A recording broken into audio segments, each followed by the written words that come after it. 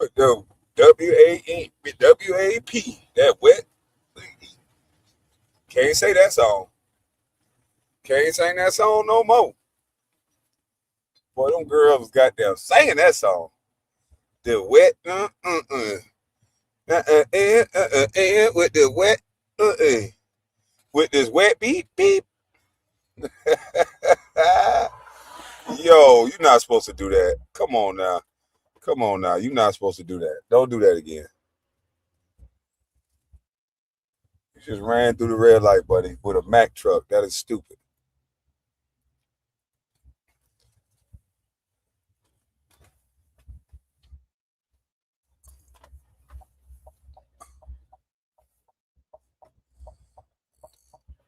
Come on, bro. Turn.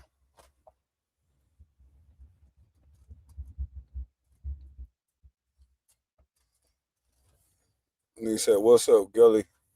Catch these fades and get these super chat, huh? With this wet, with the wet, I don't cook, I don't clean, but I still got a ring. Mm-hmm. With the wet,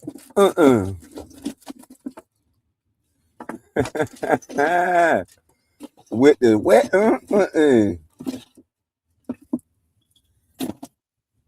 Hold on, let me put the gas in here. Yeah, you know they say I don't cook, I don't clean, but I still got a ring.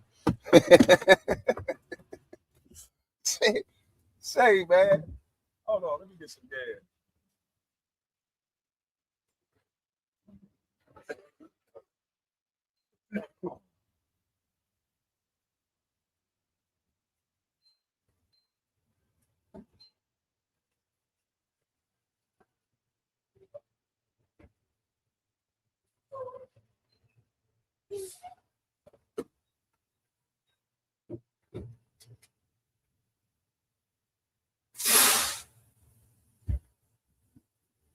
Oh man. I need to throw some of this shit away off my door.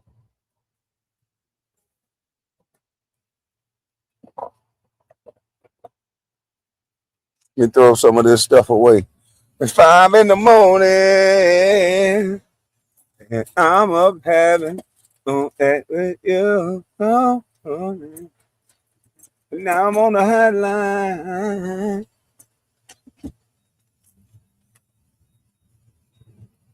Kwame getting up early. I'm always up early. I just stopped going live so early so I could be productive. But right now I got to get on the road, so I'm getting gas.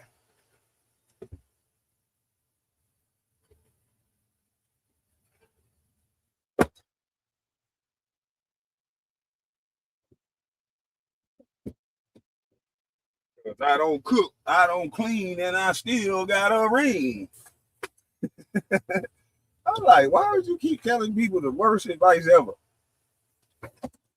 I don't cook. I don't cook. Matter of fact, I might need to switch from my laptop to this right here, my other little joint, my little smoking situation. If it's water, if it's whiskey in the cup. All right, where's my light at?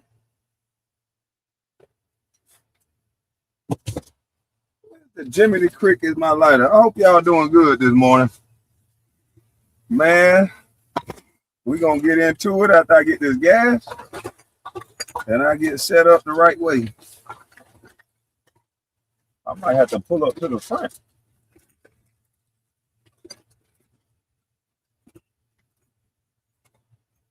Well, you got a cousin named Nacho. You can't have nothing. Can't have nothing to yourself, boy. When you got a cousin named Nacho. Sound like somebody that'll steal a lighter. Fucking cousin named Nacho. Sound like he'll walk off with your lighter, your cologne, everything. Out of all these lighters I done had, I don't got one.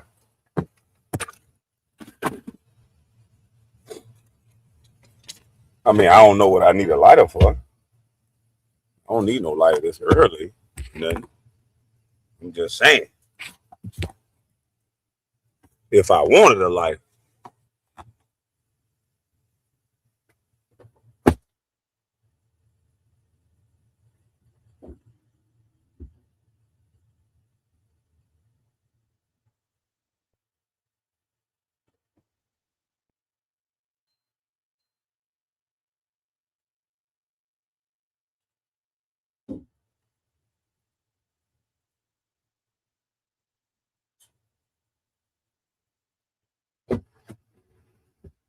Oh man.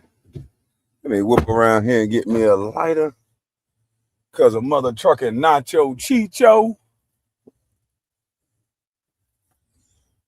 Nah, the messed up thing about it is I literally just had a lighter. I don't know what the hell I did with it. To be honest with you, to be frank and honest. Krispy Kreme bringing in them donuts early in the morning. Let me see if I can get out the car with no smoke. Welding equipment. Yeah, he'll steal welding equipment. He'll steal anything. If you lay down too long enough, he'll start dragging your ass off. I'm telling you. Hold on 1 second, y'all.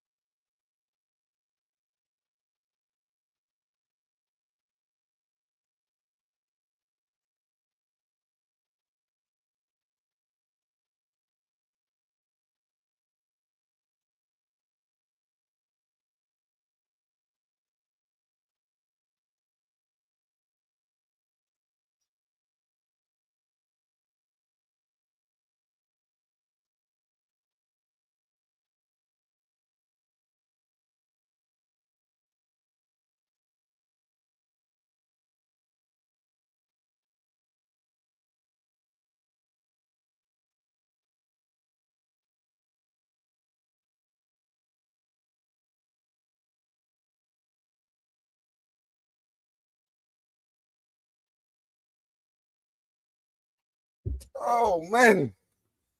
They say, man, you left your door open. How you left your door open like that? I don't know. Shit, I thought it was closed. I thought it was closed. Uh-oh, go ahead, big dog. Okay, you coming this way. All right. There's no way to the one. You'll make the biggest mistake of our lifetime. Don't do that, baby. Do. Meg should have. Don't do that, baby. Do. Hey, yo, I heard a podcast, boy. Them women with. Hey, look here. Meg and goddamn Klay shut the world down, boy. They got everybody fighting and squabbling and mad. I'm like, what in the hell is going on? The idol worship is real. For that many people to be upset that Klay Thompson and Meg the Stallion split up, that would mean to me that it's a lot of folks living through other people's situation. You got the city girls talking about, yeah, bitch, we can do what we want all our life and give it up, deep throat, do whatever, pause. And then we gonna get us a guy like Klay. And then Klay sitting there like, bitch, you done lost your mind. I'm a city boy under the sky. See, y'all keep thinking that this image that, because Klay, the reason why women are not mad at Klay, if I would have did this type of shit to Meg the Stallion, oh boy, these women would have had my goddamn head. Oh, that no good son of a bitch. All these baby mamas he got, Meg should have known better anyway. Look at this nigga. Look at the way he act. Look at the way he talk. Yeah, I tell you, we got a classism problem. See, because now Klay was career goals for hoes. Yeah. Klay was career goals for hoes. It was hoes sitting around here talking about, see, we can say about this wet beep beep and still get a man like Klay and Russell. They done turned these light-skinned, clean-cut, so-called nice guys into the guys that supposed to be saving these 304s now. Russell Wilson, you done fucked up the game, boy. You gonna sing about this wet, the wet, you know what, like you the only one got it. I said that was stupid from the word go. That is stupid to sing about your WAP when everybody got WAP. If WAP was scarce, then sing about your WAP. WAP is plentiful, and motherfuckers don't know what to do with it. They giving it away for money. They giving it away for a bag. Hell, some girls give it away for a trip out the country. Some girls give it away for a trip to Florida. Some girls give it away for a phone bill. Some girls give it away for the light bill. You get the point. Your wet ass pussy ain't the first one and ain't gonna be the last one. So that's what you cannot live off. Women know this, because a woman would tell a man right now, I don't give a damn how good your sex is. You know, I mess with you every now and again, but if you ain't gonna be responsible and step up to the plate, a woman not gonna mess with you like that. Not no real woman. They not gonna mess with you like that over somebody that's gonna be stable and secure. It ain't happening. If all you got is a hard, you know what, pause, and all you got is that WAP, your ass gonna be out in the cold when people finish playing Ring Around the Rosie. You know how what's that game where everybody running around the seat? You know, it's one seat and you gotta walk around the seat until they stop the music. See, what's happening is some of you motherfuckers stand in the club too goddamn long. Yeah. The music doesn't stop and you're still dancing. The music doesn't stop and your ass still running around here dancing like you in your 20s. See, that's the problem. Musical chairs. Yeah, see, we playing musical chairs with life. Everybody want to stay at the party. What's that Kim Classic song? Don't be tardy for the party. Whoa, don't be tardy for the party. Everybody don't want to be tardy for the party. Whoa, sing it, Kim. Don't be tardy for the party. And then motherfucking dudes stand there till they 40, 50. And then they get with a young bitch that's using them for their money. And then the older chicks, they stay there and play hot girl summer too long. And then a young nigga using them and beating their back out as a stepping stone in life to get to where they going. So if you're going to stay out here and be old in the game and don't find nobody, just know, men, you're going to get used for your money and your resources. Women, you're going to get used for the last little bit left you got of that box. Because when you get old, sometimes all you want is that box beat. Because a nigga don't want to hear all that old, stretched out long mileage you done got on this chocha.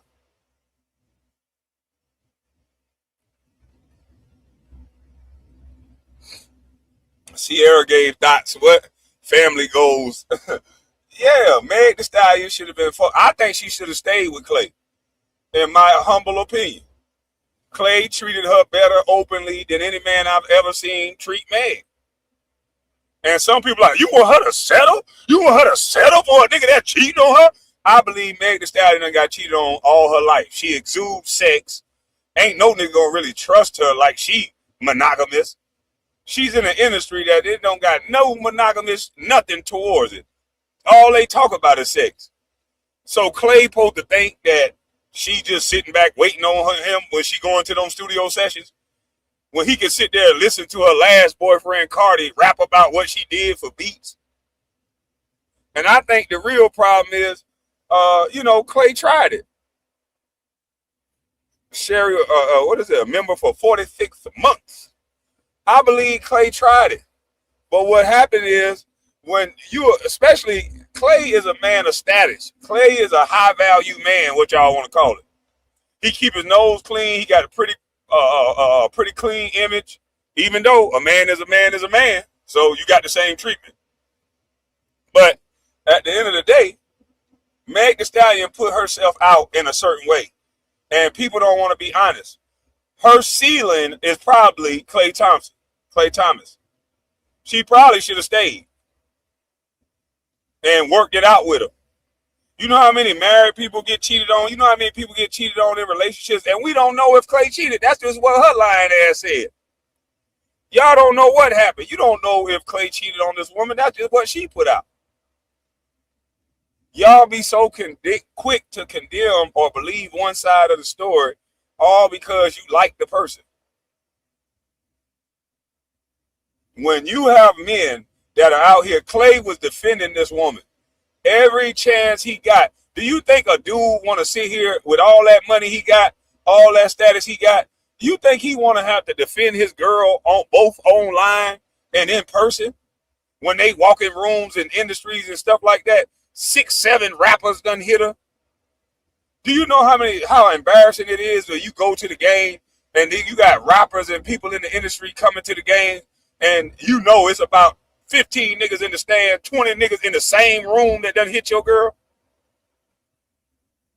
Klay go to the red carpet at one of these events.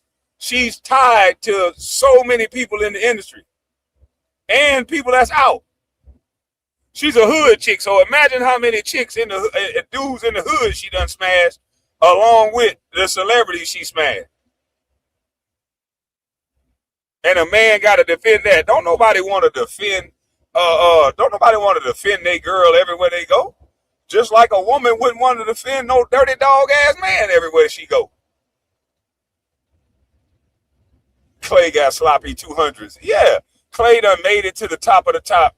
He done worked his ass off for a woman to not only sell sex her whole life, but to still sell it while she with him. She'll clean up and do Instagram photos, but then as soon as she got around her homegirl, she was back out there in the streets half fucking naked.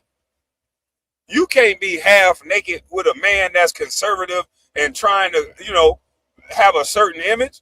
You can't continue to do that.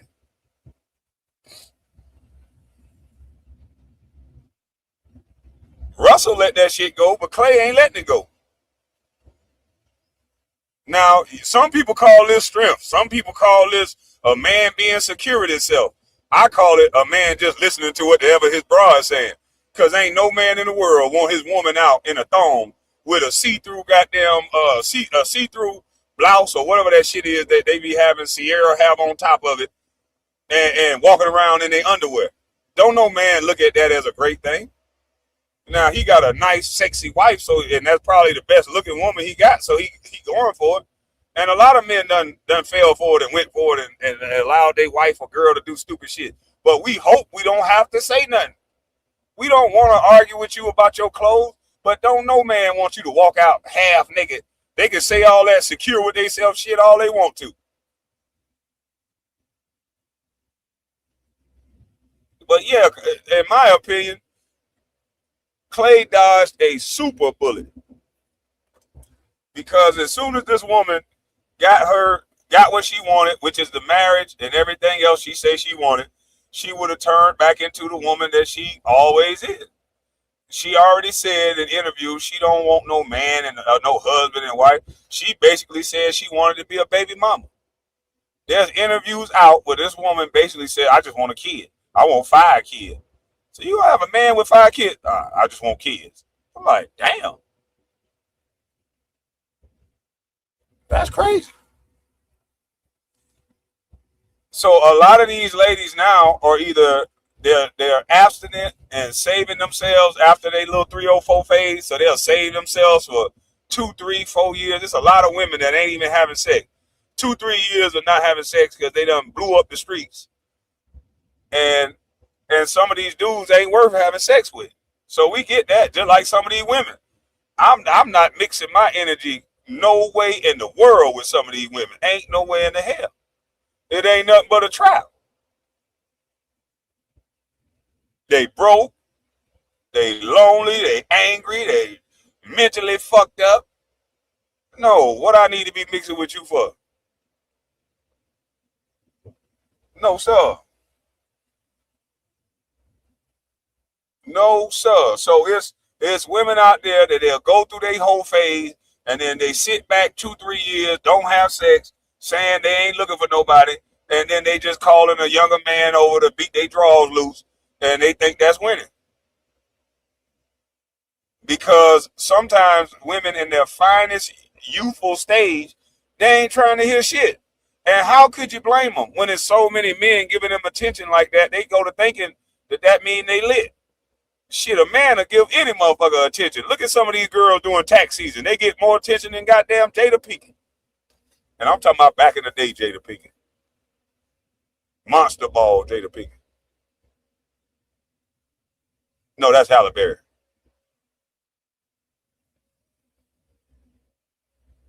That's crazy. Now, I came across a video. I'm not watching my back like that, Kwame. Make you break your neck. Yeah, no, man. No, no, no, no, no.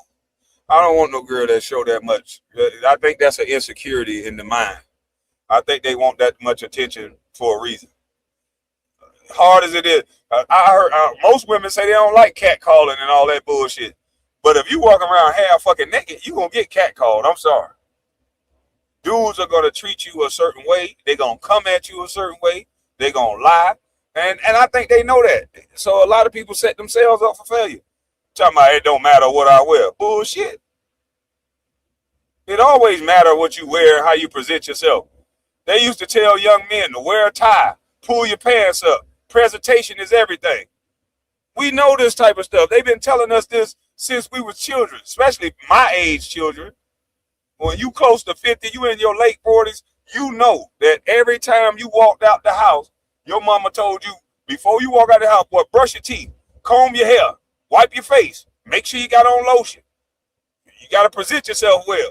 So if you presenting a half unwrapped naked ass package, then a nigga gonna finish unwrapping your ass. But if you got that thing wrapped up and you presenting yourself and not your body, then maybe a motherfucker want to understand what you got up under the hood instead of what you got between your legs.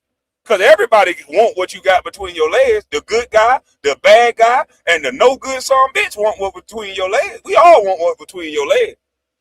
Yeah, every man wants you to drop them draws. How that dude say, drop them draws. Every man wants you to drop them draws. The pastor, the some men got better intentions for you though. That's all it is. Some men got better intentions for you when you drop them draws. Other men just want you to drop them draws. And then some of you set yourself up for the girl that only time they gonna call you because the imagery that you gave is that you was a girl that want them draws dropped. If I was to go out here and get me a 96 Chevy or a 96 Impala or a box Chevy or a Caprice, put some rims on that motherfucker, jack it up, tint the windows, and have smoke coming out that bitch, when I get pulled over, I think I'm going to get treated a little bit different by the police. Not that I'm a drug dealer, but I'm pretty sure them police going to start looking at me in a different manner.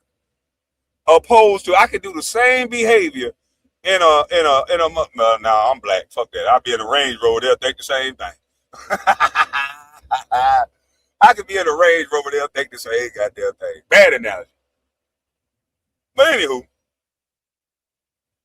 how you know she wifeable? Most put up a front. Yeah, they put up a front. You don't hear making spaghetti. As soon as she'd have made me that spaghetti, I'd have been like, I'm not eating that shit. Yeah, my mama told me what y'all be trying to put in that food. I ain't eating that. Our first meal, you want to cook spaghetti?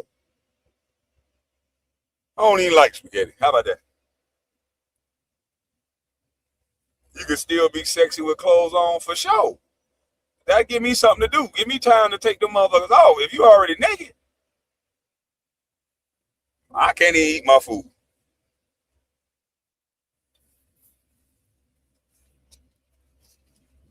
Nigga be trying the first night a mother trucker that's half naked. And they don't be understanding that. Men are first night you with your clothes on. So you got a man that'll first night you with your clothes on if you let him. But you gonna make it worse on yourself by showing them everything. Mother can't even chew his steak. You got the you know, the breasts all out, the twins all out, barely with the nipples covered. Now some ladies just cover the nipple and that's it. I'll be like, damn. I go out, they be like, why you ain't talking to nobody? Man, I'm not talking to you half naked ass hoochies.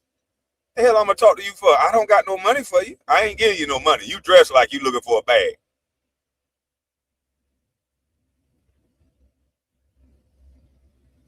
Nothing wrong with eating pastry, pasta. Nothing wrong with eating pasta. I ain't saying there's nothing wrong with eating pasta. But I'm just gonna listen to my madre on this one. She told me don't eat everybody food, and she definitely told me don't be eating everybody goddamn spaghetti or anything with red sauce in it. So I'm sorry, I'm a believer. I'm an error on the side of caution. That's what I'm gonna do. Some of y'all should have erred on the side of caution with the girls you with now. Hold on, I got a video. I discovered a video. I discovered a video. Let me get it for y'all. Because we got to stop using celebrity relationships as inspiration for our relationship. There's too much of that. Well, we got some worshiping people in our community. I hope no other race do this shit.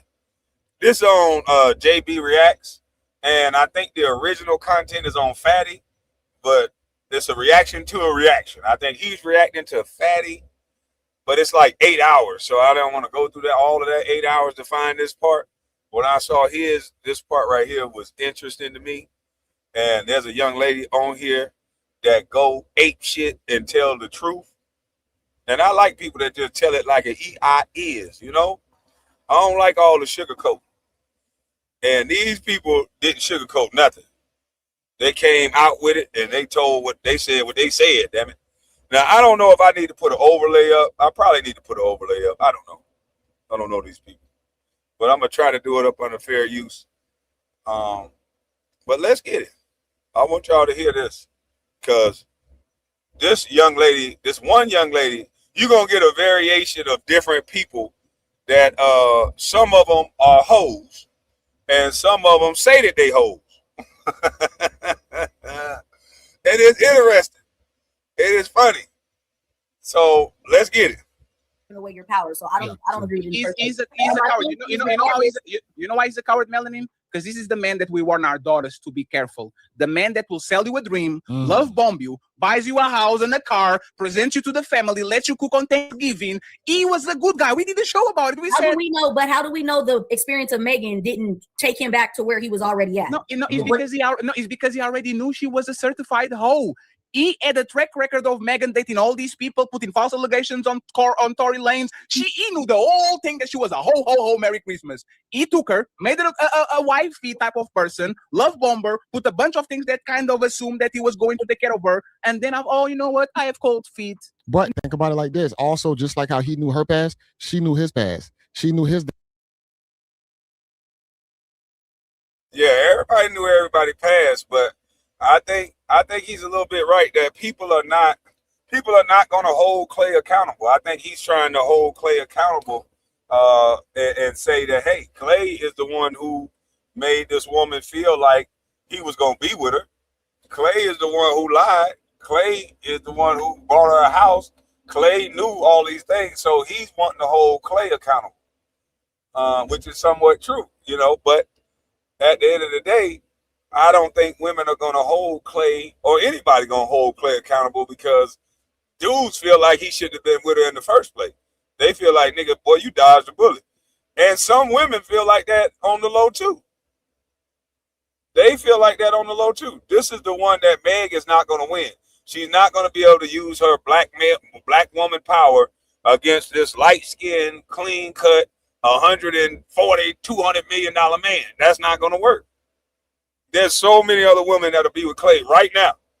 They ain't trying to hear none of that. This man in the league, this man is, I don't know what he's going to end up being, but he has the image to be whatever he want to be.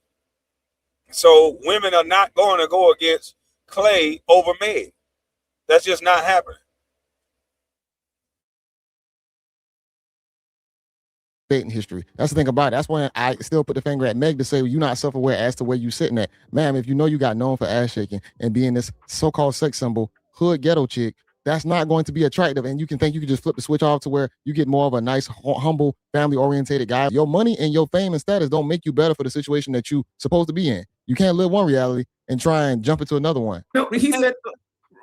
Can I respond? Can I please respond to this? Because you guys. Right, and what he said, I agree with, because Meg the Stallion, in Klay's world, don't hold really no weight.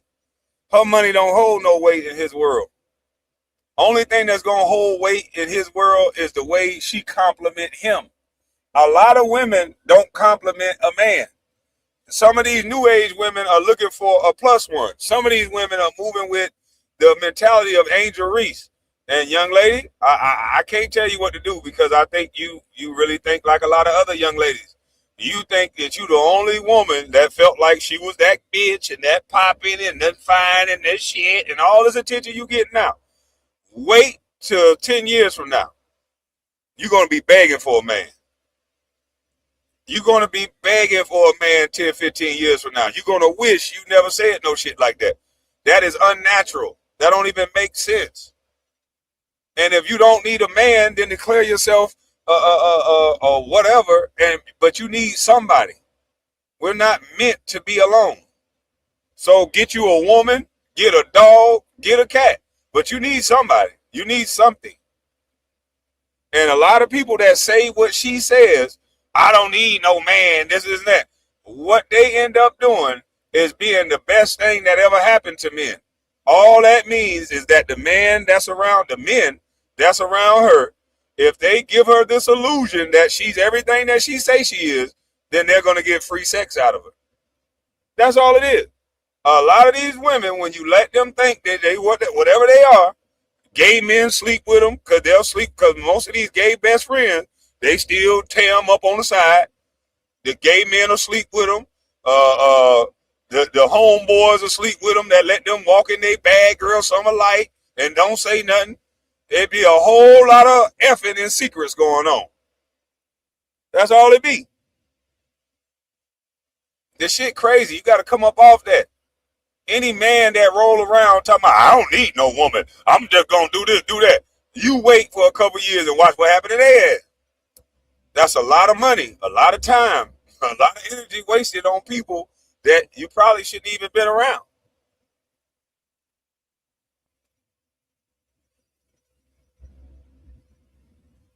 I'm telling you, y'all be thinking that these people be single for real. Oh, no, I'm just focusing on myself.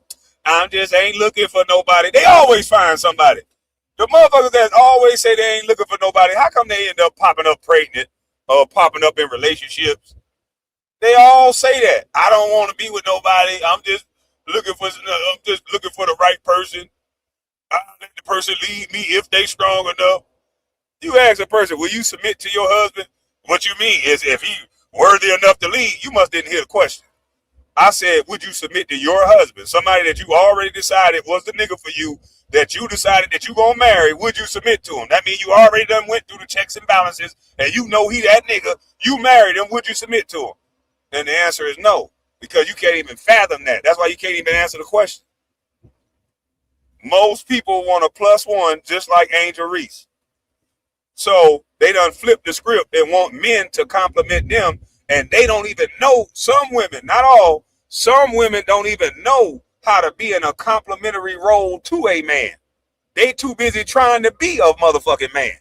They trying to make the money of a man. And guess what? What I've found out is that most women that make the money of a man, that make the money of a boss nigga, they act just like them. They do the same thing. They have the same promiscuous attitude. They have the same I'm the shit, you need to follow me attitude. They do the same exact thing as men. And I find it quite ironic that everybody always talking shit about men, talking about the power men want to take the power. But when they get the power, some of these women get the power, they do the exact motherfucking thing men do. Everybody want to be a man, but don't nobody want to be a man. Paul Mooney. R.I.P. I done had boss chicks tell me, Kwame, I got you. You don't gotta work. You don't gotta do nothing. I'll take care of you. You gonna take care of me? What the fuck? Bitch, I go against my soul. Now, it done been one or two of them that had enough money that they might could take care of me. I'm like, damn, you got that kind of money, girl? You got how many? 1, 2, 3, how many million? Damn. But that go against everything I believe in. Take care of me. What the fuck? You using the wrong language, sweetheart. You don't even want to help build. You want to take care of a grown ass nigga. You done lost your mind. Get the fuck away from me. And people don't understand that. They don't understand it when they meet a man. A man don't want to be taken care of. What the hell is wrong with you? Are you crazy? You gonna emasculate me to the point where if a dude pinch you on the ass, I ain't gonna be able to do nothing. I'm gonna say you take care of it. You take care of every damn thing else. That nigga that pinch you on the ass, you take care of. Beat his ass, shit. You take care of everything else. I feel like a bitch now. Take care of everything. You don't want to empower me to be the man that I'm supposed to be, so take care of everything with your big bad ass. Miss Collins talking about wow. No, it ain't no wow. That's the DNA of a man. We don't want to be taken care of. I don't. I can't be taken care of because you're going to talk to me in a way like you taking care of me, and I can't be talked to like that. I'm sorry. A real man don't want to be taken care of. Fuck no.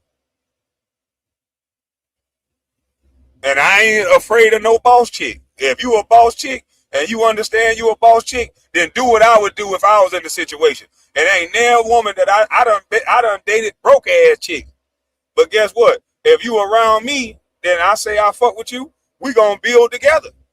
I ain't finna have you around me bummy and fucked up. If you got a mentality to win, I'ma help you get through school. I'ma help you do this. I'ma help you do that. That's what I'm supposed to do. But if you got it, then you supposed to help me do this without all that lip either. I didn't go off on the women that I was helping out. Bitch, I'm putting you through school. You raggedy, no good. I wasn't doing all that. I'm just playing my position, doing my job. If you with me, we good. It's a seesaw. I lift you up. When you got it, you lift me up. But what done happen now is when a man go down at any point, ain't nobody there to lift him up for the most part. They there to kick you in the ass. Oh, you soft ass. You ain't no real man. You ain't got the money like motherfucking Chris Brown. You ain't no motherfucking man. You ain't got the money like Usher. He said, ooh, no limit, baby. And I'm around this bitch paying half the bills. Bitch ass nigga.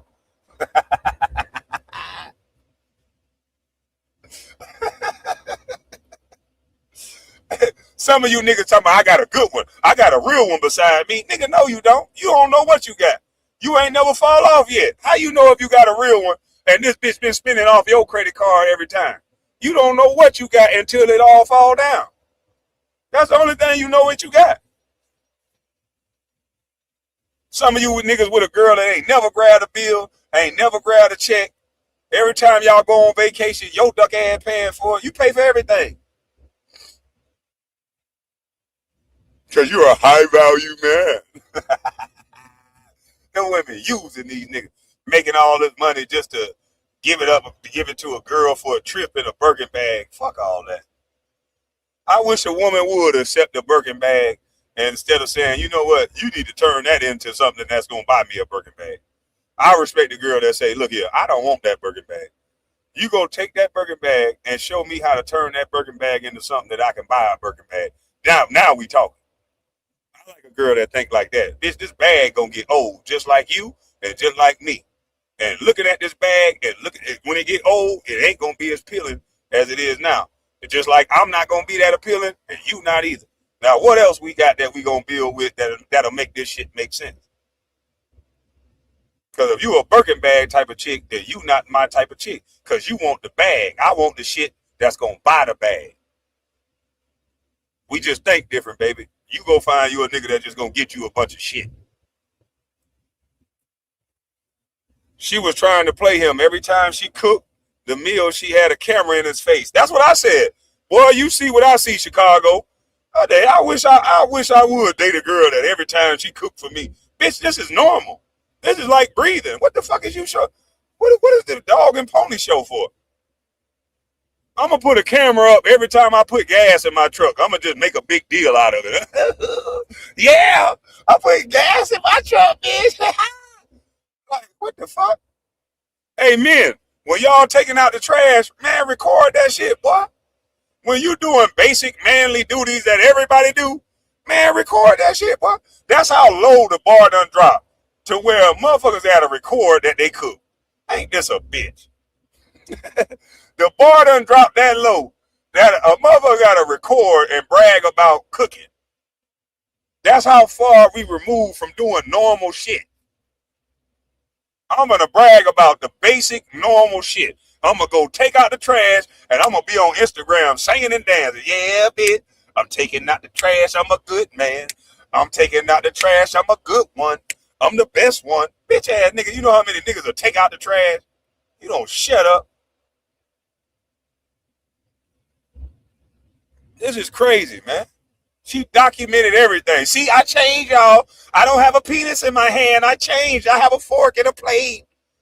See, I changed, y'all. I ain't twerking. Look, I can make a meal too. Look. That shit looks so forced. It looked like she wanted to bust open a bottle of Hennessy right after she handed them the plate. Yes, bitch. Yeah. Every time I see Megan, she the type of chick that make me want to say, yes, bitch. She look like one of them yes, bitch hoes. And they training other girls to be 304. There's women out there. Your girlfriend want to be just like some of these ratchet hoes.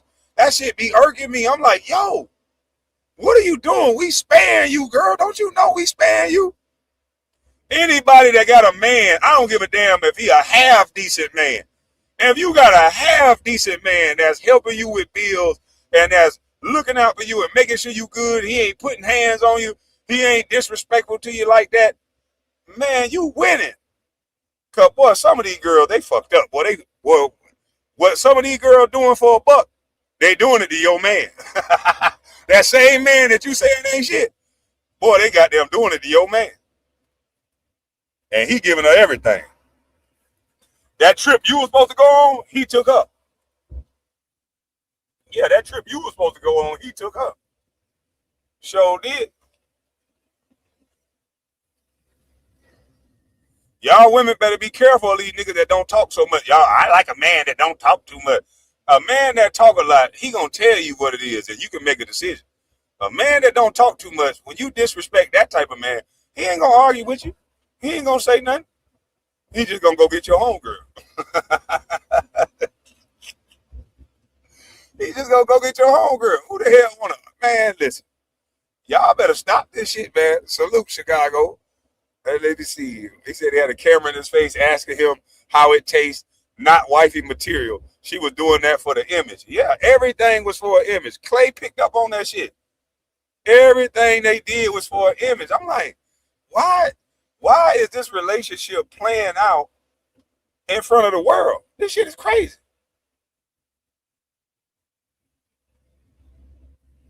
I dated a girl. She talking about, ooh, bad bitches winning. I'm a bad bitch. I say, well, shit, I don't like bad bitches. Bad bitches got bad attitude, bad breath, and BV. So if you a bad one, you might want to go on about your business. Show me, let me know when you got any women around you. I want a woman. I don't want no bad bitch. I want you to be bad when we lock this door. Yeah, that's the only time I want you to be bad. Or when we get on this boat. Or when nobody can't see us. Or maybe when they can almost see us. I don't know. But I don't want you to be bad all the time. Ain't nobody bad all the time. Shit. Leave me alone, Miss Collins. Let me play the video.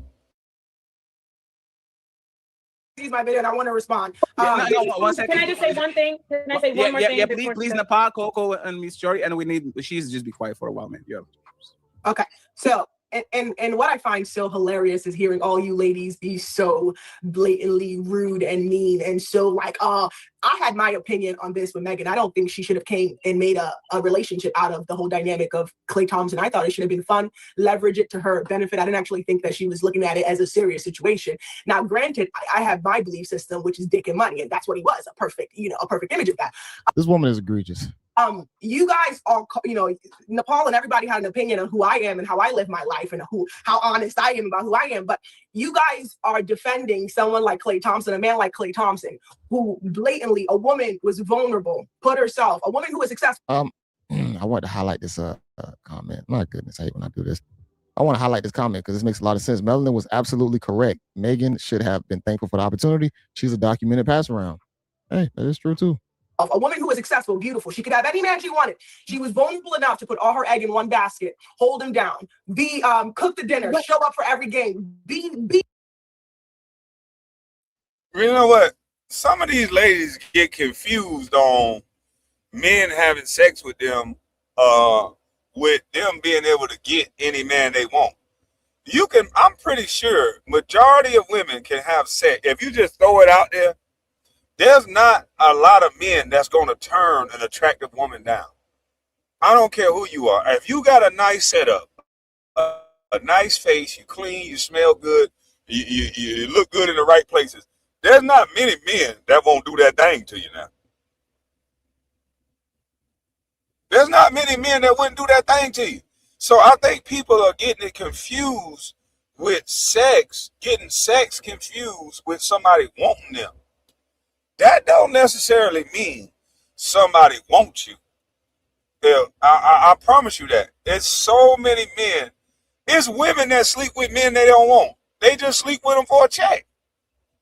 There's a bunch of men that just go out hunting and just sleep with women as a thing to do.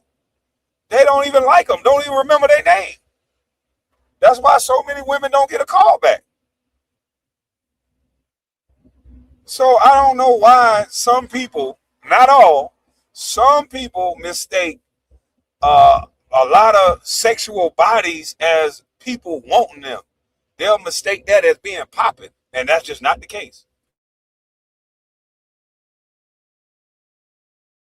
Okay, but that's because of her track record. Hold on, I'm gonna finish. Yeah, but her track record is trash, though. We can't. But hold on. I'm gonna finish. I'm sorry, Zaddy, you're right. I'm sorry. No, it's fine. You can stay over there. His track record is trash too. Hold on, Zaddy. I was gonna say he's cheated. Hold on, he's cheated on every girl he's ever been with prior to Megan. That makes her done.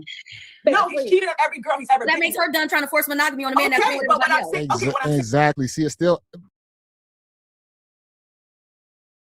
Hey, let's not do that. Let's not do that. If Jada Pinkett could be married and you guys call it an entanglement, then Klay Thompson, who is not married, did not cheat on anyone. He exercised an option, like Kevin Samuel said. He exercised an option. I'm tired of this one-sided BS now. Y'all gave a married woman a pass and allowed her to say that she had an entanglement with her kid's friend. That's how diabolical it done got in the world now, where it's all about who we like, and these groups are destroying us. I'm not, just because I'm a man, gonna think that everything men do is correct. No, I've been in the wrong too. So as a man, you know that it's some fucked up ass men. So ladies, as women, y'all know it's some fucked up ass women. So stop this I'm on girl code BS. You gotta stop it. I'm gonna keep it 100. It's some men, they only get sex because they got money. Some women only get sex because they buck ass naked, and that's what they offering up. And that's what men look at them as. Just a little piece of, you know what? A man don't give a damn about giving you no money for no booty, especially if he got it. He'll give you that little money, and so you can shut the hell up, and don't put him up on no registry or nothing like that. Don't lie when he ready to leave you, and he'll give you that money and get on about his business like it ain't nobody's business. So stop thinking that it's that big of a deal. For a man, it's not.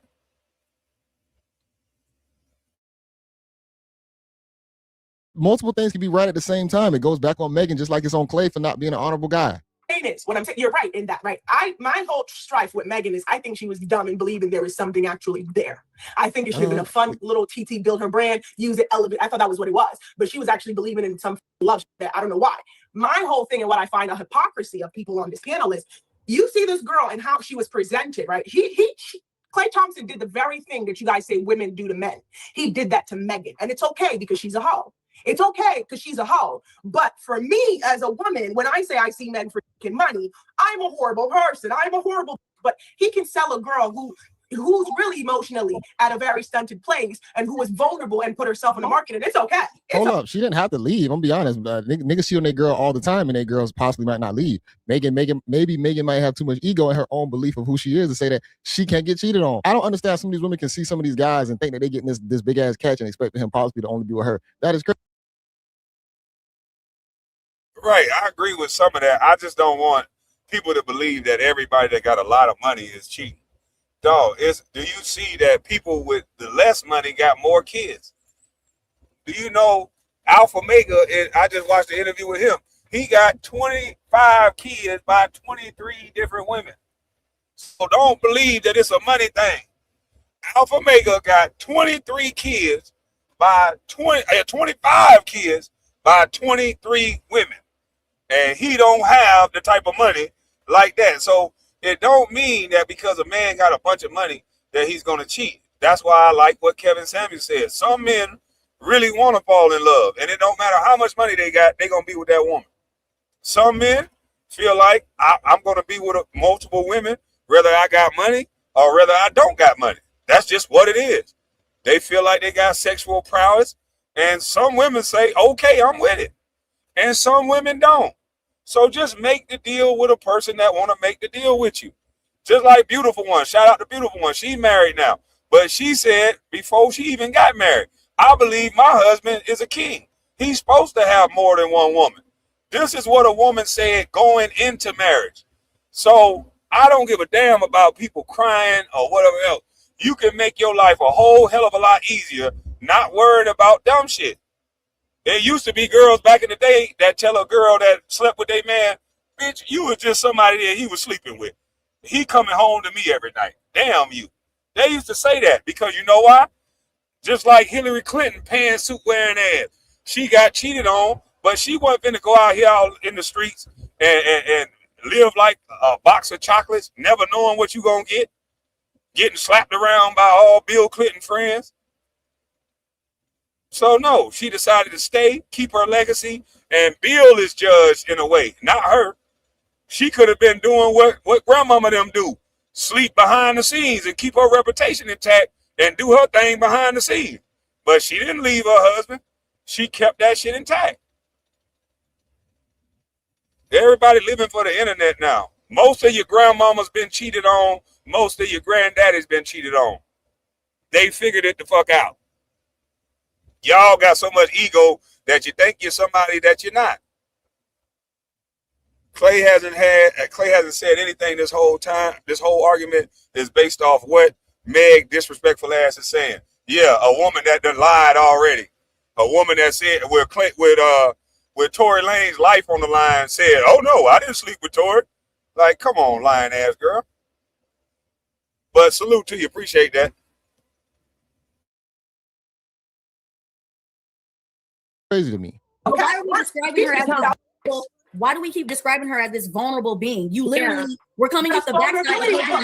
Hold on, we're coming off of the backside of she needed him for image reasons. We're coming off the backside of you getting somebody locked up over false allegations. Like I said, free Tory. We're not going to negate over that. And then you went over there trying to say, okay, then. So what are we talking about? You went over there Megan went over there trying to play house because your PR team told you to clean up that hood rat image. We're not going to do that. She exactly what you deserve. And I'm contradicting what you're saying. Hey, Melanin was cooking her, man. Miss Georgia just be trying to scream and talk loud, but her points don't go nowhere. Ow. No, I don't. The contradiction is you guys are all sitting here right now.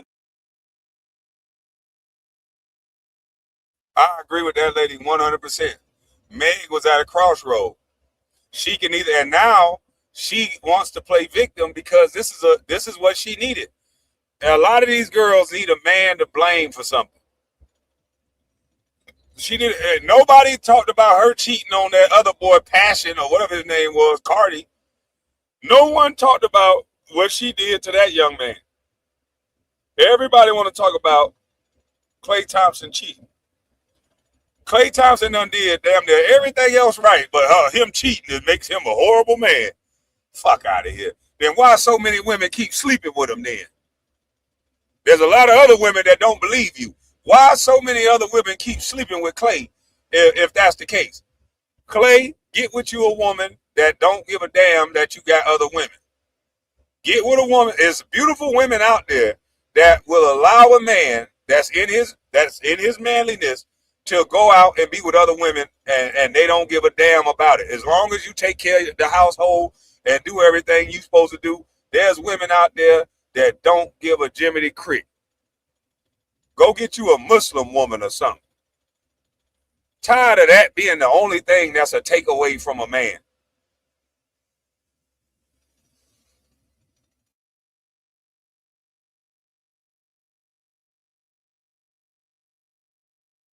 Matter how you say she's a hoe, whatever she is, right?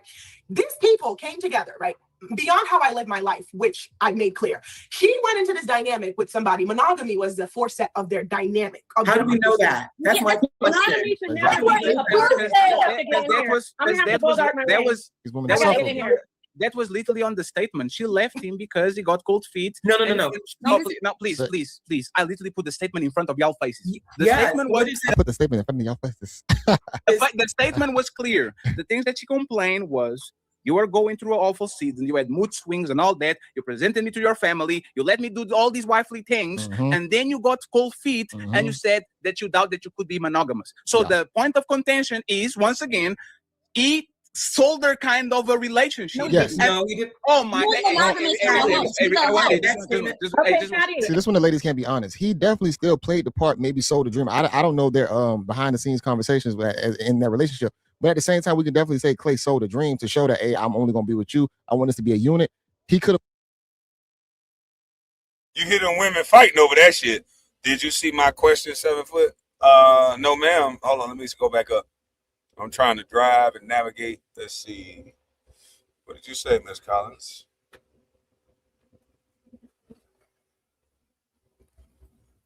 Come on, dude. Why the fuck is you trying to speed around me like that? You didn't even put your blinker on, dude.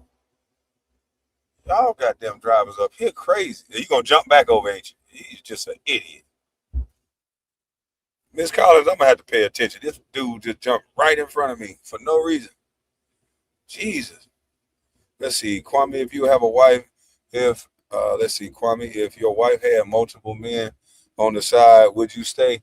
My wife ain't gonna have multiple men on the side because she gonna already understand that's a no-no.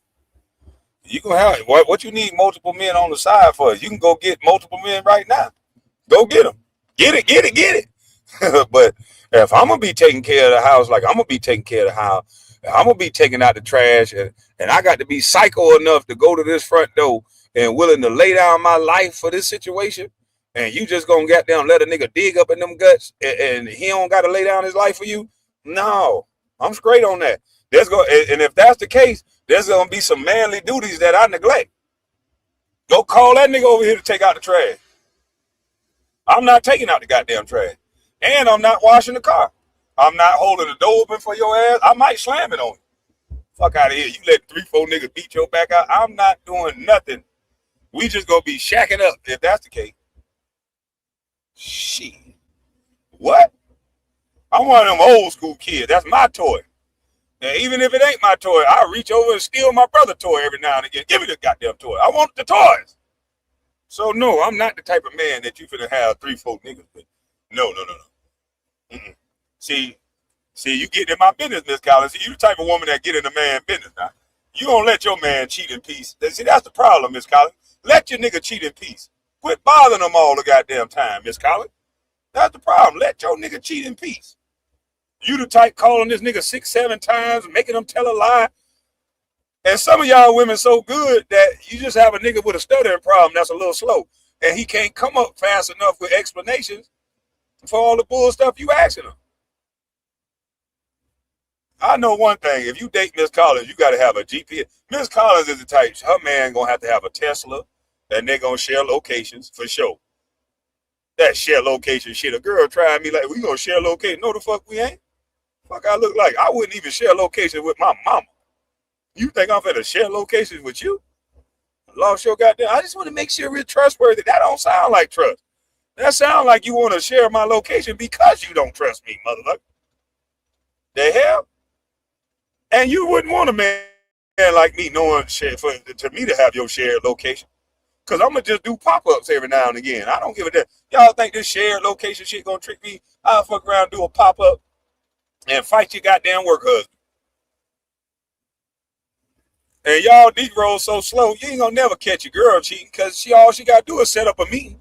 I am working. Why are you bothering me? I'm working. You're just insecure. I'm working. 7 niggas around the table. We're working. What do you mean? We had a meeting. Okay, yeah, I'm gonna have a meeting too. Yeah, but I'm gonna have a meeting in my bed. In my bed. There's a meeting in my bed. I'm gonna cut to the quick. I ain't gonna fake like I'm going to meetings and all this shit.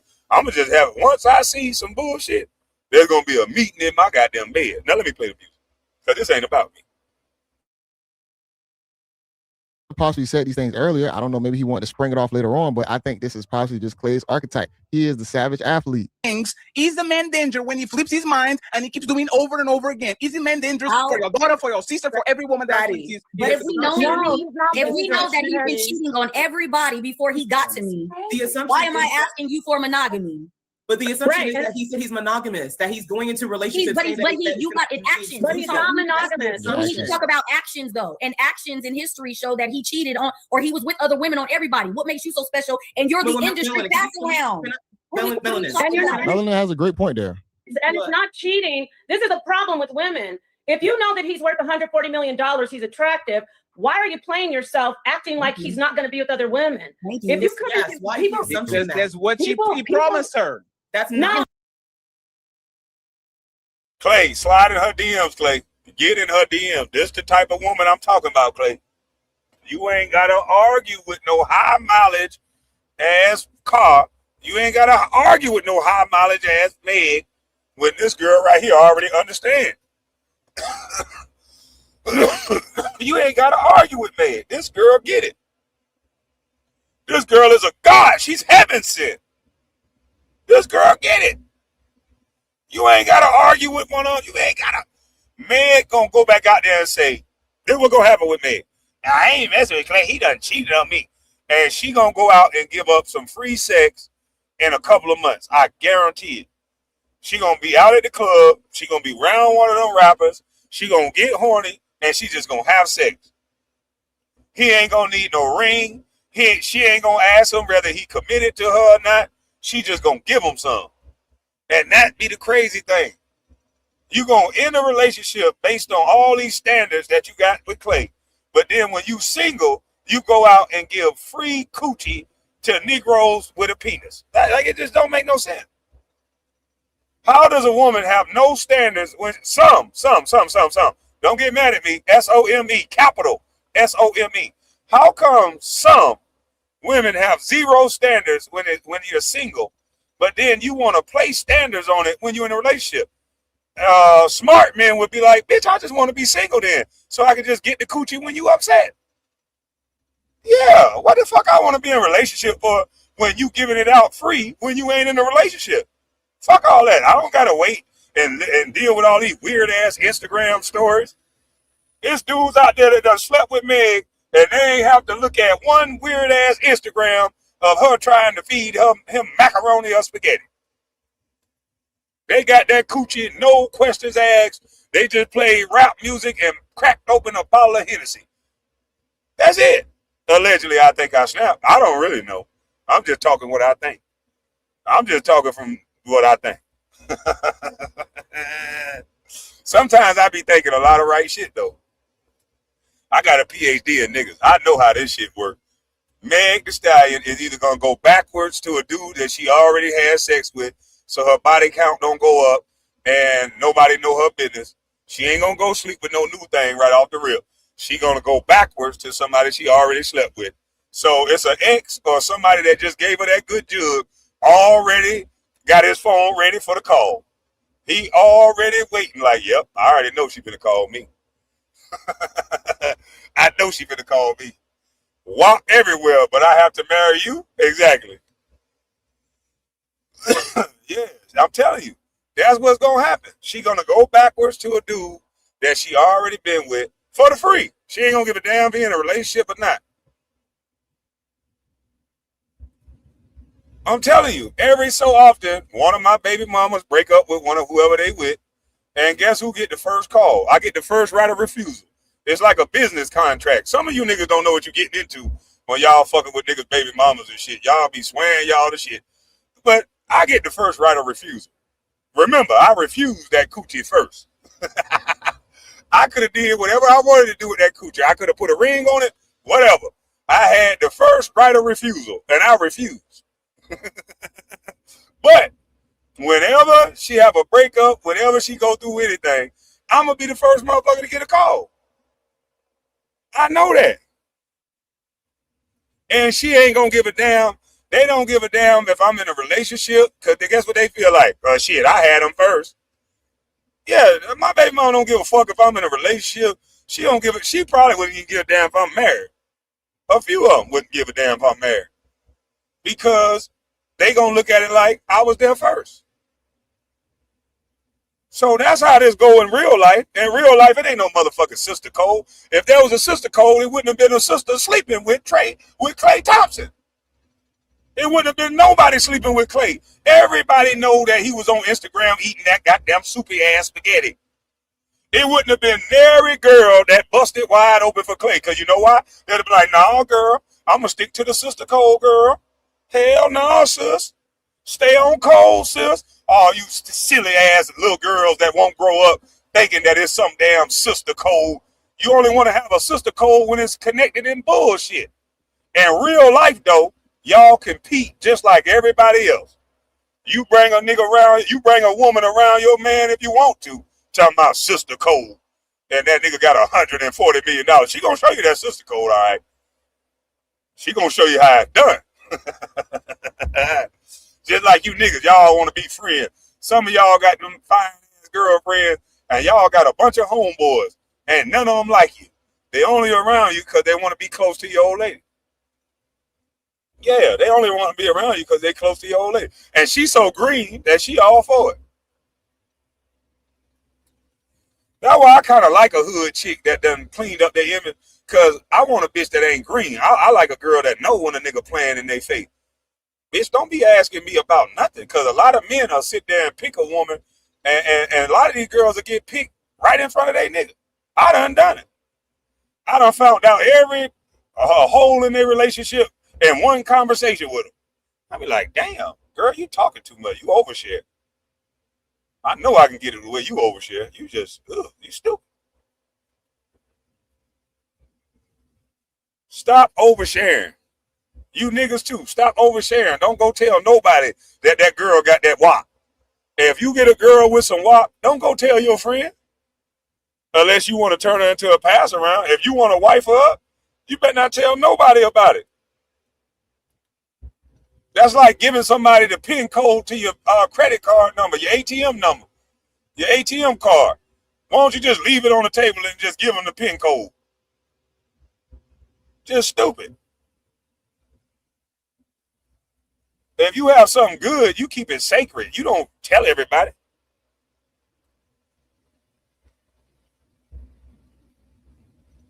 But this girl code shit, y'all can see it ain't no girl code. Because there's a girl that had sex with Klay Thompson, allegedly.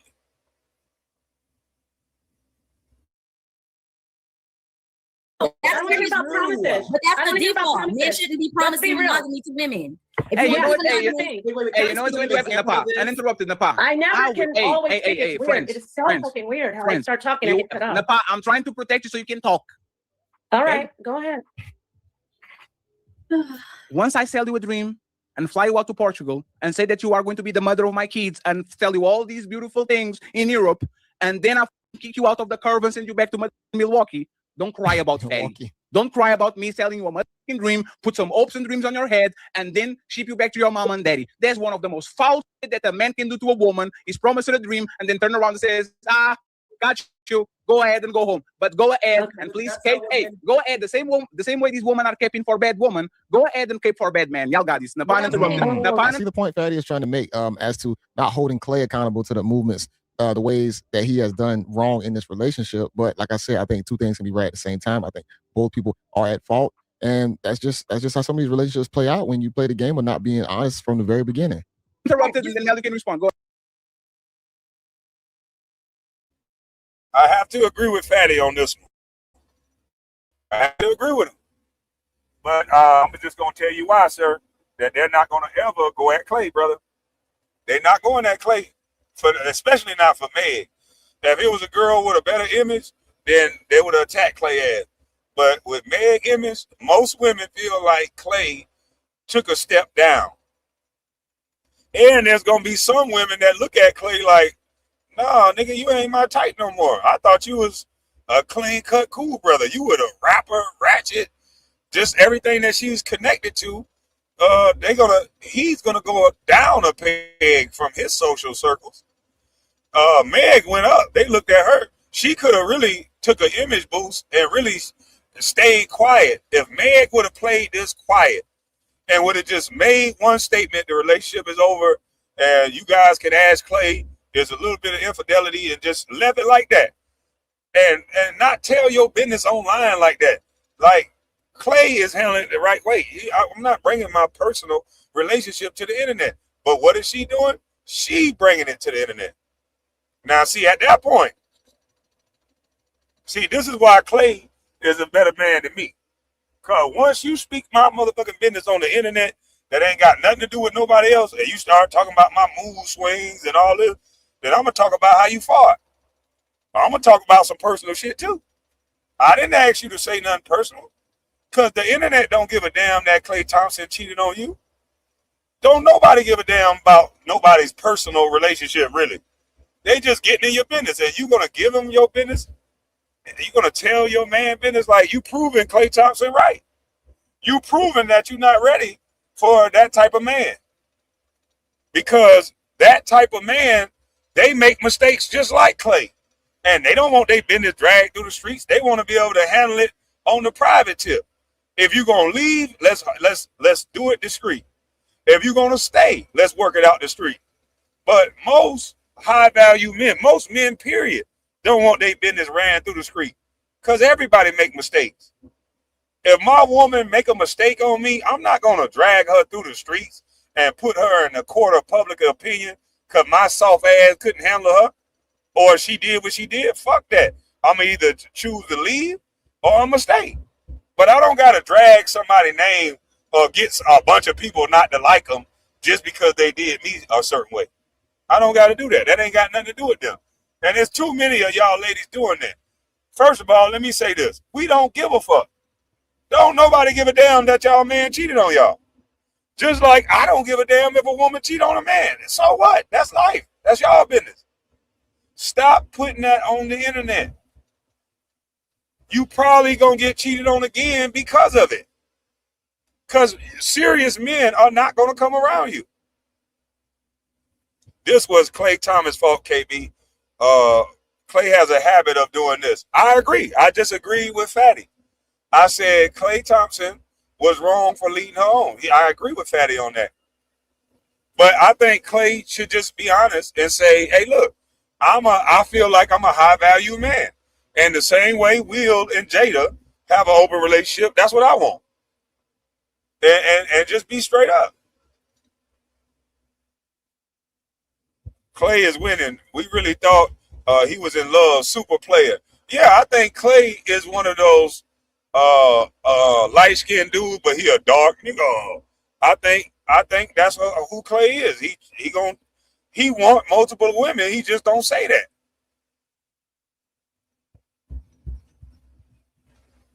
I think Meg could make it work with Klay. Just say, hey, look, she done been with multiple men. She ain't been faithful with every nigga, I don't believe. Based on what's out there about her, she ain't been faithful with every dude.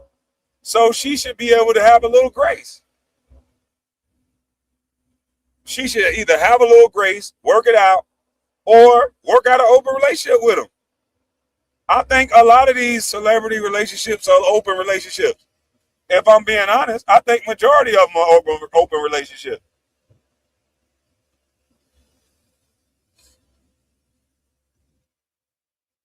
Yeah, I think majority of them are open relationships.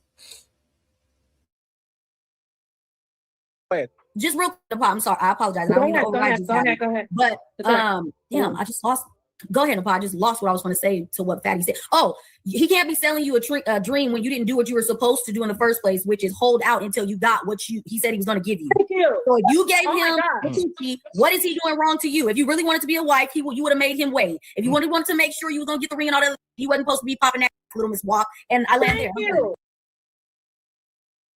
Okay, see, no, I'm gonna drop it in a minute. Hold on, let me get to this lady, Natalie Park or whatever her name is. Boy, she finna rip it up. And then I'll drop the link for you.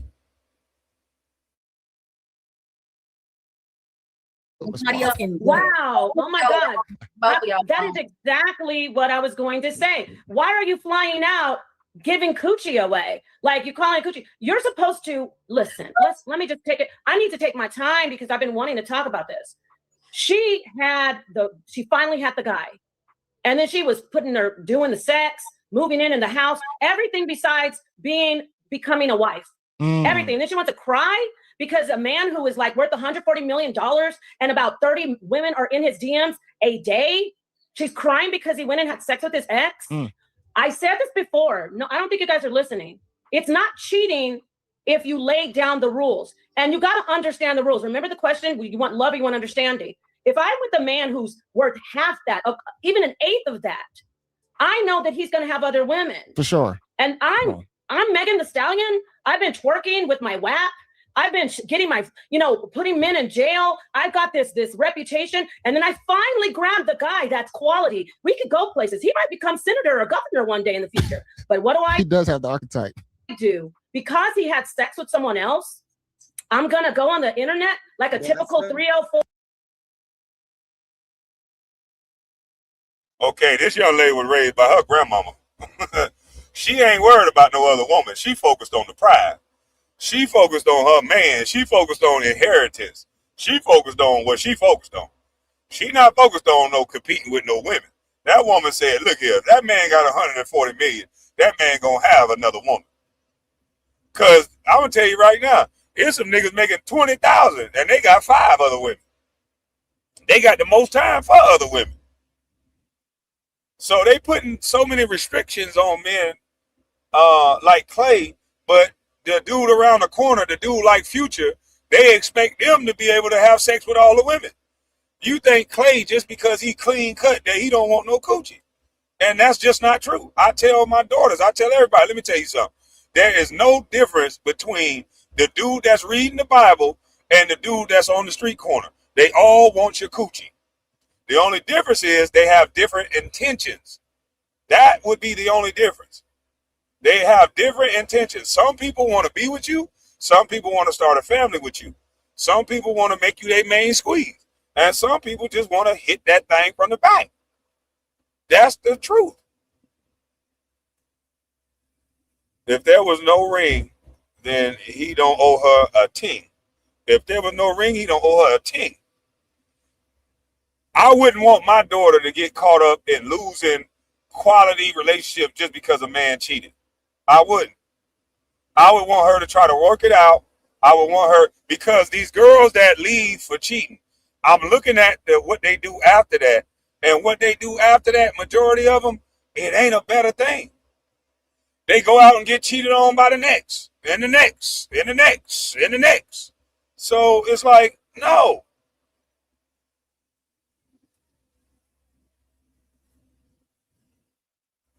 Slap the shit out of them, pour hot grits on them like grandmama do, and make them a sandwich. Shit. Oh, let me stop. Or autistic prostitute and start talking about, oh, I got this, y'all. And that's why people That was a shot at the young lady that was up there earlier, Miss Georgie. She said she was an autistic. Sex with the governor one day. And then I finally grabbed the guy that's cool. And I never thought about Klay maybe being governor one day. That's a cold bar. Because, to be honest, with Klay's image, he could turn into pretty much anything with his clean-cut image. Because, trust me, these women don't give a damn about Klay cheating. Light-skinned, rich, they don't give a damn. They want to have his baby. Quality. We could go places. He might become senator or governor one day in the future. But what do I He does have the archetype. do? Because he had sex with someone else, I'm gonna go on the internet like a typical 304 autistic prostitute and start talking about, oh, I got this, y'all. And that's why people That was a shot at the young lady that was up there earlier, Miss Georgie. She said she was an autistic prostitute, which is why she said that. Respect Black women. I want to get on this. We got Black women on the internet acting like clowns, proud to say they're effing everybody. They don't want to be ladies. It's not about how you look, Ali. I told you, brother, it's the way they are. They're proud to be prostitutes. They think they deserve high value guys like Klay Thompson's high value. And once these used up women get these high value men, they have the audacity to say, oh, he cheated on me. We'll see this autistic prostitute in 5 years doing the same thing that Megan did. What did you expect? You should be happy. So I want to get on that. Today I'm on the women. Megan, I had hope for you. I had hope for you. You have the nerve. Presidents get cheated on. Boy, this woman is not going to be popular amongst women, but she's spitting that gospel. She said senators get cheated on. And this is the thing that people don't understand. Your grandma got cheated on. Your great-grandma got cheated on. Granddaddy got cheated on. One of the kids looked like a Mexican. I don't know why people don't keep it real. Go back and look at your family secrets. It's a lot. It's a whole lot. Everybody wasn't just running around putting their relationship on social media. But granddaddy was getting him some extra nookie.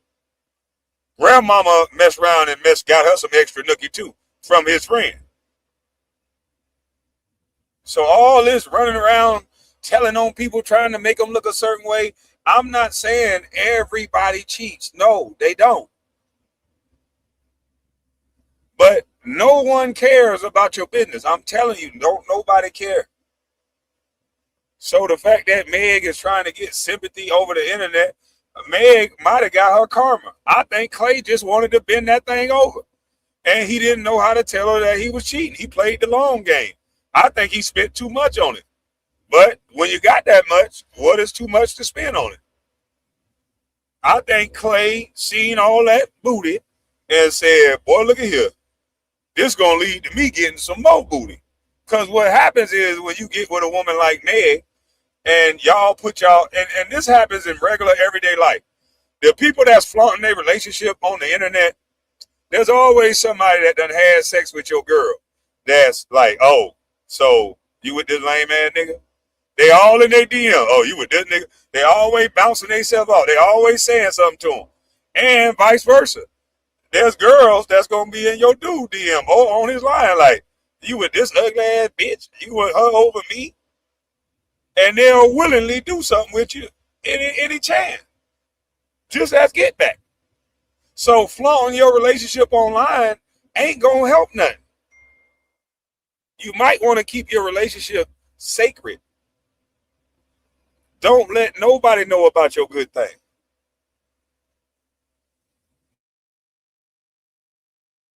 I mean, presidents' wives get cheated on. And you're Megan the Stallion?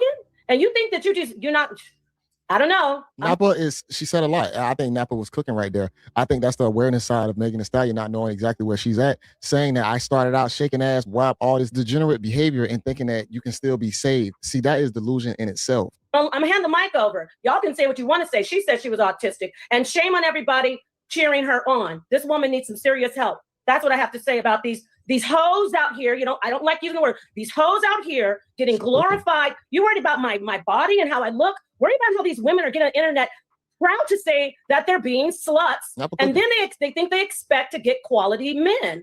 Become a wife. Don't F men before you get a ring and get married. Don't start shacking up. And then we'll be fine. And anybody holding their mouth and looking around, Miss Polly. Okay, I'm ready for all of you ladies out here. Don't expect to get a high value guy. Don't expect to get a high value guy if you're proud to be on the internet. Yo, she lagging, but she cooked all of them. She cooking them. Hanging around your waist. No, I didn't. If you have a bunch of D's, if you have a bunch of D's hanging around your waist and you're wearing penis necklaces like you're proud, don't expect for men to respect you. And that's why women like me and Melanin, when we wear some cleavage, we get attacked because we got women like you out here. That's what I'm saying. Wait, y'all get the tech because of Meg Thee Stallion? Is Meg Thee Stallion fault? Wow. She's being promiscuous. She's being promiscuous. She doesn't value marriage. Yeah, so I'm going off today. I'm going off on these women. I will give you the chance. Amy, I'm sorry, man, because you said Miss Polly was doing fighting. This is why I was so confused about y'all calling that woman that was here a hoe. Should never touch this woman that they are meeting at 28 and marrying at 39. Those women are hoes. Is this what you're saying, Melanie? If she's been acting like a hoe, then yeah, expect hoe behavior. Okay, so I shouldn't cuff a woman that is 29 and single. No, I'm saying this is your choice as a man. Go into it knowing what to expect out of it. I'm not telling a man what to do. You can do what you want to do. But if you going after that, you get what you get, and so does she. He promised you a ring, but deep down in the back of your head, you know everybody else been up in your gut, so you might possibly not get it. He maybe thought he could handle it. He's been defending people on her behalf. The dude was talking about her. He jumped online like, "Hey, bro, I'm disappointed in y'all." We don't know what this. Exactly, and people don't want to talk about that. This man got millions of dollars, not to count his pockets, but I'm just saying. This man has worked hard, got millions of dollars, and he picked a girl that he got to openly defend online. They think so less of her that they are like, when do men do stuff like that? Like, I wonder what has Meg Thee Stallion done in this industry that men are openly talking about her like this. Normally, you got to do some ho shit for people to talk about you like that. Like the girl at the school that went and had sex with the whole football team or half the football team behind the locker. We talked about her all through school. There was one girl that would not give sex up, but she a lollipop the whole damn school. So all the men would go around and talk about it. Yeah, boy, she'll that them do them things to you, boy. She don't even care. All you gotta do is do this, bro. You just take over here. Another dude will help you along doing it. So yes, a man don't want to have to defend that.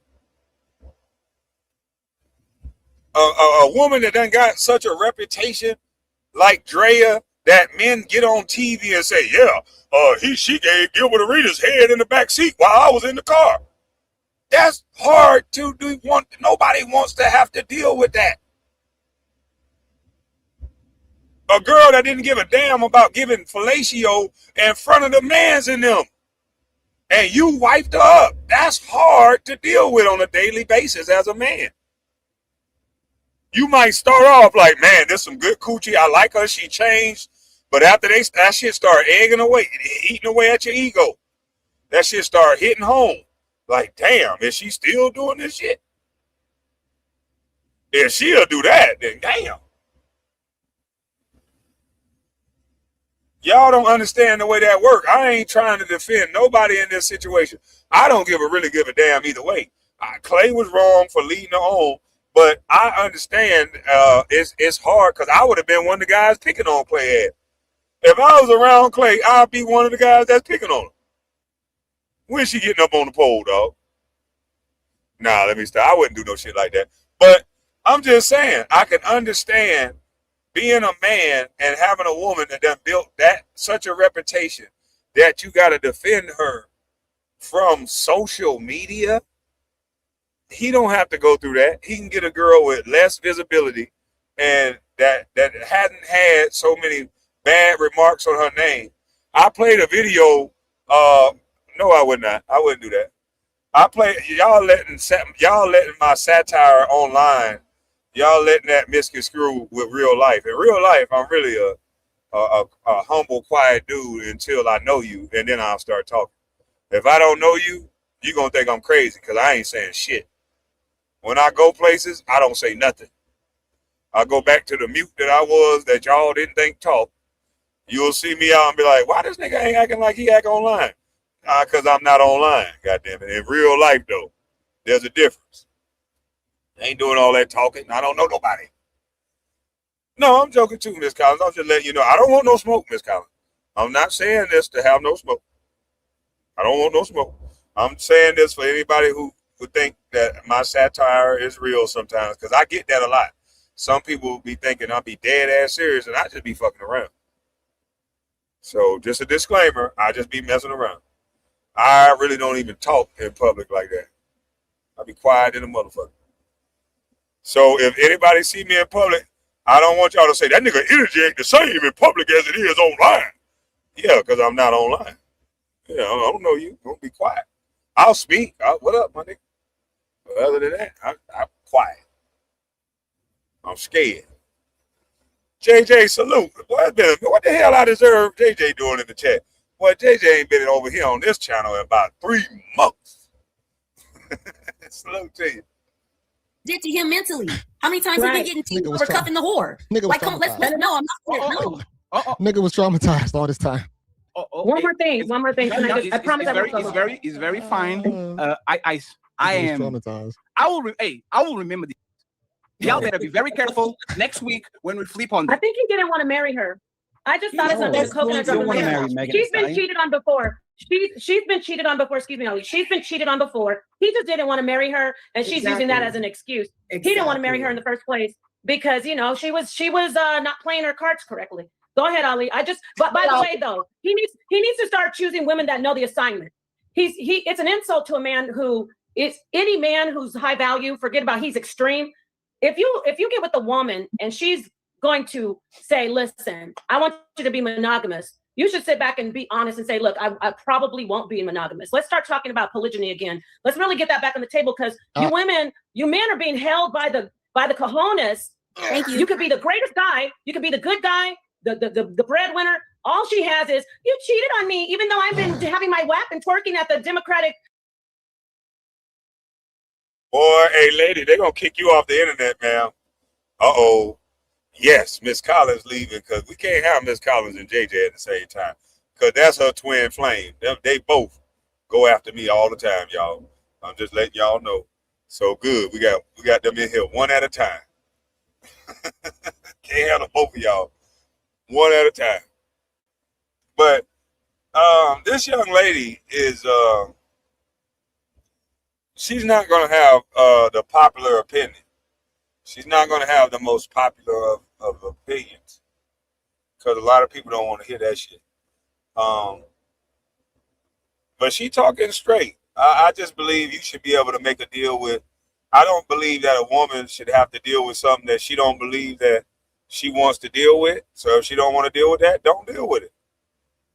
I 100% agree. In life, you have choices. No woman, no man got to deal with what they don't want to deal with. You make a decision with the person that you with.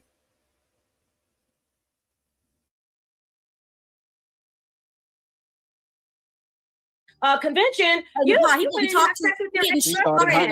that's why I'm a hold Klay to a certain standard because as a celebrity, man, with status, money, and fame, power, all that good stuff, you should definitely be able to tell another chick that, hey, I'm not going to be monogamous. The average guy, I get it. The regular guy, I get it sometimes why the guy won't say anything because it's going to hurt him a whole lot more because she's going to walk away and never remember him, always forget about him. But Klay, you should have the cojones to always be upfront and honest. Just being honest. That's right?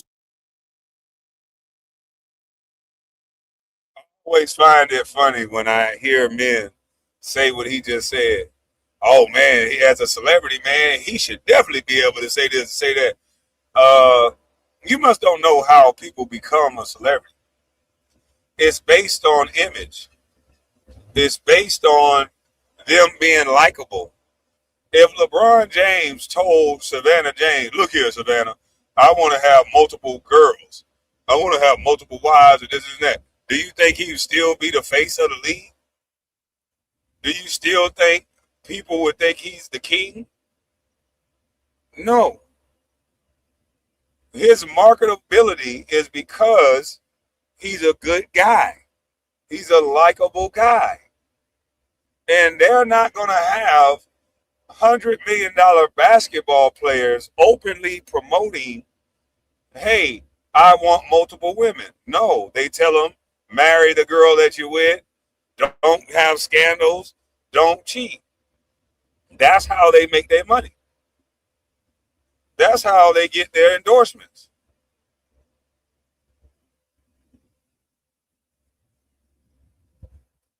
So most of these men that have the most, that have secured the most, they have the most to lose. So most women kick men draws in their ass that got a lot that have attained a lot of wealth and status, most of these men are weenie dogs to women.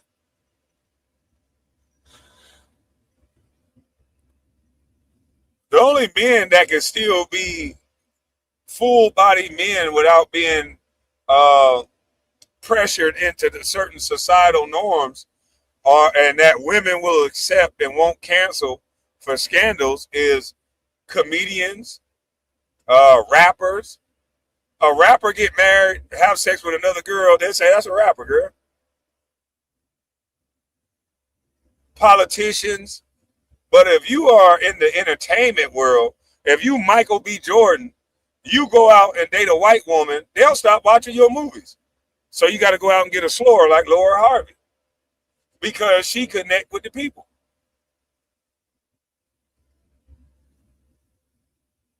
And here's what I think is happening. I'm a little twisted in the mind.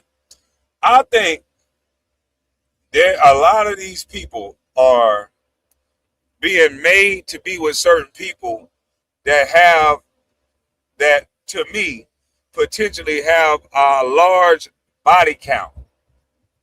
If you look at the women that some of these actors are connected with, look at Michael B. Jordan.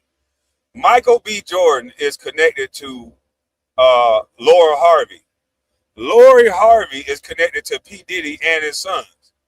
Now, when I read some of the transcripts of the P. Diddy situation, and when I've listened to a lot of the information that went out about P. Diddy and the things that they were doing, there was a lot of sex with multiple people, and there were no condoms present.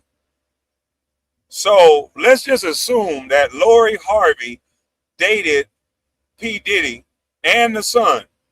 And let's just think about this for a second. Let's just say, we don't know for sure, but let's just say that Lori Harvey did not use a condom with Puff Daddy.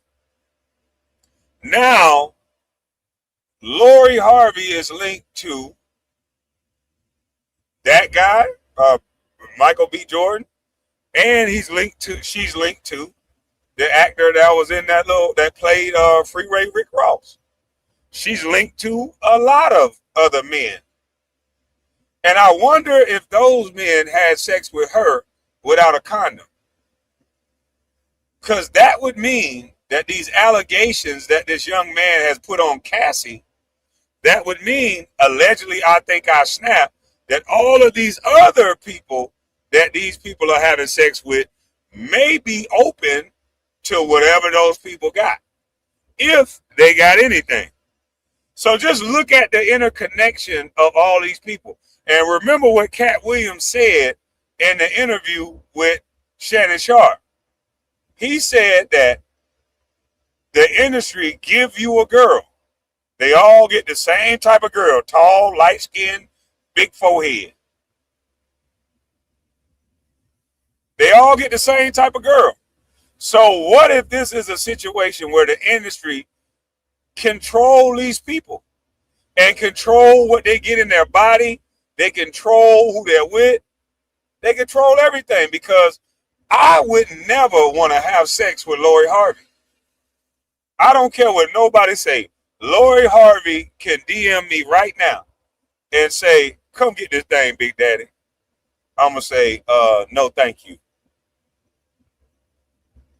Because when you know what you know, if you don't know, then that's on you. But if you know what you know, if you heard what you heard, then you just no longer participate.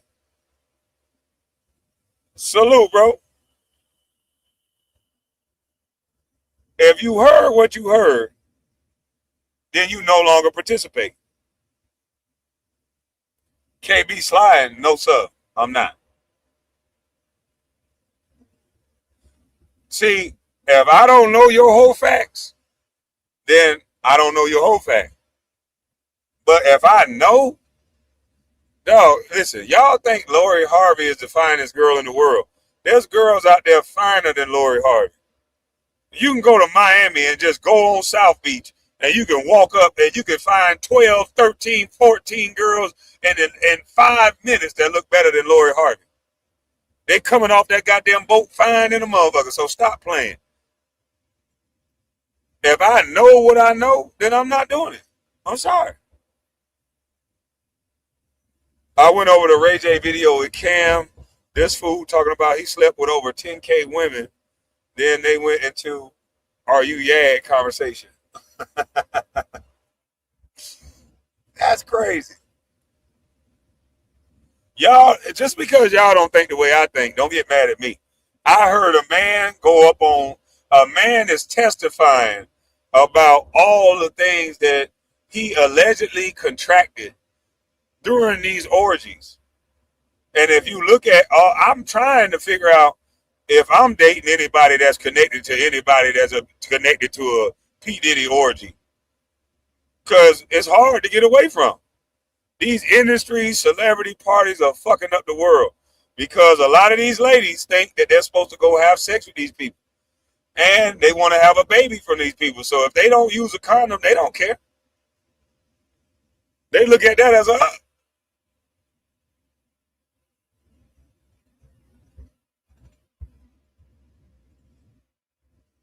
Dish and Dirt say, what the hell, Kwame? I'm just asking the right questions. Just think about it. Think about it. Look at that dude with them big old black lips, that black ass dude that went in there I call him the Punisher. I don't know what the hell, Paul. He said that he got all kind of shit from having sex at those orgy parties. That's what he's alleging. If he's alleging that he got all kind of things at these orgy parties and that all they had was baby oil and no rubbers, then that would mean a lot of other people have contracted whatever allegedly maybe happened and taken whatever happened to their situation. And that's creating a lot of situations. And now you see why every other commercial on TV is talking about if you contracted HIV, you can no longer spread it to your partner. Just take this. Y'all must ain't been watching YouTube and all these different things. If you, like, I got a couple channels that I don't have it where it's no commercials, so I can see the commercials. And boy, they is HIV prep. They is talking about that shit on TV now. They talking about that shit every commercial. They got somebody holding hands talking about HIV prep. It's still okay. We can still live life. Just take prep and keep it moving. I'm like, take prep, bitch. I'm going to take no prep. I'm going to jail. The hell you mean take prep?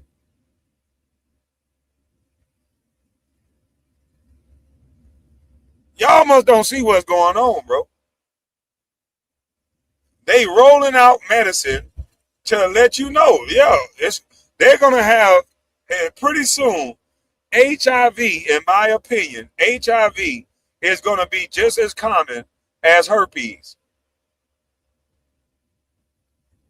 The way shit going right now, HIV is going to be just as common as herpes.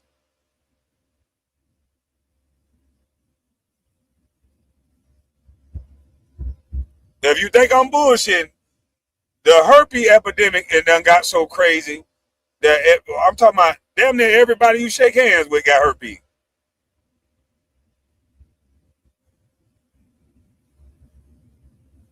And now they rolling out this prep shit. In the next 5 to 10 years, damn near everybody you shake hands with gonna have HIV.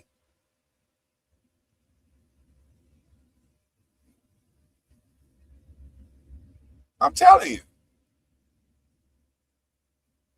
Man, you can't strap up enough for what's coming. Because trust me, most people strap up for a couple of weeks, couple of months.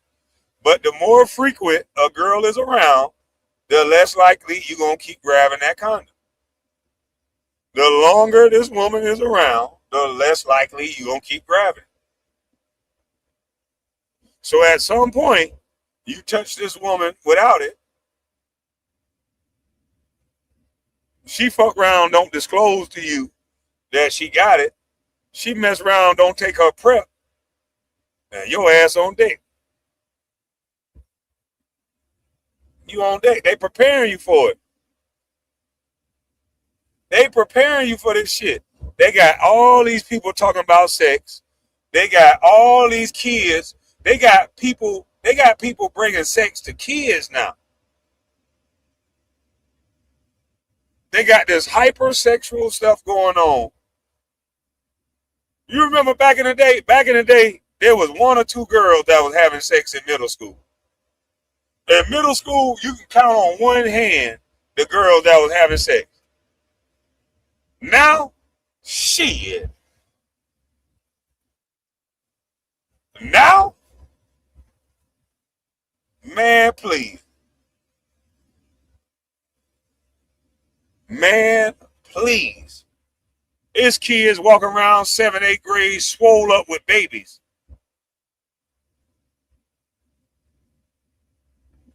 This shit is sad.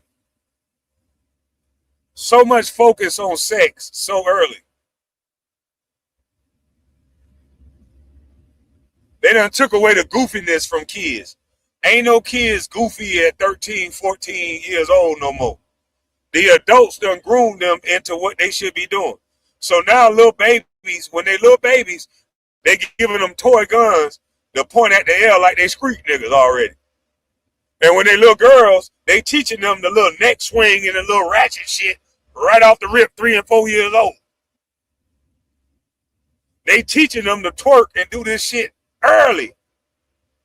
So that by the time they 13, 14, 15, 16, some of these girls are seasoned veterans.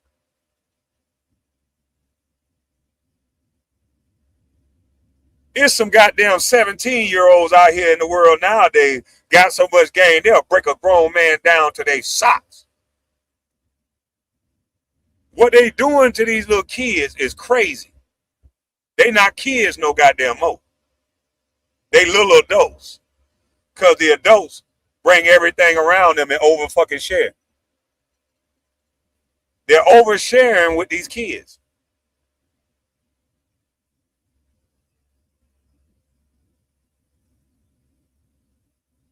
This shit is sad. Got kids mouthing off damn near every word to a ratchet ass song that's talking about putting penis in their mouth and everywhere else. And if you got a daughter, you know your daughter know how to mouth off that song, but change the words to it. I damn near pop my daughter in the mouth because I don't want you changing no words or singing this fucking song. You know the real words. Who the hell played this song in front of you?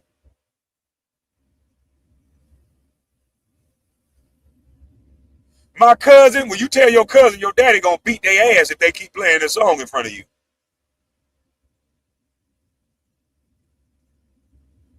That's when a daddy like me kick in the overdrive. That's when baby mamas don't like me then. Because I get to calling them up. Don't you take them around they fucking ratchet ass cousin no more.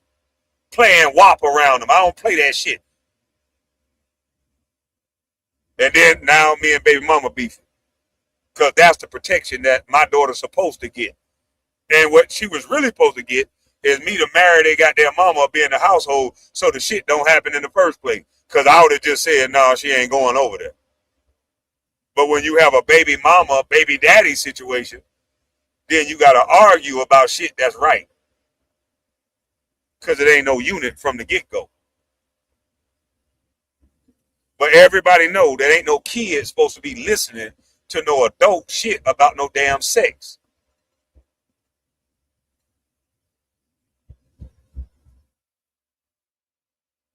But that's what's going on.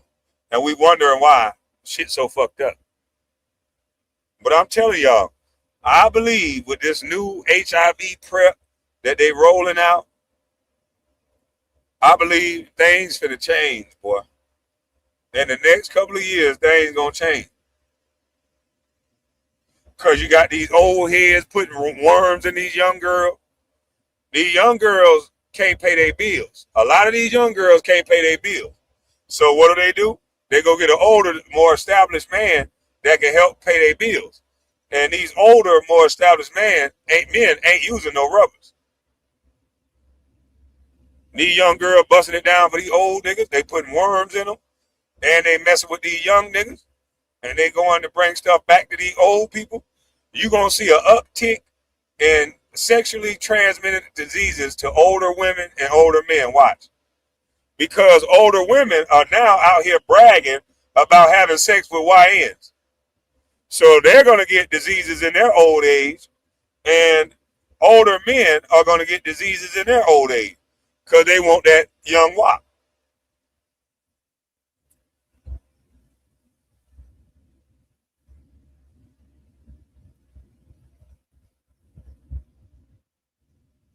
We have promoted something that's going to destroy an entire society one way or another. Either you're going to be lonely and not have a relationship, and men and women seem to not even know how to trust each other without thinking that the next person is cheating now, because there's so much access to vagina and penis. It's right there on Instagram. Just scroll.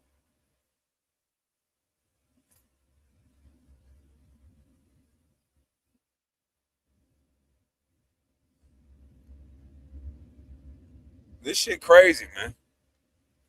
The mature WAP, it ain't no such thing as mature WAP. You see how many old ass women on TikTok shaking their ass? Do you see how many old ass seasoned women? Do you not see a 54-year-old? Who was that actor that was just out sitting out with just pasties over her breast and everything else was out? That wasn't Nia Long. Which one was that? Taraji P. Henson? Was that Taraji P? Like 54 years old, grandma status, some kid's mama with just a flower over her titty? Huh? Are y'all kidding me? Grandmas ain't at home baking no motherfucking muffins no more. No Jiffy cornbread no goddamn more in the cast iron. They out here at the club with them little flowers over their nipples. Not all. They out here showing these young girls they can get one more round with these YNs. These older ladies getting YNs faster than they can get, faster than these young girls can get.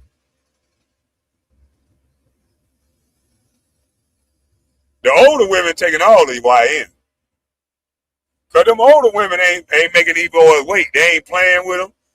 Them older women, soon them young niggas coming in, they getting right to it. They ain't playing no mental games. They got some food for them cooked. Hell, some of them niggas got a PlayStation in the other room. But they getting right to it with these young cats. They ain't making them wait, arguing with them and all that other bullshit.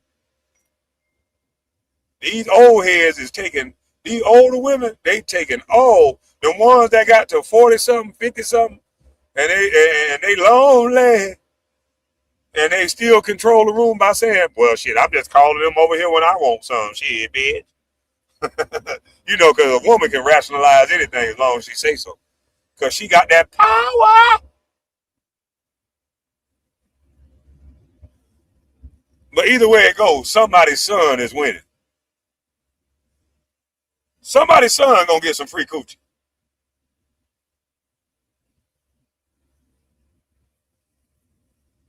It would be a shame if I make it through this whole life and I end up with just a woman that's just sleeping with me for my money. Whether it be a wife or some freaks. If she just sleeping with me for my money, she don't like me. She see no value in me. Then hell no, I can't even do it. I can't even get hard. I like people who like me. Because money come and it go. So you mean to tell me if I have a down season, I ain't going to get nothing? I'm just going to be dry? Well, I don't want nothing. I don't want it then. I don't even want it. Motherfucker talking about, I ain't getting nothing out of it. A lot of women be talking about, I ain't getting nothing out of this situation. Damn lie, girl. You pissed up my bed plenty of times. Hell, you talking about? I think if you piss up the sheets, you got a lot out of this shit.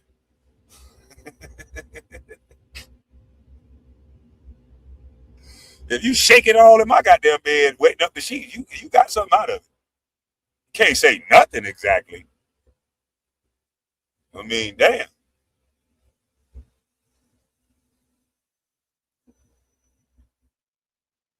squirting up nigga sheets, talking about you ain't got nothing. Come on now. Oh, let me play the video. Talk to him by his homeboy, still standing by you, posting pictures with you, taking your ass everywhere. Like, get the fuck out of here. No. He was never going to marry her. He was never going to marry her. He was never going to marry her. Really quick. I find it real funny how y'all back and forth about, he set himself up with this proclaimed hoe. You can't turn around and say, well, it's her fault. He knew what he was dating, and she knew who he was dating. I don't understand why y'all trying to play the fence of who's right or who's wrong. Both of them did not choose themselves, which is why they didn't. I don't even think he understand whether or not they had an exclusive relationship. But he finally started to choose himself when he told her, I don't think I could be monogamous. That's him choosing himself. I understand Dalen's position on that. They knew from the very beginning of who each other was.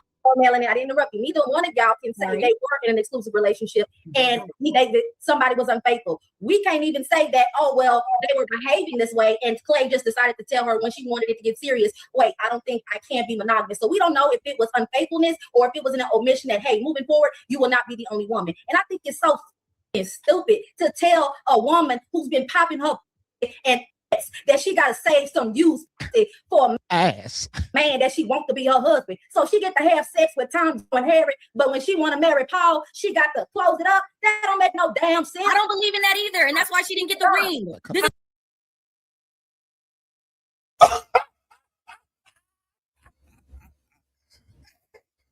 Oh shit. I like this lady right here. So she can have sex with every Tom, Dick, and damn Harry. But then when she go here, she want to boss up. Boy, they don't want to hear the truth. So I'm a lie to them. Make it sound fly to them. Boy, they don't want to hear the truth, boy. I love when a woman tell the truth. See, this is that truth you can't argue with because it's coming from a woman. And it's coming especially from a black woman. So I'm not even going to say nothing. I'm just going to rewind that back. Running selector. Bah, bah, bah, bah. It's time to rewind this shit back. Can't nobody say this like a black woman. Boy, she said this shit here. She said this. Let me tell you something. I don't like when this and this and that. Boy, she said this. Let me go all the way back so I don't miss none of this. I'm sorry. You should have the cojones to always be upfront and honest. Just being honest. He getting talk to him by his homeboy, still standing by you, posting pictures with you, taking your ass everywhere. Like, get the fuck out of here. No. He was never going to marry her. He was never going to marry her. He was never going to marry her. Really quick. I find it real funny how y'all back and forth about, he set himself up with this proclaimed hoe. You can't turn around and say, well, it's her fault. He knew what he was dating and she knew who he was dating. I don't understand why y'all trying to play the fence of who's right or who's wrong. Both of them did not choose themselves, which is why they didn't. I don't even think he understand whether or not they had an exclusive relationship. But he finally started to choose himself when he told her, I don't think I could be monogamous. That's him choosing himself. I understand Dalen's position on that. They knew from the very beginning of who each other was. Melanie, I didn't interrupt you. Neither one of y'all can say they were in an exclusive relationship and somebody was unfaithful. We can't even say that, they were behaving this way and Klay just decided to tell her when she wanted it to get serious, wait, I don't think I can be monogamous. So we don't know if it was unfaithfulness or if it was an omission that, hey, moving forward, you will not be the only woman. And I think it's so stupid to tell a woman who's been popping her and that she got to save some use for a man that she wants to be her husband. So she get to have sex with Tom, Joe, and Harry, but when she want to marry Paul, she got to close it up. That don't make no damn sense. I don't believe in that either, and that's why she didn't get the ring. Ooh, whoa. She said you want to have sex with every Tom, Dick, and Harry, and you want to save a little bit some used up coochie for the man. Oh, no. Boy, I'm trying to tell you, if a woman knew, if they started teaching class to younger girls when they're sex age at 18 to 28, they started teaching them, hey, if you know what you got between your legs, the less you give it away, the more value that shit gonna be, girl. In a man's eyes, not to you. In a man's eyes, you want a man, right? So stop listening to these goddamn women. If you want a man, listen to what men are saying. I'm not saying exclude women, but you gotta listen to what men are saying if you want men. You don't gotta listen to every man, but you gotta listen to a man that'll tell you the truth. And most men, the less mileage you put on that thing, the less mileage you put on that thing there, the more valuable you are to us. Okay? I'm just saying. Do you know how proud some men are to knowing that they married a woman that's a virgin and that's the only woman that she been with? I mean, that's the only man that she been with is them. Do you know how good that'll make a man feel? And there's some women out there with they broken ass delusion. Girl, you ain't know what you missing, girl. She ain't missing shit. Look at you. You still mad and still talking about you can't find a good one. But you had a bunch of ding-a-ling, though. So a woman's supposed to trade off a bunch of ding-a-ling and some hurt feelings and still talking about ain't no good man over a situation where they got a man that's paying for everything, that's going to leave them everything, and they ain't going to have to struggle. Man, that just don't make sense to me. That don't make sense to me. You teaching little girls to not trust and like a man that will die and leave them everything. That don't even make no sense. If you're a smart woman in your femininity, a man will open your door. A man will take off his jacket and let you wear it. A man will pay all of your bills. A man will fight a nigga he know he can't beat for you. A man will goddamn give you everything he got. Are you crazy? And you teaching little girls to not like somebody that stupid? You teaching young ladies to go against and not like somebody that's stupid enough to fight a man that he know he can't beat, that'll give you his money, that'll leave you his inheritance, and somebody's teaching little girls to go out and get it on their own and don't go get with a man that'll do that. That shit don't make no sense to me. I'm sorry. This is the whole point. You never deserved the ring to begin with. That's my whole point, Galen. Who are you to say that? Who are you? Klay said it. Klay said it. Klay said it. Klay proved it. She didn't get the ring, right? So now because she didn't get the ring, he's a cheater. Because you didn't get the ring, because you've been playing household. You didn't get the ring, and now he's a cheater. You've been doing what he always been doing, but now he's the dog. You're excited that someone you deem a hoe got her feelings hurt. I'm gonna acknowledge that. I believe that it's okay for you to say if you are loose with your vagina, you do not get to parade that you should have this traditional life. But I think it's really messed up for you to try to have this celebratory attitude towards the fact that you deserve to be cheated on. What you're trying to say is no, you don't deserve for a man to take you seriously. What he did was take advantage of her and yes, he did. He wanted something serious, and then when it got to the nitty gritty, he said, "I'm being her best friend's man. Her best friend's man. She is a trash woman.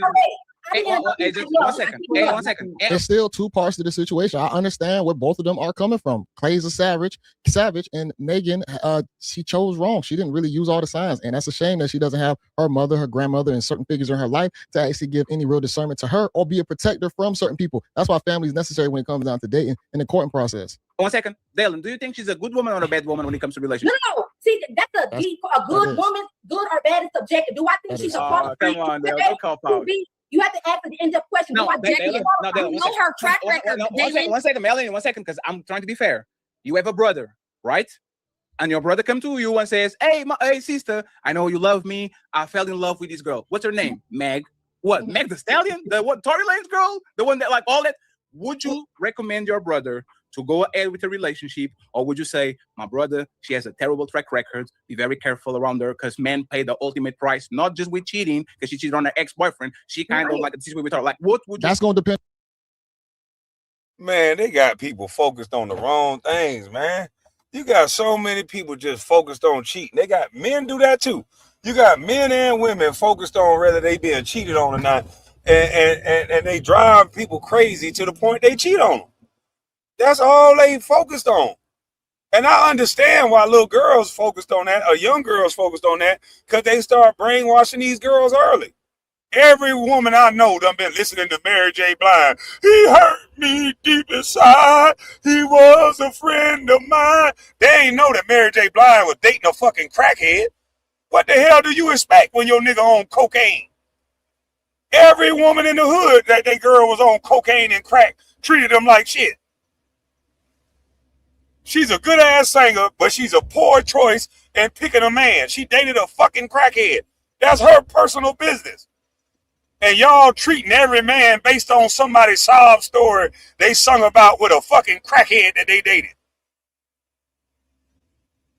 You got all these women. Kaya, can't trust no nigga, no. No, can't trust no nigga, no. You can't trust no nigga when you say your neck, your back, lick your coochie and your crack. Of course every nigga coming up to you trying to slap some penis on you. Got these little girls fooled. You can't trust no man. You a damn lie. There's plenty gump ass niggas out here you can trust. And you take advantage of them every damn time they trust your ass. Got Trina tricking everybody. Fuck my 5 or 6 best friend, bitch, you don't know near a hoe. Got schoolgirls singing this shit. I'm supposed to want to date you, but I hear you singing Trina. Bitch, you don't know near a hoe. That'll fuck my 5 or 6 best friend, bitch, you don't know near a hoe. That'll make you come like me, back to back like me, bitch, you don't know near a hoe. Really? This is who I'm supposed to marry. It ain't no black men want to marry. What? What the fuck are we gonna marry? Somebody that's singing that shit? The fuck out of here, man. Don't nobody want to keep it real no more. We've been indoctrinated with some bullshit. Cause you'll have a guy like me listening to Sugar Free. I'd rather give you my bitch than he let you breathe on. The last bit of endo smoke, I'd rather give you my bitch. Yeah. Yeah, Sugar Free said, you rather hit my blunt, but I'd rather let you fuck my bitch. Suck her tits and shit up. Oh, I'm gonna leave the rest of it out, because y'all don't know nothing about that Sugar Free. Yeah, back in the day, I was listening to shit like that. Fuck my mind up. Fuck my mind all up when I was young, man.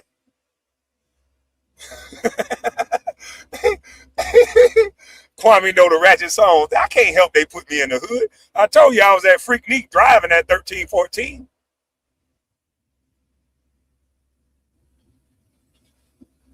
I told you my mama's biggest struggle was keeping old hoes off of me. That was my mama's biggest fight. She had tall, big, handsome sons, and all my brothers and myself, all the older women was soon as we got 15, 16, 17, all the older women, ooh, that's your son, Miss George? That's your boy? Yeah, he done growed up now, though. And them older women be freaky and nasty. They'll say it in front of your mama. Your son getting grown. I'd be like, God damn, you old freak.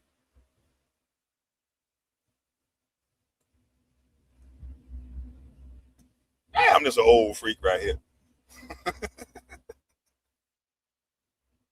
You talking about Daytona? Yeah, man.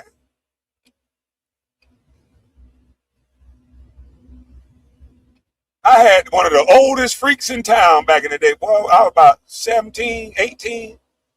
Shit, boy, look at here. I almost married a 304. She had about 9 kids already. Hey, Baker Man, I better shut up. Baker Man might know who I'm talking about. Boy, she was fine as a motherfucker. I ain't know. She met with all the dope boys. She looked young, though. When I met her, she was already like 42. I think she was like 39, 40. Maybe older than that. But she looked about goddamn 21. And boy, look at here. Yes, Lord. She looked like Trina, too. And then I found my brother used to be like, boy, what the fuck wrong with you? That girl my brother got out of prison and found out who I was fucking with. He said, boy, what the fuck is wrong with you? Boy, that girl got about goddamn 20 kids. She done been with this person, that person, your uncle, the goddamn I had her, this person. I said, oh, Lord. It broke my little heart. I was in love like a motherfucker. I was goddamn, me and the kids were down there the same age and shit. Me and one of the kids down there the same age and shit. Me and this nigga in the same home room. I'm going home to his mama. It's crazy out here, boy. It's crazy out here in these streets. It's crazy out here in these streets for real. I'm telling you. My brother put me up on game. He said, boy, you better leave that motherfucking girl alone. That girl is a baby factory. She gonna fuck around and have a kid for your stupid ass. And your ass gonna be on 18 years. I said, what? I said, no, man, she loved me. Next thing I know, I got drafted. And boy, look at here. I was scared. I said, look here, man, I gotta let you go. That shit hurt me, boy. I cried. I hit it one more time, crying while I was hitting it. She said, "What's wrong?" I was hitting it and crying.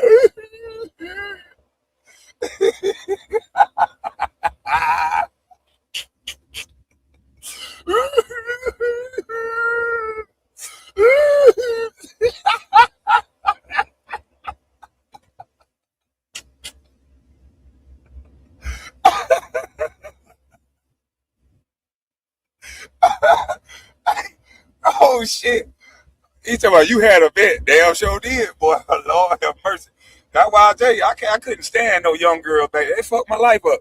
I didn't like young girls. They're too stupid. You talk too much. You don't know what to talk about. You don't know how to talk. You're just dumb. You talk too much. You overtalk. You're crazy. You don't know how to cook. You don't know how to do shit. I'm with a mature woman that know how to do everything you just learning how to do, and she know how to cook, and she would let me drive her car. So shit, man, it was a win for me all around the board. Yeah, I was just winning. I was learning. I was getting an education. And my mama talking about she gonna threaten the lady talking about she'll lock her ass up. I said, "Oh, mama, I'm 18 now, goddamn. You ain't gonna lock my goddamn boo up." Yeah, my mama tried to threaten the lady and shit. You know what I'm saying? I said, "Look here, mama, you gonna have to stop this shit now. Fucking up my love life." I almost fell out with my mom about that shit. I ain't gonna lie. Shit. Yeah, if it was between her and my mama, I was gonna pick her. I ain't gonna lie. My nose was wide open. I would have had to learn a hard lesson and come back begging my mama. But I was gonna pick her. Shit, my nose was open. Fuck that shit. Yeah, mama, you can't do what she could do, goddamn, to me. Fuck that shit. I'm gonna keep it real. My nose was too open.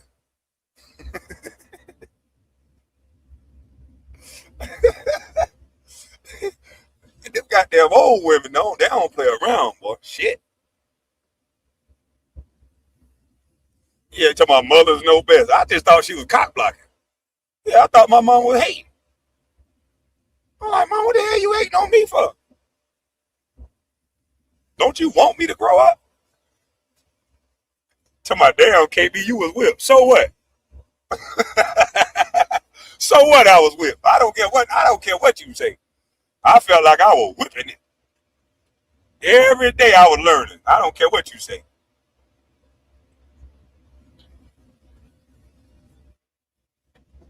Yeah, y'all damn near cried. Fuck y'all.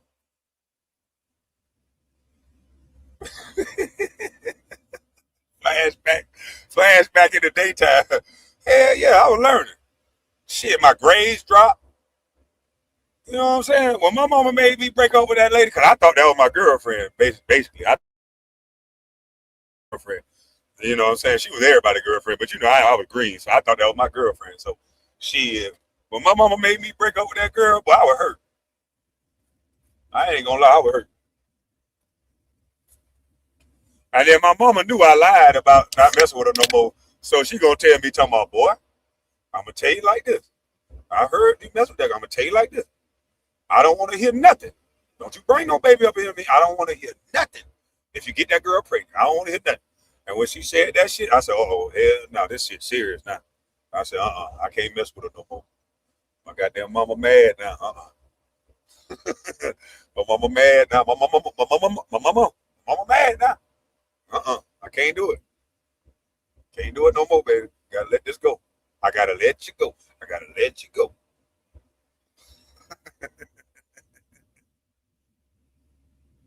He talking about I should have listened to my mom. I tried to get one. You know what? With a nutcase. That's what you get. That's what you get, Muso. You supposed to listen to mama, boy. See, that's what I didn't want to happen. I took heed to that shit. I said, boy, and I'm glad I'm one of the last kids. I tell you, one of the last kids. We always the best of the bunch. Because we get to see all the other fuck-ups that everybody else do. So what happened was, I always had it in the back of my mind when my mama get a certain tone, and she like damn near get that wash her hand tone. Like, "Hey boy, hey, all right, okay. I tell you what, don't you bring that shit to me. Don't you bring me nothing. When you get this kid or when you get this girl pregnant, I don't want to hear nothing. I'm not changing no diapers and I'm not helping you out. I said, oh shit, because when she used to tell my brothers, hey, look here, I know what you're doing. My brother used to always say, hey, don't speak that police shit. Don't be speaking nothing into existence. My mom like, I ain't speaking nothing to existence. I know. You keep thinking you're going to do something this and that, and ain't nobody going to catch you. But every time them Negroes didn't listen, they ass ended up going to jail. So I said, you know what? Fuck this shit. I said, this the time it's going to go bad for me. So I'm finna listen. Yeah, I'm finna listen. You got to go. And man, she almost caught me up 2 or 3 other times. I come back home and I see her at the club and I just run. I goddamn go ahead and down my goddamn drink. Come on, fellas, we gotta go. They be like, why the hell we leaving? Hey, take me to the house. I gotta go. I gotta get the fuck up out of here. I gotta get the hell away from this girl. Too many flashbacks coming in my head. I gotta go.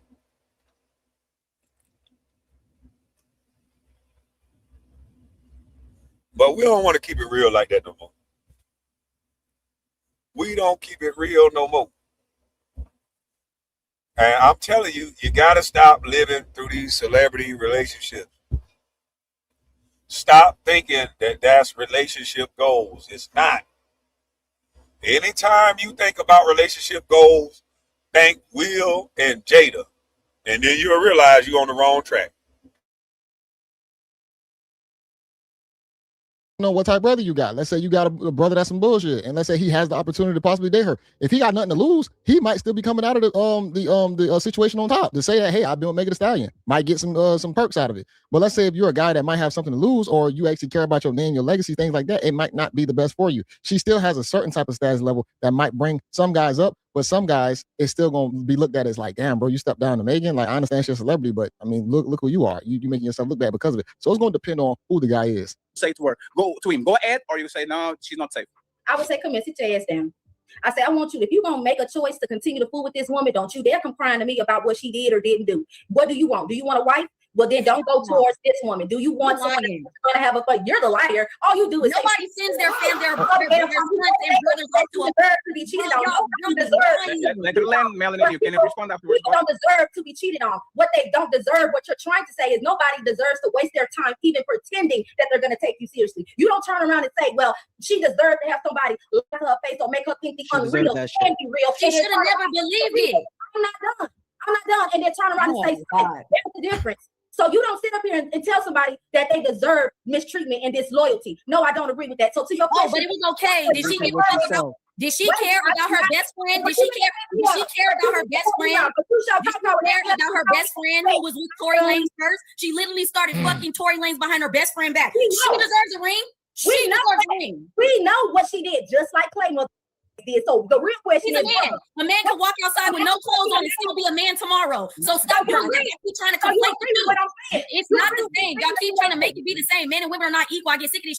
Stop trying to make it be one and the same. They're not the same. What are you talking about? We're not talking about equality. We're talking about, as a man, the word is your bond. Against God and other men. Your word is your bond. A woman should be led by a man. You're under a man's leadership. He doesn't owe you his word. He owes you his guidance. Okay. He owes his word to God and other men. You don't. Ain't no women listening to no man talking about leading them. Are you crazy, lady? Most women think like Angel Reese. Nigga, you just a plus one. That's facts. Most women think like Angel Reese. There's a dude asked me the other day, what you think about the Angel Reese comment? You Angel Reese in Atlanta, you gonna try to holler at her? Hell no. She young, she inexperienced, she don't know much.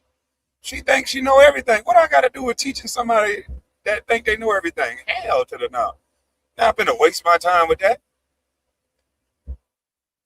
I'm not gonna waste my time with that. That's a waste of time. That's a headache. Motherfucker thinking she me be a plus one. Nigga, please. I got too much shit to do. First of all, I'm not even going. I don't got time to be there. I got shit to do. And people don't understand how to deal with a guy like that got their own shit. I don't got time to be your motherfucking plus one. And I got shit I need you to be at. Because you're gonna help open up a door. As soon as I get married, I'm getting on the board of the Chamber of Commerce. And I'm getting on all the boards on all the local things in my district. Yeah, I'm not getting married to play. If I get married, it's for real. I'm not getting married to play around. I know that I can't get on not every board as a single man. So if I get married, I'm taking advantage of all the shit that married niggas can do. Do y'all not know that you can't get on no board of your local, any of your local things? Like if you want to get on the board of the Chamber of Commerce, they're going to ask who your wife is. You want to go downtown to get on any of those boards, you got to have a wife.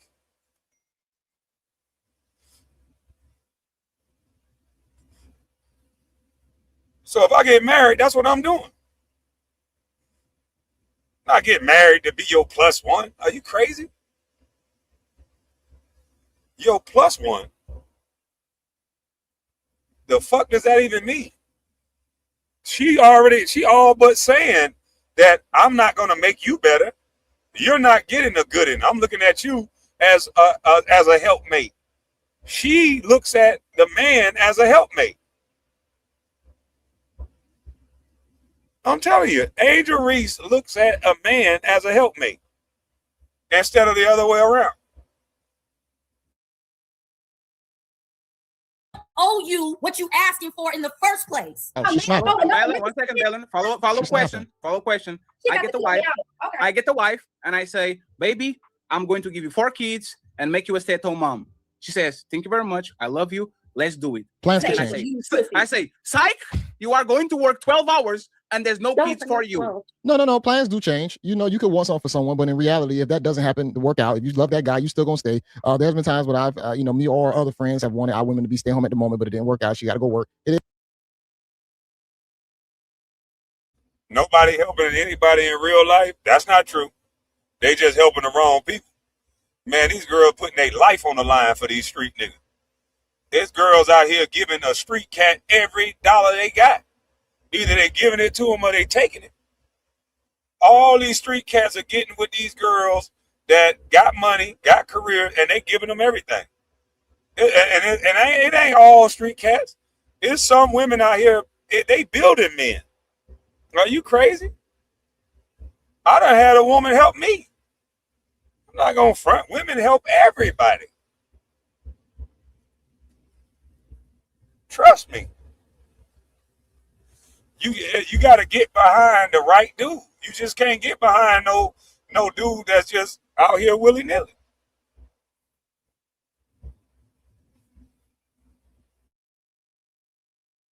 Is what it is. If she loves you and it's all in good reason, that's not that big of a deal opposed to what Klay possibly did.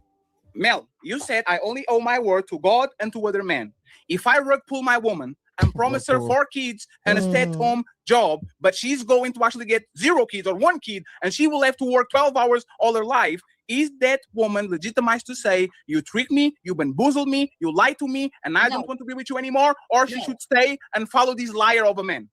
She should stay because you're meant to be led, and this is the direction now he's taking you. Oh, I love that. It's based off of that's part of duty. He thought he could. I'm not mad at that. I'm gonna have to leave it right here, y'all, because this thing gonna be hella long. I'm gonna just go ahead and leave it right here. But I'm loving what she said right there. Like I said, I think Napa Melanin Legacy was cooking. I'm gonna just tell y'all this. Y'all need to watch the whole thing because in the very beginning of this, it was even wilder of a conversation with the woman, Georgie, whatever her name was.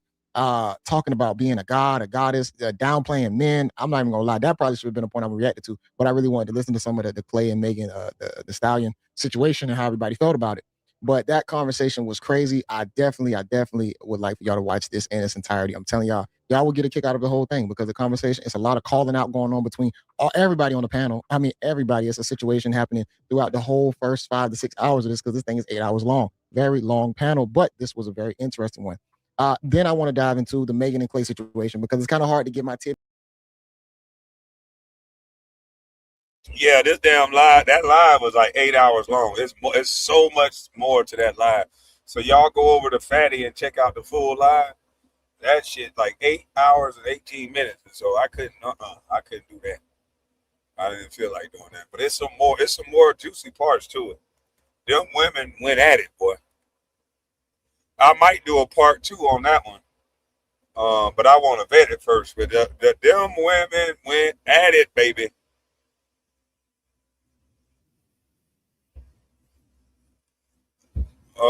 let me put this on because everybody mad at Malika Andrews. I don't know why. I told y'all a long time ago I would never, because everybody going off the prettiness of a woman. Talking about, oh, she pretty. Oh, she this. I can listen to what somebody say and they can become ugly to me. And everything about her says, in my opinion, that she thinks she's better than black men, that black men are not good enough for her caliber. I told you it's a class thing. Although she's a mixed woman, she's very attractive. She look at black men, in my opinion, as lower class than our counterparts. So I would never talk to a woman that think that I'm lower class than anybody. And I feel no type of way about it. I'm not mad. I don't never argue to be in spaces where I'm not respected. I don't. I just leave. It ain't nothing to argue about. You're bad. You know? You're bad. You'll understand later.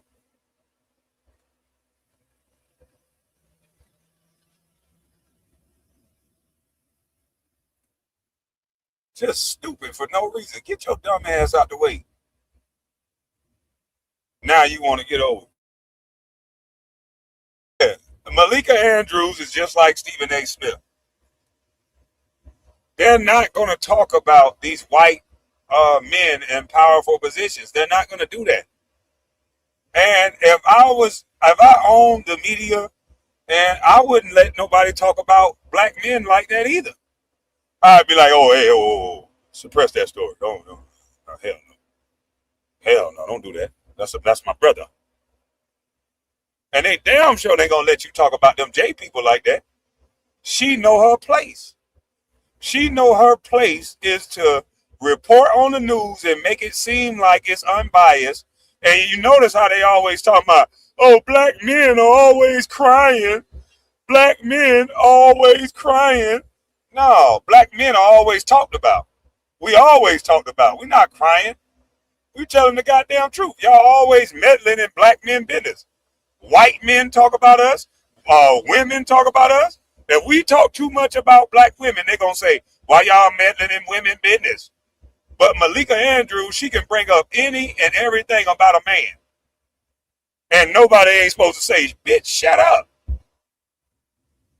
Unless it's me. And then I got to be called crazy because I feel like she should, bitch, shut up. Yeah, I'm supposed to be crazy for saying that. It's weird, man. Down is up and up is down. You want to act like you like black people. Well, she don't even act like she like black people. Just snooty, snarky, and disrespectful and condescending. Can't stand those types. You know better than anybody. She report on anything surrounding a black man, she report on it. M.A. Udoka cheated on his wife. That's between him, God, and his wife. But let Malika Andrews tell it. Oh, he should have been fired. He shouldn't have a job. Oh, she had a whole lot to say. She had a whole lot to goddamn say. But y'all got to think about why she has a lot to say. It's called programming. She works for a network. They have a program scheduled things to talk about. And black men, you get put on the program every day. I was put on ESPN's program. Every draft. Now they don't want to talk about me so much. But yeah, I was put on their program till I put myself on the ban list. Well, I ain't on the ban list. A lot of people think I'm on the ban list. I'm on the do not fuck with list. When they hear my name, hey, don't fuck with that boy. Don't even say nothing about him. Leave that boy alone. And I like it like that. They got a designated nigga to talk to me through Gilbert. Anytime they got a message for me, they're going to send it through Gilbert. And he just going to lie, and y'all going to believe it. But they used to talk to me directly. You know when they get scared of you. They used to talk about me like a dog directly. Now, they put a handler. They put their little boy on me. but they bet not mention my motherfucking name no more. Not period. Because I go to examining the people that they hire. I go to examining all the weenie dogs and all the imposters that they hire. Not all, some of them not. Majority though. Try to place these people and their opinions above other people. Oh, he just on YouTube. Oh, he just did. Nigga, nobody don't give a damn. You just on network TV with makeup on your face.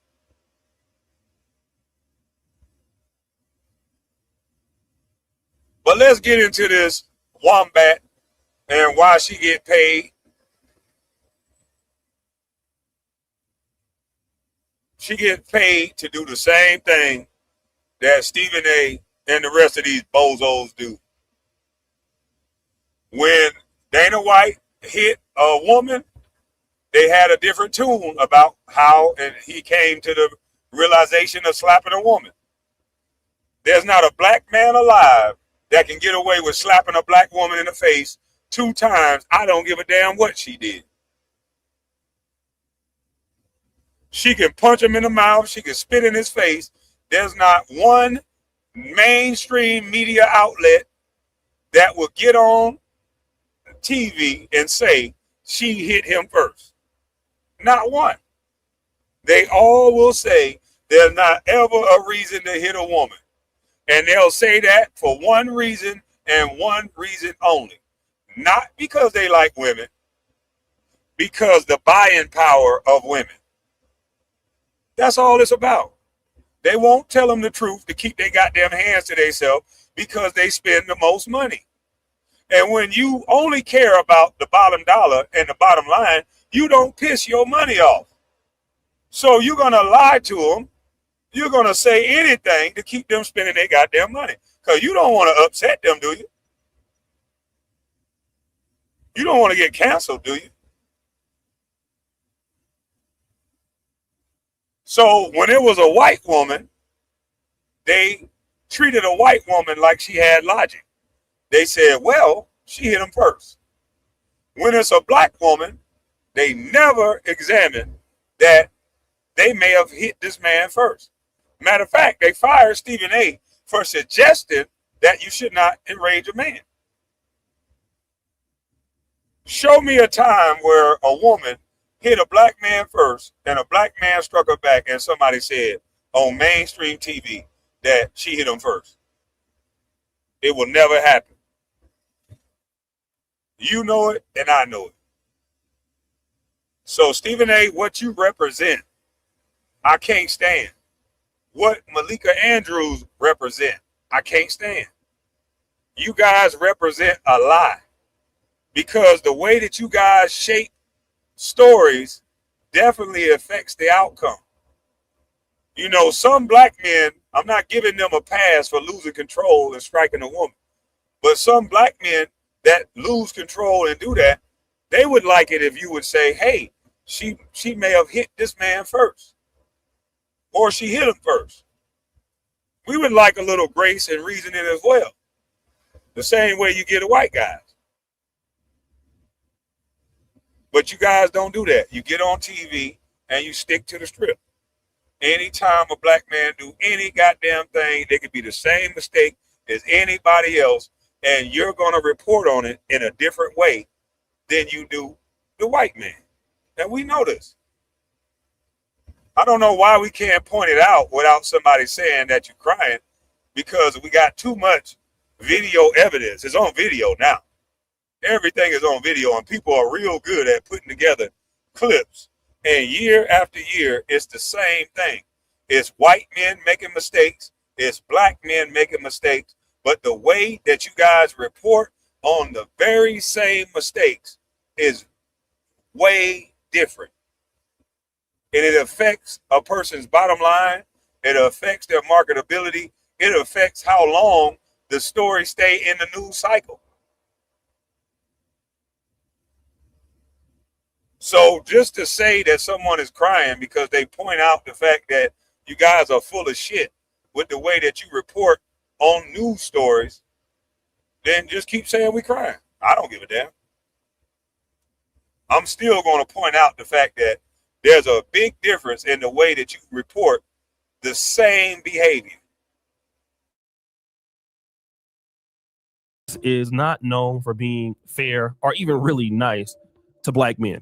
And she is of mixed race. I believe she is black and half Jewish or black and half white. But everybody knows what Malika Andrews does. She comes hard on black men while typically having not much to say about white men doing the same thing. And she is a staunch feminist, which makes it even worse. She's had some level of fallouts with people like Jalen Rose. Her and Stephen A. Smith will go at it before, but also just trying to do anything she can to bring a black man down. Now, first, I want to start with the whole situation with Ime Udoka, okay? When Ime Udoka got in his situation as the head of the Boston Celtics organization, there was a lady that worked there, Kathleen Nemo Lynch, okay? And this is a lady that he was having this affair with. And so when Ime Udoka went down, it was, largely his fault, which we all understand. But people started to bring out the photos of this lady, in which this rumor is pretty much true. She never denied it. She was, of course, married also. And so when it happened that she was brought out and held accountable to her actions by the public as well, this is what Malika Andrews had to say. Rampant Twitter BS is the word that he used, that women were unfairly dragged into this within the Celtics organization. You could see that Brad Stevens was visibly upset about this. And I also found that to be gross and unnecessary, that folks were bringing in the names and the images of women that is just not a fact. That was purely speculation. And so to me, that is what stood out. But the Celtics as an organization could have done more. And short of doing more ahead of this yesterday, they could have owned that responsibility in this press conference. I understand that there were legal parameters that they had to operate within for everybody involved. And I appreciate the fact that they brought in outside counsel and did a thorough organization. And I think that that is something that was clearly necessary in this situation. But the fact that it was able to go on all day, the fact that we are sitting here debating whether somebody else should have been suspended or not, we are not here, Stephen A., to further blame women. That is not why we are here. So that's the first thing. Why are we not protecting women? And that's the most important. Women should not be pretty much held accountable for what they're doing. Then Mr. Ime Udoka, he's fired. He's let go. Actually, he's suspended for a year, then let go, goes to the Rockets. Now, in that year in which he's suspended, Joe Mazzulla, the assistant coach, takes over. In the first year, Joe Mazzulla wins the NBA Finals. They become champs. But before he took over, what did Malika Andrews say about him? Mazzulla was arrested twice at West Virginia, once in 2008 for underage drinking and aggravated assault, and then again in 2009 for domestic battery after an incident at Morgantown Bar. He paid a $100 fine and court costs, plus had to do 40 hours of community service. Now, that was 13 years ago. He settled and paid both fines. So, Woj, why are the Celtics choosing him as their next head coach? Now, she just brings up all of his criminal past, which is not important. You have other people that have fights and all this stuff, non-black players, and this is never brought to an account. It's the same thing that happened with NBA player Brandon Miller. There was somebody on his team at the University of Alabama that committed a murder. He had nothing to do with the murder. She brought that up in the NBA draft. I believe this was the 2000. Now, can anybody tell me, what does any of that stuff she said had anything to do with this guy's coaching ability? If he was already, I think the guy was already on the assistant staff. So he's already hired there. And so they already probably knew this and vetted this and forgave him for it, because we live in a society of forgiveness, right? And him doing something when he was younger and immature don't have nothing to do with the mature man that he is today. But ESPN had it in their program because, Kwame Brown is just crying. Because I kept saying years ago, this ain't just about Kwame Brown. Y'all making it about an NBA player and his basketball career. It ain't about that. It's about the imagery. Basketball ain't all life is about. I'm right now an entrepreneur. But they label you before you leave with a label that leaves with you. Ime Udoka is going to be labeled. Good thing he's a great coach. But when he leaves his coaching career, let's just say he didn't get hired again. They ruined this man's reputation. He wasn't able to make the same mistakes as most men repent, and bounce back from it. You run this man's name all over the news media, act like he's the worst scum of the earth, when your daddy probably cheated. Oh, that's right. I don't think she know who her daddy is or whatever. Not to pick on her. I think she grew up with other people's parents or something like that. I don't know. Maybe that's why she's so hateful towards black men. We got to find out, why don't she like black men? Because she always got something negative to say.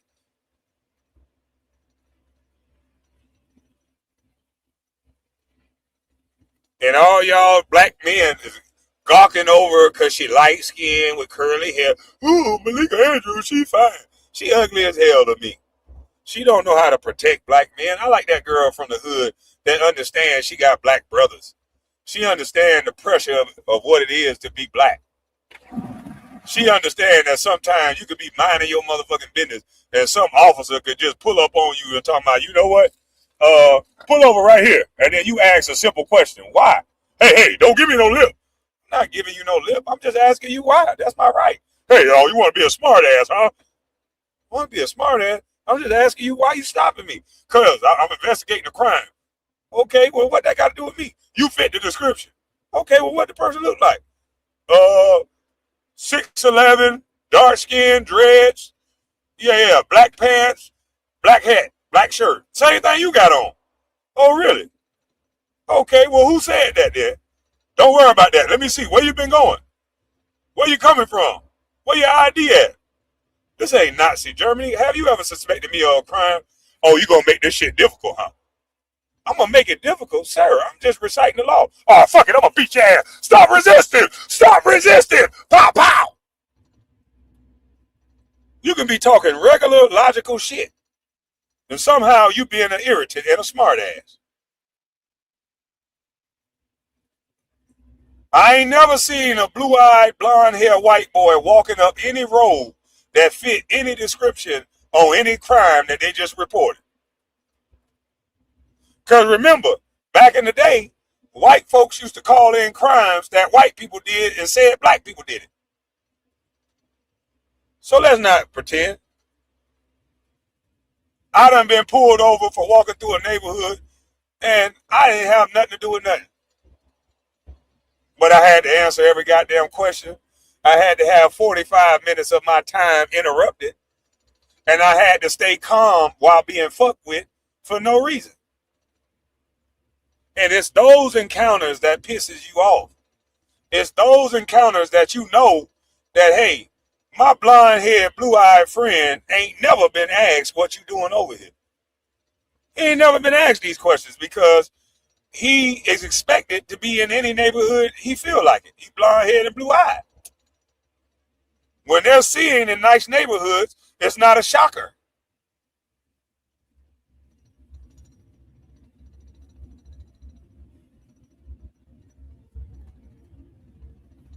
They never been told, how you get this car? You ain't got this car. I still have to explain, when I had my Rolls Royce and I wasn't in the league, I had to explain that, hey man, I used to play basketball. How'd you get a Rolls Royce? I used to play basketball. Professionally? Yes, sir. I thought we was talking about how I got a Rolls Royce. I didn't play at the rec league. Mother trucker. They paid me to play a game, sir.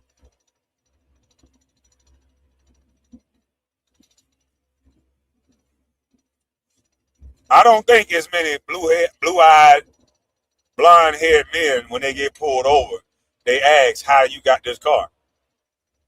I don't think there's many Indian men that when they get pulled over in a Rolls Royce, they ask, how did you get this car? Do you sell drugs? I don't think they ask that.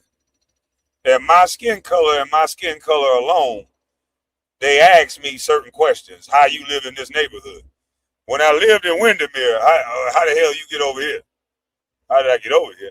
I have to explain to them how I got my money. I didn't sell dope. I used to play basketball. And they'll let me get a pass sometime.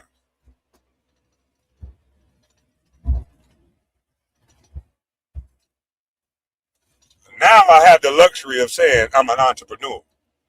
The greatest thing on earth.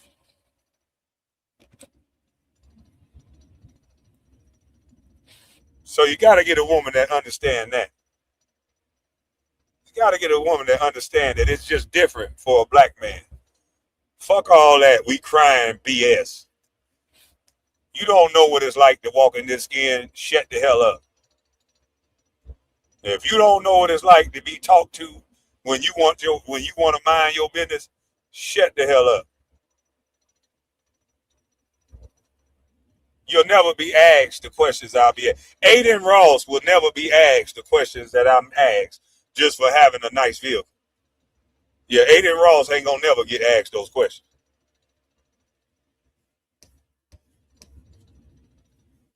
'23 NBA draft when he was taken number 2 overall, and people were upset. Like, yo, like what is your problem? Even non-black men, big time YouTube channels, they realized this particular bias towards African American men. This is the thing that a lot of folks started to bring up. Then we started to see this scandal with Mike Vrabel and Diana Rossini, right? And as you know, Mike Vrabel, longtime Patriots player, former Tennessee Titans coach, current New England Patriots coach. Big scandal. Everybody knows what's going on, right? And it's so bad that this happened. Diana Rossini, you are one devious woman. Please tell me that you did not name your firstborn, your first child, after the man you've been having an affair with for the past 6 years. Please tell me that's not Mike Jr. Please also don't tell me that you named your firstborn after your side piece either. Honestly, both options are pretty bad. And you even tweeted about it. Girl, I can't defend you at all. If I was Diana Rossini's husband, I would have gotten a DNA test yesterday. This tea is so hot and so messy that Coach Mike Vrabel is missing day 3 of the NFL draft. And as a coach, you know you're not missing a draft. You know you can't miss a draft. So if you're missing a draft for this and family counseling, you know this tea has gotten out of hand. I don't know, this might just be messier than that Coldplay situation and even the Sharon Moore situation. You named your child after your side piece, a reporter and an NFL coach. Do we think only her career is at jeopardy, or do we think his career is at jeopardy as well? So think about this. Oh, Lord have mercy. Boy, some trifling assholes out here, boy. Ooh, whoa, whoa, whoa. Boy, that's diabolical, boy. And y'all trying to preach marriage to people? Wait a minute. Hold up. Wait a minute.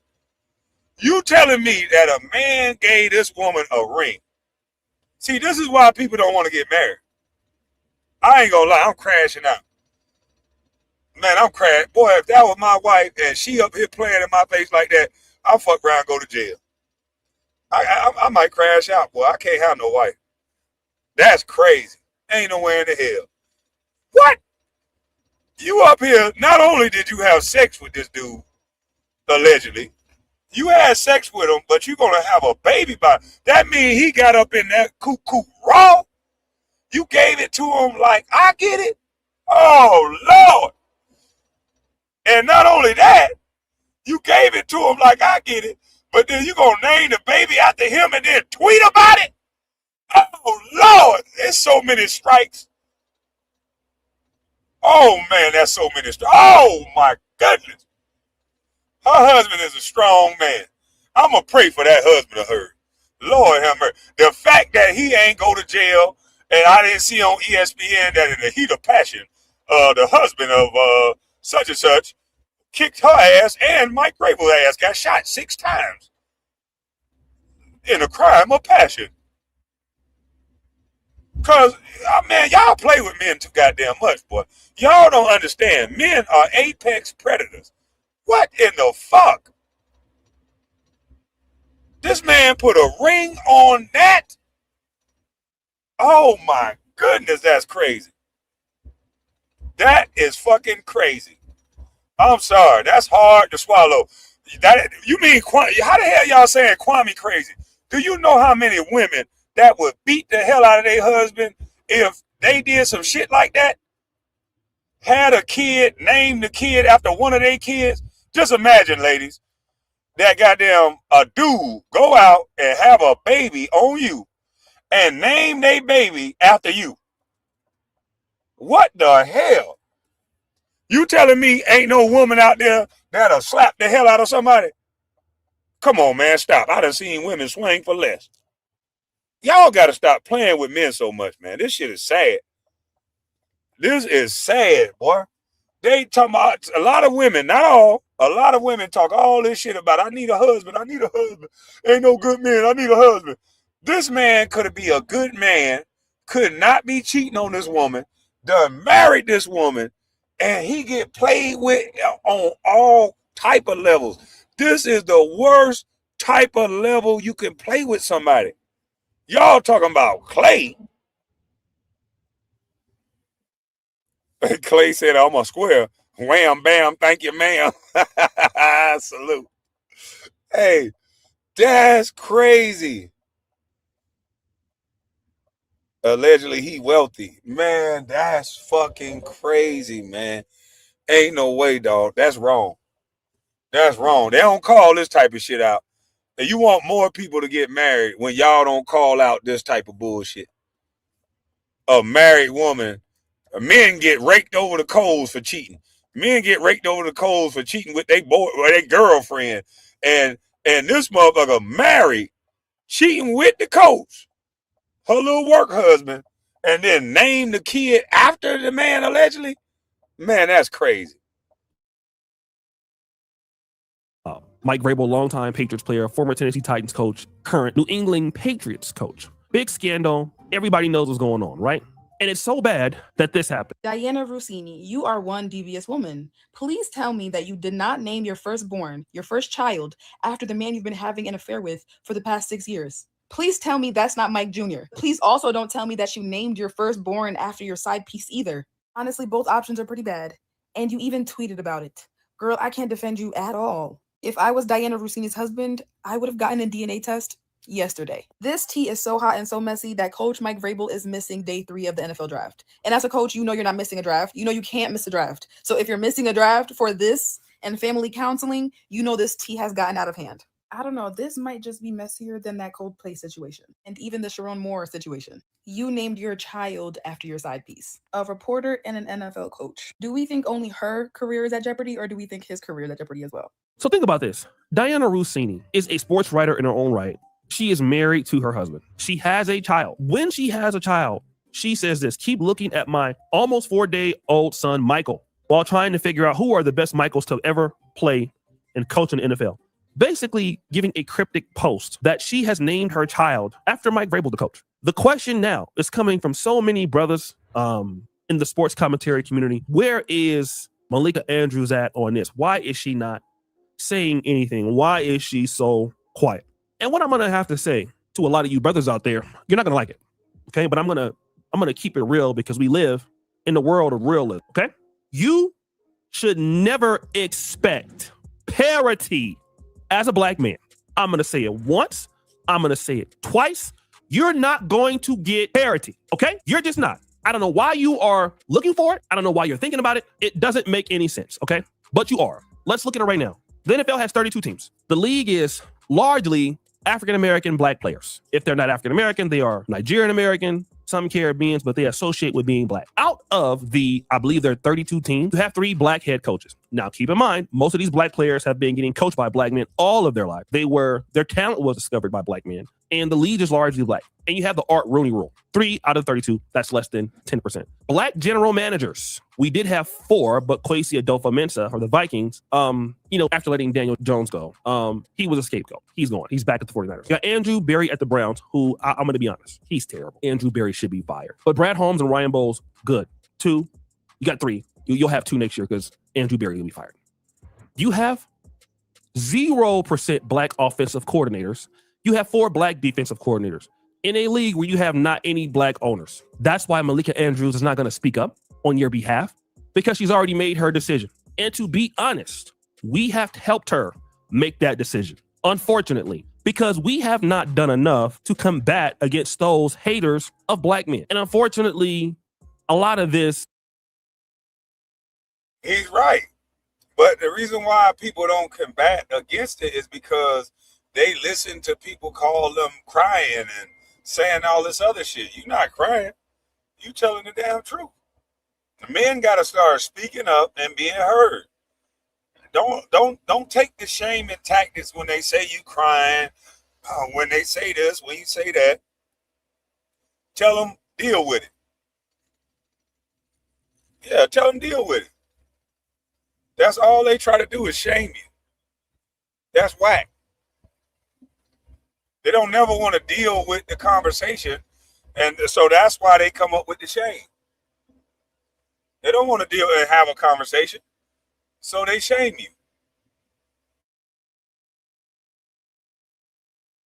Comes to our own demise. All right. Number one, we know that people are going to treat us unfairly. We do nothing about it. Guys not gonna like it, I'm gonna tell you. We got a lot of opportunity within the Black American community, African American community, Black men in general. If you want to talk about Black men in America, African men, men that's been growing up in the Western sense, I would include Haitians, Jamaicans. We understand what's against us. We cannot operate to have our own alternative.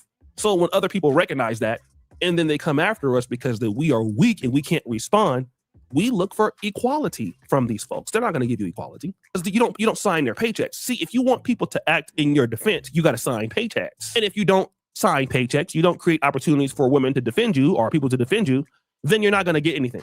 It's the difference between owning the network and then hosting for the network. And Black men don't do that. And again, we already understand why they do it, but they're not gonna come and speak up for on your defense. Stop trying to call it out as a criticism because life isn't fair.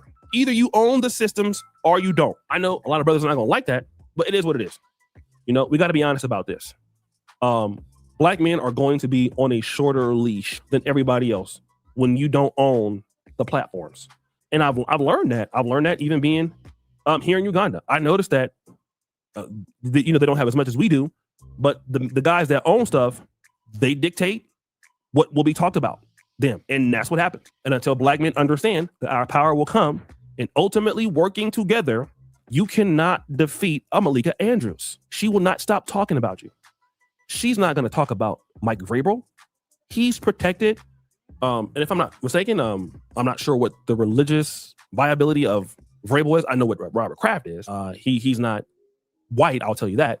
So you can kind of figure that out. But, people are going to defend who's paying them in the story. Just like me. My money comes from y'all.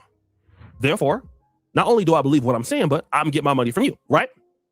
So guys, what do you think? It's your boy Yoshi Jackson back at the end. Another episode of the Celebrity Junk. Before you do, turn the bell. We're out.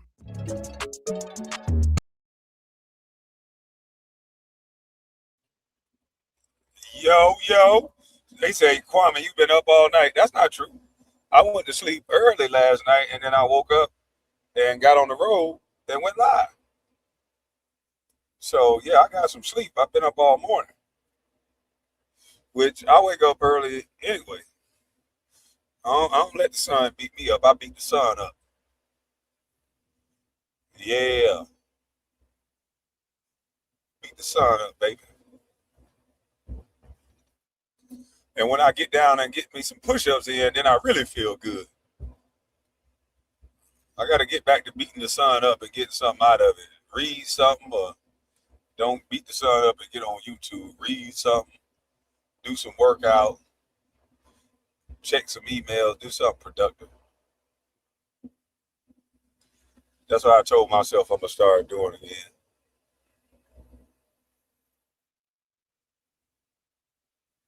Black men too concerned about box to stand up. Yeah, they want to get some cuckoo. I'm gonna drop the link, man. I want to talk about this Trump stuff, but I think I'm gonna have to start a new live to talk about that. And if y'all start talking about this Trump stuff, I'm gonna start a new live. We want to talk about this Meg and Klay stuff.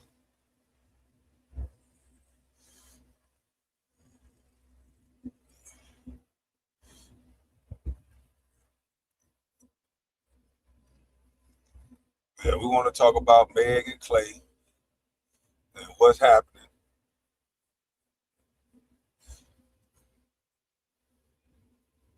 Some people taking Meg's side, some people taking Klay's side. I don't have no dog in the fight. I ain't taking nobody's side. I don't really give a Jiminy Crick. I'm speaking on it because it's in the news. And not that I speak on everything in the news. I just decided to.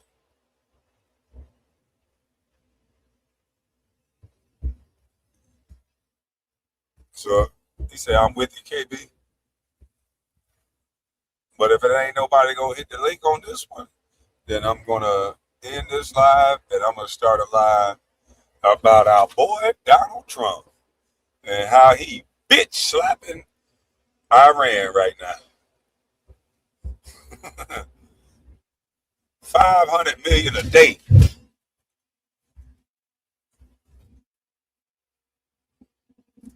Keep your relationship off social media. Man, I try to tell people that. But see, a lot of women like to put the relationship on social media so that they can track their man, because they know these women are go to snitching on these niggas. I seen your man over here, girl. Your man was right here, girl. Your man. So they want that relationship out there so they can track them. But it do two things. It help track your niggas, but there's some girls just want to take your nigga. Yeah, there's some girls that I take your man. They go off that mentality. So if you got something good, keep it sacred. You ain't out here talking about your bank account, showing your bank account. So don't show your man, don't show your woman like that. Keep it to yourself. I just want to show my pictures. Okay, well, show your social security number then.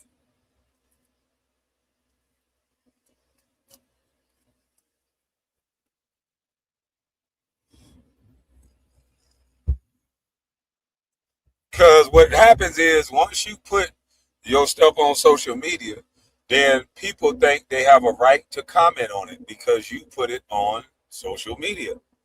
So keep it off social media so that if somebody, well, I'm just posting my pictures, it's my pictures, but you're posting them on social media and a large group of people are seeing them and commenting on them. So if you want to be able to say, stay out my business and make it make sense, because you can say whatever you want, but if you want to be able to say, stay out my business and make it make sense, then you don't put your business out. You still got a right to do so.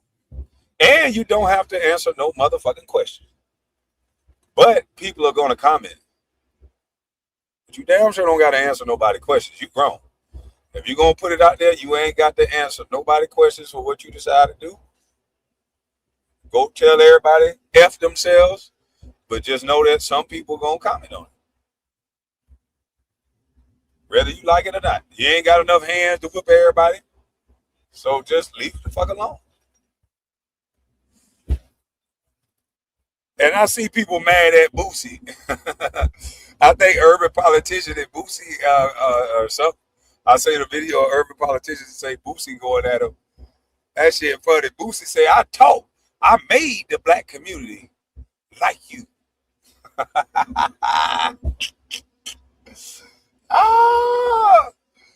Hey, Boosie say, Vlad, I'm the one.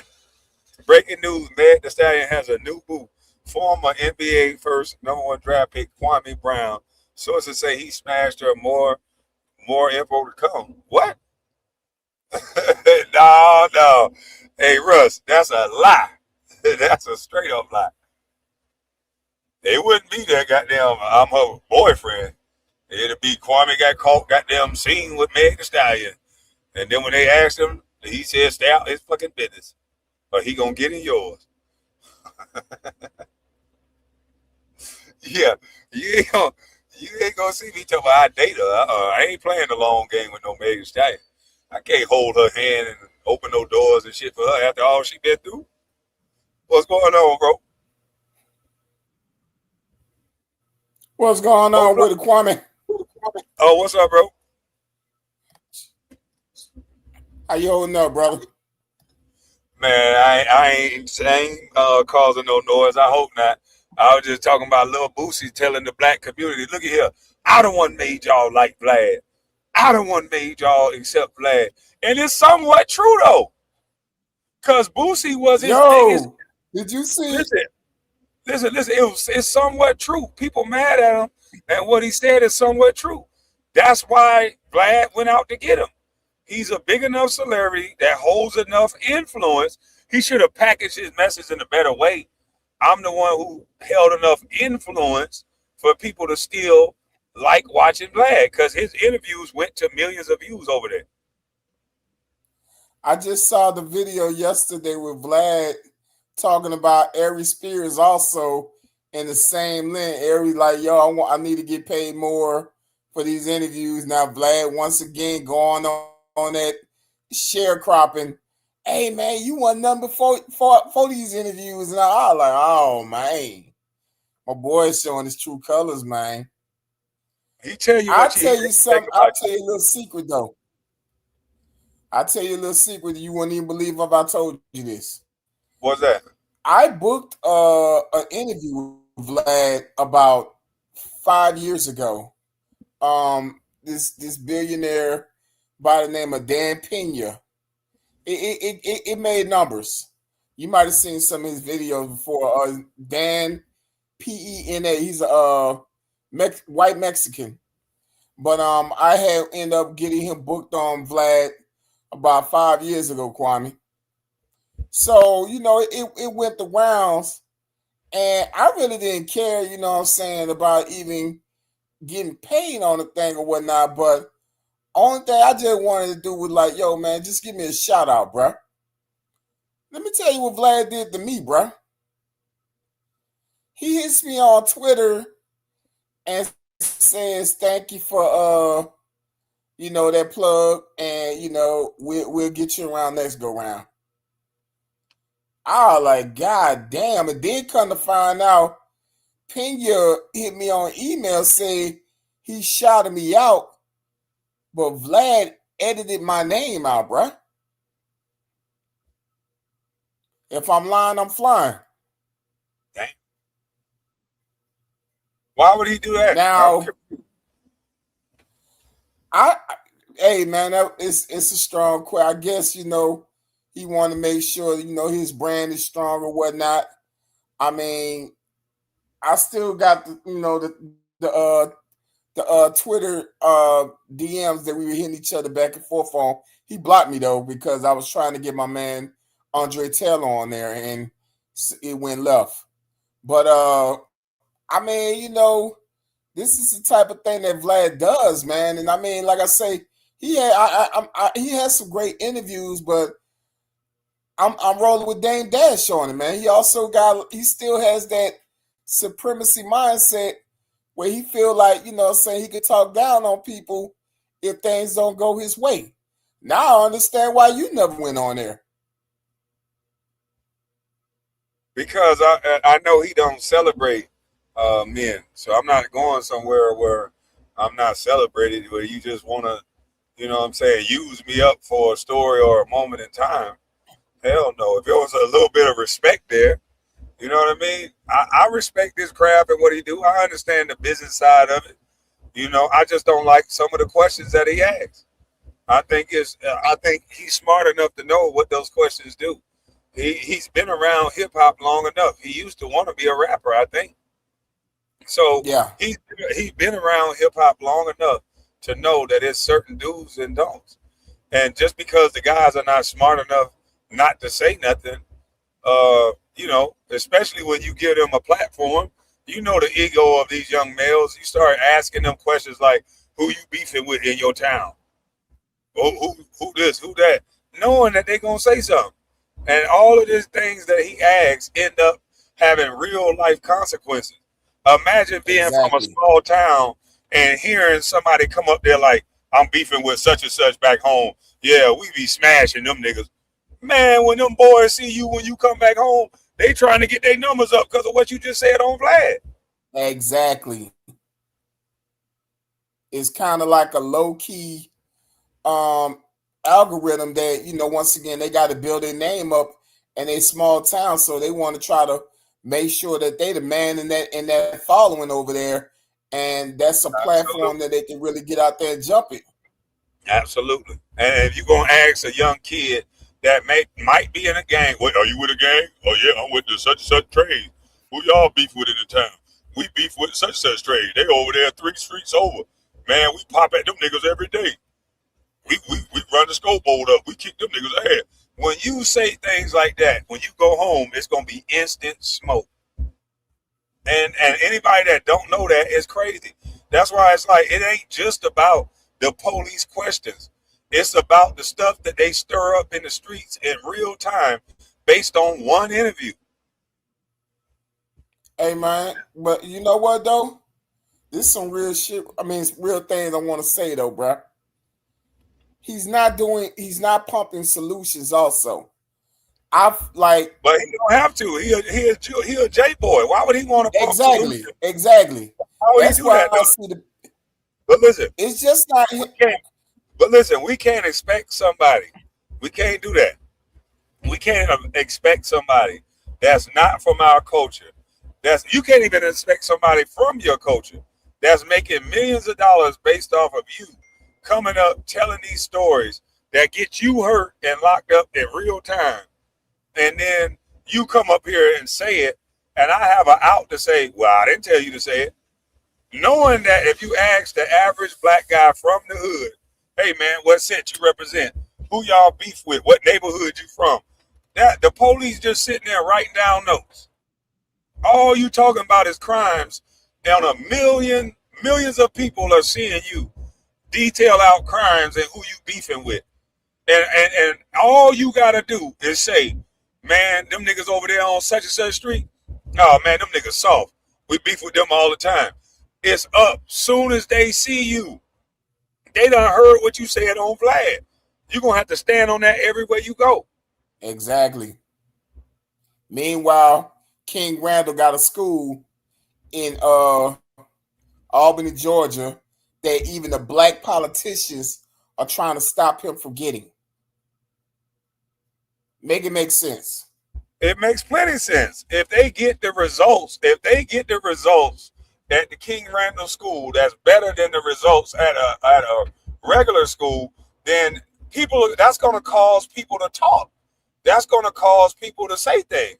That's going to cause people to ask, why does this person have a job and why does that person have a job? So it ain't good to do good in the hood, because now when you improve the performance, especially when he's not up under your umbrella, and you get young black males especially to do better, and they're not filling up these prisons, then how are we going to ask the federal government to send a certain amount of money from all the people who are doing bad? Because based on you doing bad, they can ask the federal government for funding. And see, these politicians, he's going to make them look bad. They're not going for that shit. And this is what irks me, Kwame, because for the years that I've been doing bookings, man, like I booked 3 people on the Breakfast Club, man. I had Dr. Carhart on there, I had Wall Street Trap on there, and I had the sister who doing truck driver, Casey Cooper, on there. I reached out to the producers so many times, like, yo, man, can we get King Randall on there? Can I get Rizza Islam on there? Can I get Maj Touré on there? And it was just like they went on another path with it. And mind you, these are supposed to be black media outlets. And I'm like, here you got young black men that are doing solutions that are serving the community in a right way. And I had to get them on I Never Knew TV all together. And my man Maj said the best thing: our truth reflects your lies. So when I see how Vlad does it, and he pumps that toxic, for profit, and then like when I had to deal with on a personal notice with this man, I do question, like, okay, a lot of things are starting to make sense. Yeah, Boost, pay Boost, what he on? I don't like Ari Spears just like the average person, but hey man, he like, he making a little change on it, pay him what he owe. But nah, Vlad want to be who Vlad is, man. Sharecropper. Hey man, I'm over you. I got supremacy. You beneath me. So I look at that and I'll be like, okay, go ahead and show your true colors now, bro. But Kwame, I wanted to get on that Meg thing and speak to you about that, bro. I really ain't blaming Vlad for everything that go on. I really not. Because my thing is this: I don't blame him for everything, but I do understand what he does. And like I said, we got too many people that don't value working no more. Because if you value working and you was really working in real life, you wouldn't have to be used as a gimmick and as a game to try to sound so dangerous on Vlad TV. Just look at how many people got unalived right after they Vlad TV interview. Exactly. There was a guy out in California named Draco the Ruler. God rest his soul. He did a Vlad TV interview. And then next thing you know, he unalived on a damn stage.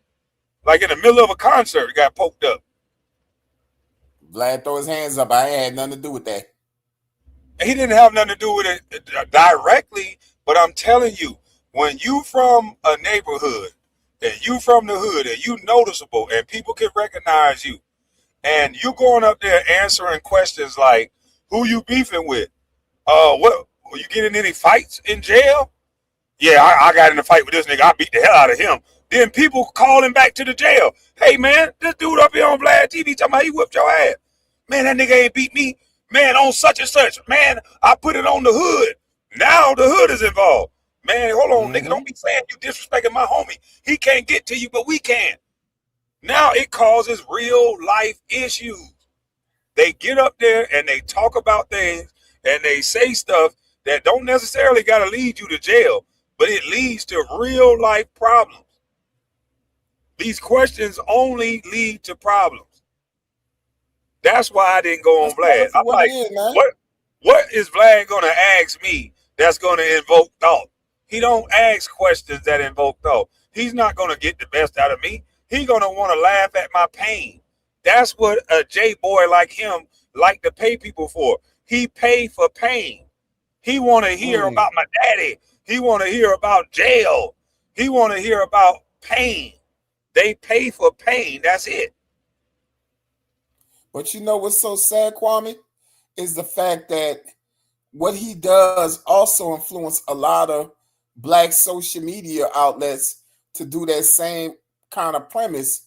And, you know, it's like they'll come with the same process. And I'm like, yo, with y'all, the questions that y'all ask and the what y'all trying to pump up to make us look bad in the eyes of our ops or people that don't look like us, you're going in that same wavelength. That's why, like, you know, man, I don't even watch the media like that. I don't, watch news like that. Bro, I spend most of my time watching Game of Thrones, man. You know what I'm saying? Because it's like, to say the least, man, I guess I outgrew it. You know what I'm saying? And when it gets to the point where you got young cats that are still thriving on that, we have not learned the lesson of what happened during 96 with Pac and Biggie. And it's like history, once again, repeating itself. It's like, bro, man, come on, man. You know for a fact, families are going to be like shattered after this, man. When it go left, don't even try to entertain it and add water to that root. Come with solutions. You still can't even control your own city. You still can't even go and vote in city council to get laws done. You know what I'm saying? Come with solutions other than going down that wavelength of being a social media mandingo fighter. It's a lot of things learned off of Django. You know what I'm saying? Don't go into that pattern and make them feel like you less than what you are when you know you better. I don't think they know they better. How would they know they better? They don't got no daddy around. They probably getting cussed out in every other social circle. How would they know they better? They don't know they better. They don't know they better at all. They don't see like this, brother. They don't see no vision on TV of them better. The version of a better black man to them is a black man that's acting like he in the streets, acting tough with a chain gang record. That's what we promoting to our kids. We don't promote fathers no more. We don't promote men with women. We don't promote none of that. We'll promote women with gay men before we promote a man with a woman. We don't promote that. Look at what they seeing in the cartoons and shit now. Bro. They mad at Cat Williams for what he said. They done turned this shit. They done turned it hateful for opposite opinion. In life, they're supposed to be the yin and the yang. It ain't supposed to just be one way. And if you don't like this way, then I'm just going to label you as something. That's you taking away the opposite opinion. That's you not liking freedom of speech. People should have the freedom to say I like it. People should have the freedom to say I don't like it. You have the freedom to say you don't like it, but it's just you're gonna lose so much from it that you're not gonna say that. So it's sad. It's funny you said this, bro, because I was gonna a couple of days ago I was gonna send you this text of this trailer. I saw this movie last week. I watched, man, almost brought me to tears, called My Father's Shadow. And it's about this Nigerian father spending the last day with his two sons. But it was so richly done, and it came out last year, and I was like, it's funny that they didn't even pump this movie up the same way they did all these other movies. And I'm like, oh, I get it now, man. Y'all don't want to see fathers, you know what I'm saying? But see, that's why. But see, that's why Dame Dash was important. But no, you want to ridicule Dame Dash. You want to laugh at his teeth. You want to make fun of him when he fight the good fight, and he go up there and he's smacking different folks that's disrespecting black folks. When he going up there cussing motherfuckers out for respect. When he going up there for equal treatment. Ain't nobody getting behind this man. They getting behind Jay-Z, the man that'll sell his company to any white man that'll buy it. You ain't getting behind the man that's talking about ownership and talking about, nigga, we run this shit. Y'all don't get behind men like that. You laugh at him when he have a slip up. You pick on him. You don't support him. That man was look at what he did for estate property. I never seen nothing like it. When Dame Dash had control of his shit and he was running the show, the man put his people on. You seen Beanie Single, you seen Ostino, you seen the whole Finesse, and Neek, you seen everybody. They was coming out with project after project. Now what do you see? What do you see now? You don't see none of that shit no more. So the problem is always within. Before we start complaining about what white people not showing of us, they not supposed to show no shit of us. We supposed to have our own, promote our own, and when people get in position to do that, you make sure they don't fall out of fucking position like we do everybody else. Mercedes-Benz has never fell out of position. You know why? Because niggas won't let them fall out of position. Exactly. Ralph Lauren has never fall out of position. You know why? Because niggas won't let them fall out of position. Louis Vuitton, Birkin, they would never fall out of position. Tom Ford, because we not going to let them. But as soon as one of our Negroes get up there, if he ain't as humble enough, if we don't like, we find reasons not to like our people. We find reasons. We got somebody up there. You know what, Kwame? We got somebody up there, then we don't keep them up there, and then next thing you know, we gonna turn around and cry about the way white people depict us. Man, fuck all that. Kwame, look what they did to the track star Noah Lyles last week when he married his beautiful Jamaican wife, and it was a beautiful black wedding. But the number one thing they want to talk about. No, let's not change the subject. Mo-Fly, don't you deflect from this shit, Mo-Fly. Because you it's the point I'm trying to make. No. You was the one talking about how they supposed to depict us, and I'm directly responding to that. I don't think they doing exactly what they supposed to do. They supposed to depict you like a monkey or whatever they want to depict you like, because you are allowing them to do so. And when we get people in position, we don't keep those people in position. We hate on them. We do everything in our power to get those people that's black out of position, because we don't like to see black niggas in position. We pumping a Jay-Z that build companies, crowdfund you niggas, and sell you off to the white man. What's Jay-Z company right now? Oh, let me guess. He don't have one because he sold it to the white man. Every time we get a black man that's trying to build up a company and keep it, we tear them down. Why? Can I jump in here real quick? Yes. How you doing, brother? When Jay-Z, good morning, gentlemen. When Jay-Z dropped Tidal, all I heard was black people saying, I'm not buying that. I got Apple Music. Then when he sold it, oh, he sold out to the white man. But you were saying you wasn't buying it. I mean that's It the goes reality of back. what It goes happens. back to we hate to see black men in position. We hate that shit. Yes, that's what happens. Listen, I see it all the time, Kwame. Like you said, they hate black people in positions. The shit The is worst sad, ones, the man. ones that ain't got no strings Because attached. the only time we want to get together as black folks is to goddamn complain about white people and the treatment. We got to get That's together it. so we can build enough of us up so we don't gotta complain about the fucking treatment. That's what I'm on. I don't understand that shit.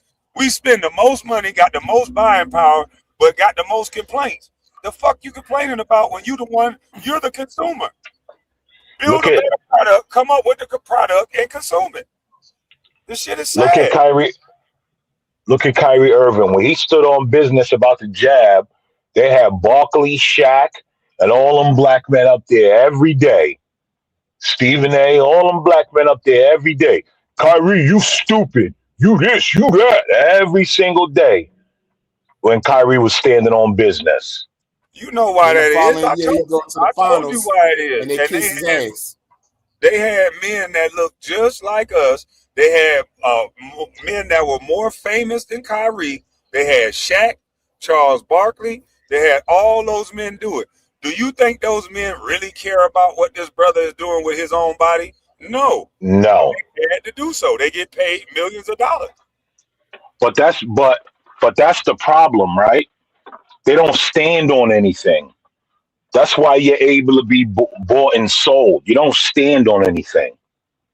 And why do you think most black men sit their ass down and shut up? Because once they realize, damn, this ain't doing nothing for digging a hole for myself.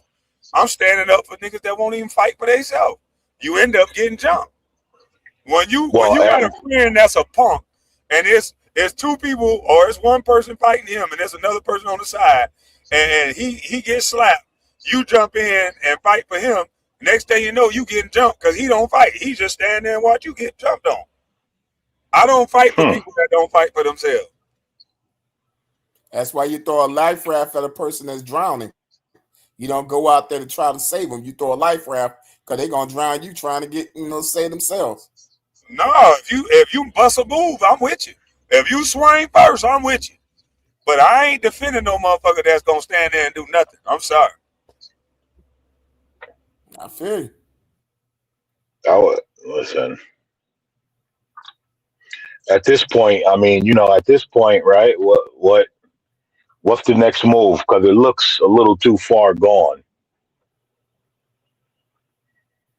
Well, like Kwame say, man, Dame basically gave us a vision of how to, run a business and do it the right way. Like you say, they went out their way to try to, put him on the whipping post. When he went back on the Breakfast Club, they were trying to laugh at him about it.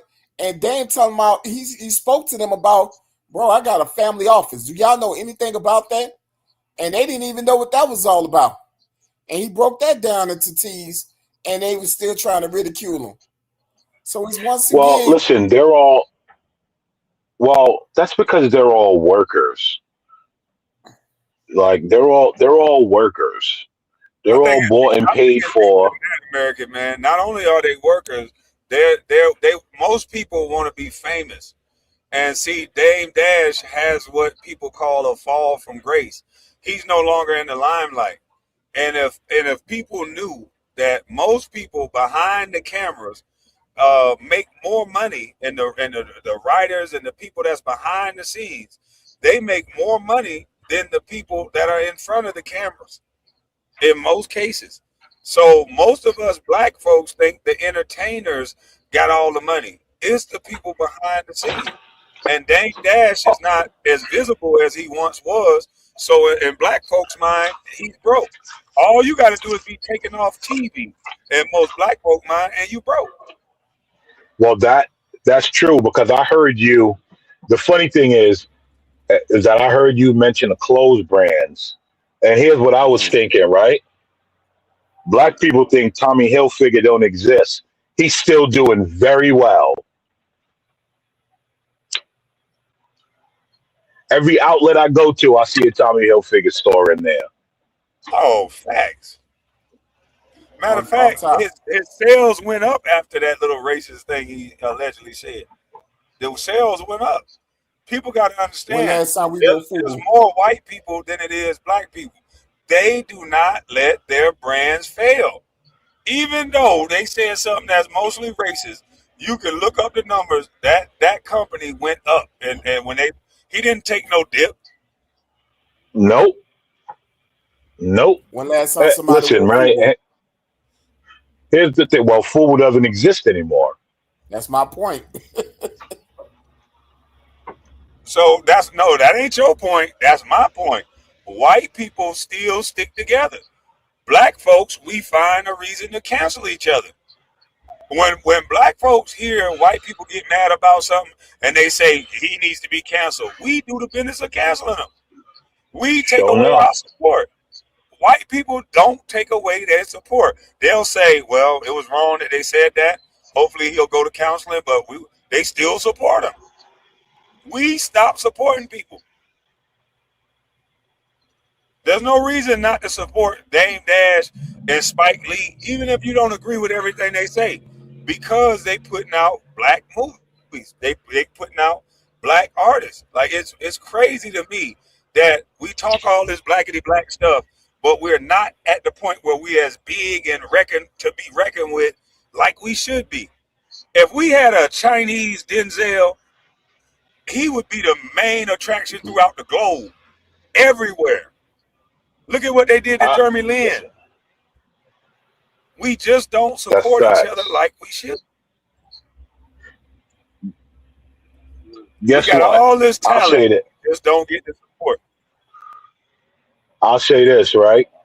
We keep saying the white man, but I'm gonna say this, and I don't even really rock with him, and I know you don't either, Kwame, but Tommy Sotomayor had a rant one time about when the last time you've been marched out to go talk about Christopher Columbus and that history. Whose history are you always marched out to go worship?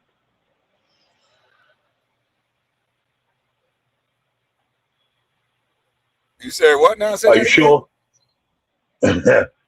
Tommy Sotomayor had a rant. And, he really says things that I agree with. But this one, he was spot on. He said, when the last time you said something about a white man and you was marched out about the history of Christopher Columbus and American history? But you say something about somebody else and you marched out by a wall and you got to kiss it and you got to do all these things. So who really kicking your drawers in your ass? Exactly. I agree. But, allegedly, I think I snapped. Downtown in New York. I saw it on Instagram. The Gotham guy, he was out there. He was like, why the fuck are they getting to burn stuff in the street? And in the middle of the street, bro. It's part of their religion. Bro, no one else would be allowed to do that in New York City. No one else. That's crazy. I saw that. I could not believe it. I said, what in the hell are they doing? It's a bonfire in the city. In the middle of Brooklyn. That insanity. That's crazy. We better shut up talking about this shit before we get canceled. That is. They some bad motherfuckers. We need to stick together like that. But ain't nobody gonna stick together like that because everybody see the small. People are so fractured with money and so destitute for money and never thinking they're gonna make it. That shit, 5-10 bands will make them get off the revolutionary cause. Most motherfuckers, 5-10 bands. Oh man, fuck all that shit they talking about, man. I got 10 bands now. Yeah, you can't tell them nothing no more. Huh? Yeah, you can't tell them nothing no more once they got their money. They don't even know how to set up anything. Shit, that's what I said. I don't want your motherfucking money. We want our stores back. I don't know why Dr. Claude Anderson and all these people didn't fight for the stores back and then get back in black folks' mind that the tea ain't sweeter across town. Because that's the issue. People start thinking the tea was sweeter across town. They act like Black Wall Street was like 20 years and and white people came and burned down. Black Wall Street was only up for not even a full year. And then they built Black Wall Street back. Did y'all know they built it back? Yes. They built it back, but it was too late. Black folks had already drank the white people's sweet Kool-Aid. And they said, we no longer need that Negro Kool-Aid. We with the white people Kool-Aid now. And they still with the white people Kool-Aid. You can build a black strip mall. Hey, listen, we could build a black strip mall right now. And what they going to do in the strip mall? They going to shoot them weapons in that motherfucker? Are they going to respect it and keep it clean? See, we got way bigger issues than the white man. If they build us a town right now and say, this is Blackville, what's going to be going on in Blackville? We're going to be banging each other, girls and wives. That's what we're going to set out to do. And we're going to try to stun on each other. We're going to damn sure find an op or two. And we're going to spin on each other until we can't spend no goddamn more. That's all it like we do now. But guess what? The interview between King Randall and Roland Martin should have told everyone everything I need to know. The interview with Ice Cube and those women sitting around the table should have told y'all everything y'all needed to know. Exactly. Or a cocktail with everything y'all needed to know. It told me that we got a black boule, we got a black go along, get along gang that get paid to keep niggas stupid, like I already knew. When they was vandalizing King Randall School, it wasn't white folk doing it. Yeah. And King Randall better be careful. He better be. I hope it's some black women down there in Albany that say, you know what, we ain't gonna get this brother caught up in no scandals, no nothing. We gonna give him some of this coochie because he a good man, and shit, 3-4 of us, and we ain't gonna say shit. We ain't gonna get him caught up in none of the scandals. We gonna know he gonna get 3-4 of us. He a good dude, and just let him help them goddamn kids, because you know they gonna try to get that boy caught up in something. Yeah. He better not spit on the sidewalk too hard, because you know why? He's going to embarrass. As good as he going to do, if he keeps doing what he's doing, he's going to embarrass the people that's been in place for year after year. That messes up the money that messes up the money that they can bring in that state. He's low key already doing it. To be honest, it's and when you look at his donors and who his donors are, boy, I tell you, boy. It just irks me, man, because it's like I went through so many media outlets trying to get stories on my brother, and it's just like they just turn their noses on King Randall. They supposed to, bro. You know how much money? This is what y'all don't understand, man. Y'all keep thinking that there's a black agenda, a black collective. That's bull stuff. The black agenda is to use black pain and black dysfunction, tell you it's the white man's fault, come up with a program to combat the problem that never somehow come up with real solutions to solve the problem. It just puts a Band-Aid on it because we're going to come up with a worksheet to show you that we got 2 or 3 kids hired at a McDonald's. We got 2 or 3 people in this program, and it's a bunch of bullshit. That program ain't going to do shit. We need to get these goddamn Arabs and all these different people, if I could say that, and these Indians out our damn community. And we need black folks selling us beer and wine. We need black folks cooking us chicken. And we need black folks selling us clothes.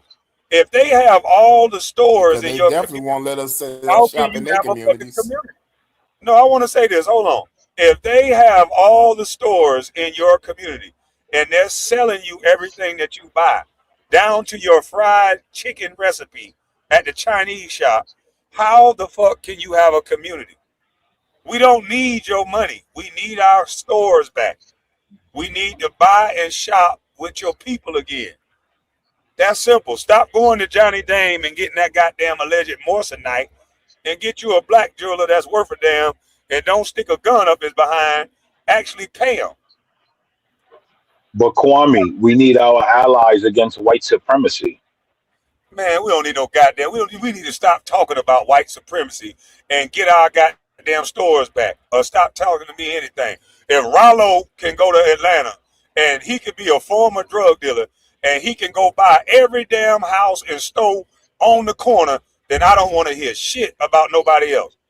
We got all these athletes, we got all these so-called smart bourgeoisie, and we got a goddamn former drug dealer that they don't want to give no acknowledgement to, buying up his whole damn community, building salon suites, drugstore, whatever he's building, it's all his. And until you doing that, don't tell me about no fucking community. Because we don't got one until you got people in your community that look like you, that's servicing you, and doing it with a Kool-Aid smile and being happy about working and being in that environment. Until you doing that, you don't got no damn community. Because right now, black folks don't want to be around black folks. They don't even want to be honest. Black folks don't want to be around black folks. We know we're going to shoot the motherfucking club up. What happened when the first day of Marathon Burgers opening? Pop, pop, pop, Oh, pop, pop. I saw But we that. all, but we all want to pump our black fists, right? That was crazy, man. The man opened up a stove. First day he opened up the stove. Lying around the goddamn corner, shooting in 5 minutes. So even if we open up the black stores in the black community, how are we gonna stop them from shooting around this dumb bitch is the question. How are we gonna stop them from shooting? But when I talk the way I talk, but when I talk the way I talk, Kwame, everybody get mad at me. Man, you know why they get mad at your motherfucking trolling ass. But have they ever called me a liar? I think you funny as shit. I just be dying laughing. When you trigger people with how you go at it or how you go about your conversation, I be dying laughing, boy. Well, I mean, man, listen, though, you know, because people, you're not going to spend money with a boogeyman. You know, the public, when they see something scary or dangerous, or like you just said, a shooting going around, I'm not about to go spend money like that. No, hell no. I got family. You know, Why I got you think? kids.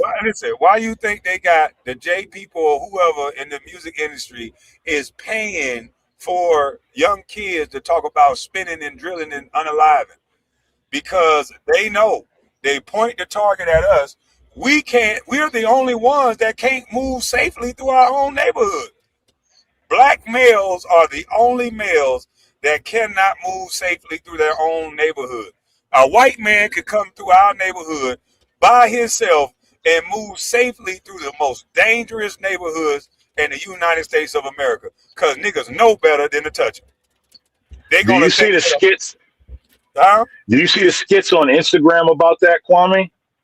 Man, I can't They even do skits on Instagram about that. I can't even watch them no more. Cause they gonna look at a nigga coming through the hood as, hold on, cuz, who you be? The fuck you doing over here? That's what you gonna be met with. A white boy, they gonna put the gun up, start walking away hiding because they don't know if he the police or not. Respect me like you respect them white boys. And if they question them, all they gotta do is sound down and act hip, and they gonna love them again. And that's why when you came to the internet, Kwame, saying respect me like you respect them white boys, I immediately knew what you were saying. There was no discrepancy. I immediately knew what you were saying. And they hate me for that shit. They know what I'm talking about. These niggas be gooned out. They on a job. That's my boat man. Boat man. Boy, boat man treat me good, boy. That boat man. Boat man, boat man. But a black man, oh, this nigga think he know the job. I know the job better than his black ass. Well, I saw that happen. Well, I saw that happen at the plumbing company I worked for in Brooklyn, boy. This one black dude was acting hard, boy. Then I watch him talking to the boss. He got his hands together, bowing. Oh, boss man, thank you, boss man. I said, what? I looked at it and I said, "Are you out of your mind?" After that, I told him, "I'm like, bro, I got no respect for you, bro. You thought that None." nigga gonna start cleaning the man boot, ain't it? Well, I saw it, yo, Kwame. I was so disgusted. I was so disgusted when I saw that. I was like, "Wow, you a coward." And the boss looking at me, looking at him, because the boss know that I don't move like that. Hey, just think You know about what it I though, mean? bro. Imagine coming to a job and a brother just talking to you with respect like that. Imagine how easier your day would go, bro. That's a fact. And I don't even Respect want me you to like do you all respect that the white bowing and all boy. of that. Damn, But this rain see, coming down. Shit. but Kwame, here's the hypocrisy though. Once again, that the former basketball, the basketball player Giddy got caught messing with the underage girl. They got like all the black media outlets got quiet on that, but Kyrie get caught up once again. Child boggling. Is there any way we could find some way to punish him for what he's doing, promoting this documentary and not taking his jab? First of all, Again, it's first of all, enough evidence out, in my opinion, that they're going to do what they're going to do, regardless of whether you keep complaining about it or not. It seems to me that that's what it's designed for them to do. They hire these talking heads for these networks to make sure that they highlight every story about your black ass and then hide behind what? It's in the media. There's a lot of other stories in the media that they don't play. They're playing their role. Why aren't we playing our role? Why aren't we combating it with our own networks? Why aren't we uplifting the people like Dame Dash and the black folks that's in media spaces that's trying to put out a better message for us? Why not? We put them on Charlemagne the God so he can disrespect them and make them look like a jackass every time. That's what we do to each other and black men. Charlemagne the God is supposed to be so good because our culture, because he take a few coins from the white guy, put a few Negroes on, but every time Dame Dash talking that talk, he go disrespect the hell out of him. Charlemagne makes sure he disrespect the fuck out of him. Listen, right? And again, I know how we all feel about Stephen A. Smith, but he veer off and have one minor critique, and what happens? One minor critique that he has, that's right. And here come all the black networks. Oh my God, how dare you? Yeah, and guess what though? Stephen A. gonna get in trouble. And you know what? Stephen A. gonna start, I told y'all, he gonna start talking good about LeBron again, which he's doing, and he gonna start talking bad about Trump. Now, Stephen A. just admitted that he was inside the White House. We're gonna talk about that later. We're gonna talk about that later. We're gonna get to that now. Yeah, I watched that. I watched that video. But this shit. You know what I felt? No, You let's know not what I talk about felt that was one on this one. Let's keep it to this topic. okay. What are All we right. gonna do instead of just saying the white man is depicting our image like this? We can point it out, but what are we gonna do to combat that? Are we gonna start uplifting our brothers that get in those media spaces? Or are we just going, can we get Dame Dash back to the level that he was at? Because you know what this man did when he had the ball? He was pumping out Now you know black music, black everything. Can we get this man back in position so he can goddamn pump this black shit? Or are we going to worry about what his teeth look like? well, I don't think I already know how the game goes, so it's not happening. I hate to be the bearer of bad news.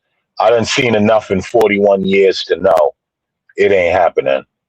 To be honest with you, bro, it's history repeating itself. I remember Arsenio during his time when he had the talk show, it was black folks saying he wasn't black enough. And then when he had Farrakhan on there and they took the show off, now they want to, say he was the blackest thing out there.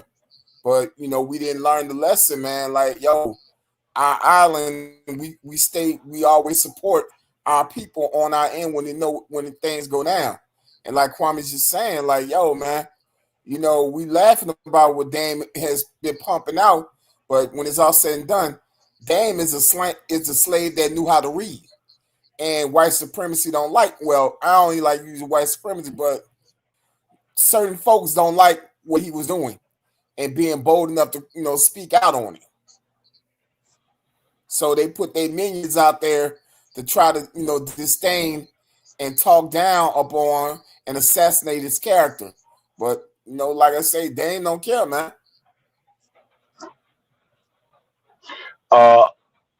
Can we talk about Meg Thee Stallion and what's his name? Oh my God. That's what I was trying to bring up, Kwame. Well, I mean, that was the original. That was one of the original topics. Yeah, Meg Thee Stallion. Yeah, here's the thing, right? So here's the thing that I don't understand. You guys actually thought that was a relationship? Because I always just saw a bust down. I think it was a media PR relationship to help Meg.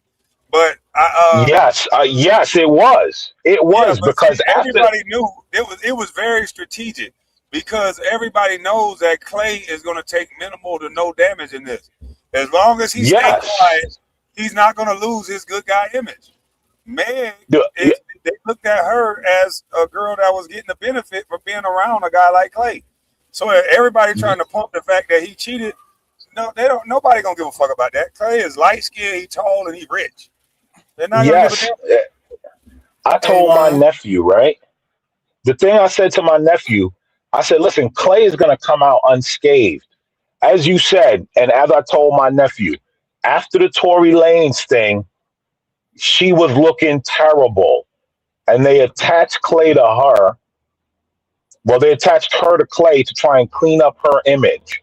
That was never going to work. Look at the caliber of man he is and the caliber of woman she is. The reason why they're crashing out over it is because they were hoping that she was going to be the whore to high value man pipeline. Bro, if y'all it was never going to happen. Just how delusional these Megan fans are with this crash out. They got bras talking about they about to do a cheating campaign because of what happened. I'm like, you don't even know this woman, man. Good, because no, quit hating. Let them do it. That means somebody else getting some free snatch. Let them do it. That means men are still winning. That don't even make sense. I'm gonna go out and give somebody else some free coochie for no reason, and that'll teach us men. No, it ain't. That's just gonna be more of us that know you ain't shit. So let them do it. It's sad, man. They really want this woman to win so bad, but it's just like, yo, y'all don't get just how bad being a hoe is in the path, going down that pathway. You end up being alone. Now, a lot of these girls ain't gonna never be alone. They too fine to be alone. Ain't no coochies going to the junkyard, so they not gonna be alone. That's why some of these girls get away with that. They know they're not gonna be alone. They listen to y'all say that they gonna be alone. I know some girls, I know some ladies that can barely goddamn get up off their ass and walk. They so big, but they got a man up in the house. Now the caliber of man might not be worth a damn, and he using her, but she got one up in there. But they not gonna be alone. They gonna get somebody. They might not get the person they want, but they're going to get somebody. Yeah, if you notice, they all end up paying, though. Facts. One way or another, they all end up paying. Society is starting to treat these women that work hard and act like men and turn into career women like men. Society is starting to treat them like men. They're having to pay alimony like a man. They're losing their homes like a man. They crying about paying a man, trying to shame a man. Bitch ass nigga, you trying to take my money. You knew he was a bitch ass nigga when you married him. You married him because he was a bitch ass nigga. But hold on. That to me sounds like the equality that they've been pumping a fist for. Well, it sounds like the accountability though that they don't want. There you go. Well, that too. But they're getting the equality, right? That was the whole thing. I want to be equal. Yeah, when men was crying about the same thing, they said, stop Everything they crying, come in. choose better. Stop crying and choose better. Well, hey, same go for you. I was trying to run into Halle Berry before she lose all that movie money, because she keep giving all these white boys all that money. Boy, look at that shit crazy. These white boys Halle get got a black thousands boy of dollars. now. Well, I heard you say in your pre-record yesterday, Kwame, that you know gonna be in Megan's DMs. Yeah, I thought about it, but after I heard what Whack 100, after I heard what Whack 100 said, I said, oh no. He said, Hey, goddamn, Kwame. Meg, the type that'll drink Hennessy and be in the corner giving fellatio. Now, I would like to catch her on one of those nights in the club just handing out free fellatio, but I don't, I don't want nothing else after that. What about Nia Long, Allegedly, Kwame? that's what Whack 100 said. Huh? What about Nia Long, though? You said what now? What about Nia Nia Long? Long DMs? No, man, I'm not getting those DMs. No, I'm not a YN. She want a YN. I'm old already. Yeah, Nia Long want a YN. I'm not no YN. But yeah, man, I can't get in Meg DMs, man. She gon' Thought about it. Yeah, man. Megan belong to the game now, man. But you have a Now. delusion. I can't be around a delusional 304. The delusional shit. I can't do it. Nigga, hey, I'm with Pearline. That's all I want. Just give me my Pearline from Sinners.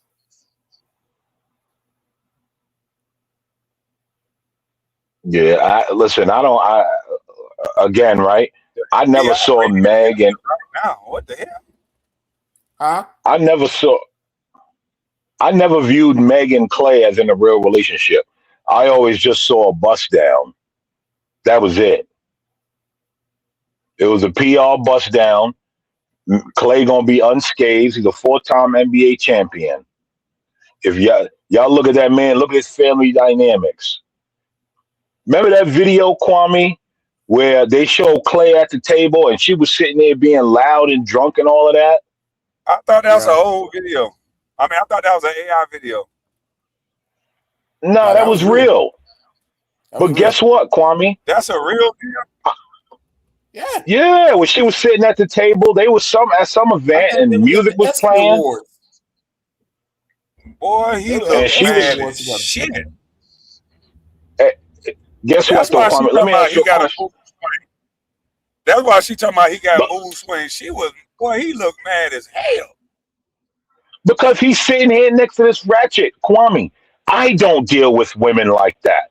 If I was sitting next to a woman like that, we're done for. Now imagine Klay. She don't know how to act when she get drunk, man. She don't know how to act, period. She's never been taught coof. That's not what she's been taught. And then she's been given money to go out and be a weirdo. I believe she try hard when she's sober to give her best version of what she think couth is, but when she drunk, it go all bad for her, I believe. They go all bad.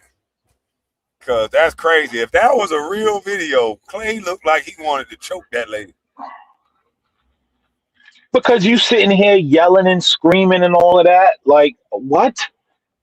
As I said, I don't hang around women like that. Do you hang around women like that, Kwame? You like your women like that? No. There it goes. I like women that if you gonna be like that in the backyard with your homegirl. I'm not saying you can't be loud, but there's a time and place for everything.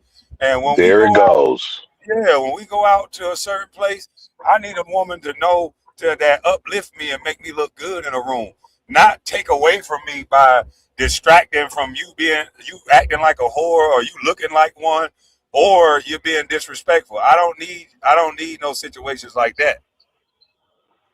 And I think a lot of these women, they try to so hard to compete with men or to be on the same level that they do certain things like that. Yeah, for no reason. That's crazy. Well, it's But not, look, it's not for no reason because just think about it.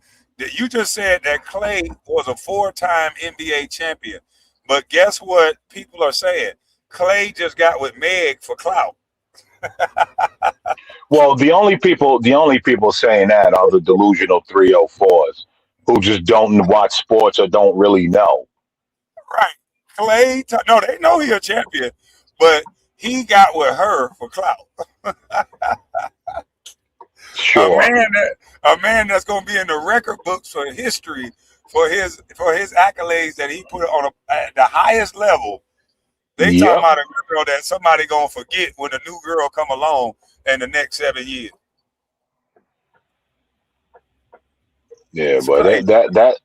that's insane. But people are delusional. They want to believe that Meg Thee Stallion is that important. Well, I mean, she is important right now. She still got them hips. She still got that body.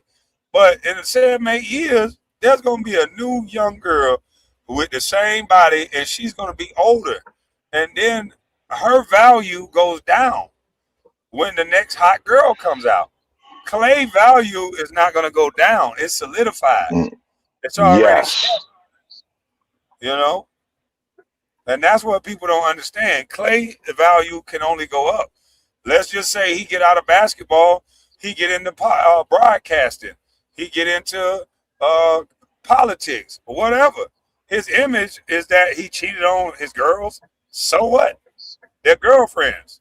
Most people don't even look at that as a real thing until you're married. Yes, and that's what I was about to say. The reason why men are not going to care about it because we know Megan was a bust down. Right. Most women know that too. Like you said, the only people that are really mad is the 304s because right now, Meg Thee Stallion, Cardi B, all these women sell hope. They selling hope to the 304s. They hope that they get chose just like them 304s got chose. They hope. They selling hope. If Meg did it, But girl, get, I can go out here and bust it down all summer, every summer, and I'm gonna get me one too, bitch. I'm and gonna that jump out here and get yo, me one of those Russells. and that's the reason why I said they're really crashing out because to them, Meg represented the 304 to high value light Yeah. skinned man pipeline. Boy, if she would have married that And light skinned man and had a light skinned baby, every 304 would have thought they made it, boy. I'm telling you. yeah, they would have. They would have. Light skinned, tall. And they already seeing old girl Gorilla with Brandon Ingram. They like, oh shit, girl, we on. We gonna start getting these ball players. They done with the And rap. Well, that they ain't never gonna be done with the rappers. But they put the rappers down for a second because that rap money slowed up. So the girls done and, put that beacon call out. Girl, these basketball players, they might be lame, girl, but some of them act like rappers. Let's just go ahead and get them, girl. Their money is solidified, girl. I'm telling you. That's all this shit is. That rap I money mean, slowed up. I mean, do you expect Brandon Ingram and Glorilla to last? Come on. Hell to the Like, no. that's another bust Unless down. Gorilla stay. I can see them lasting if she just keep it real and be like, look here, man. You the best nigga I done ever been with. All the rest of these niggas done cheated on me and all that. And I ain't done took trips like this. Look,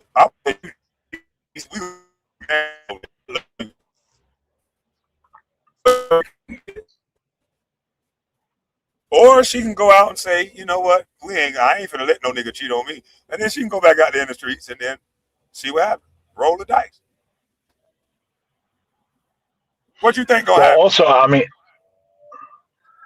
think it'll end, but also, I don't know. Here's the thing: does Glorilla have the history of being buffed down like Megan? Because she may I not don't have know. that history, right?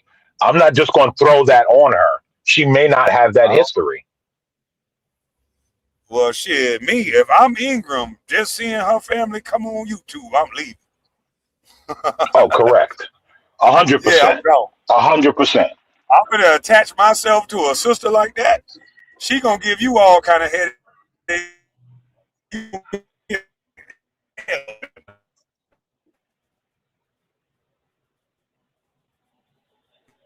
Yeah, and that's the thing. A lot of it. I'm straight. Well, that's the thing, right? A lot of it depend on the type of family you come from, right? Like, if you come from a fairly decent family, you're generally not going to attach yourself to a ratchet, completely impoverished family. Like, it's just not going to happen. Generally, people marry within their economic class.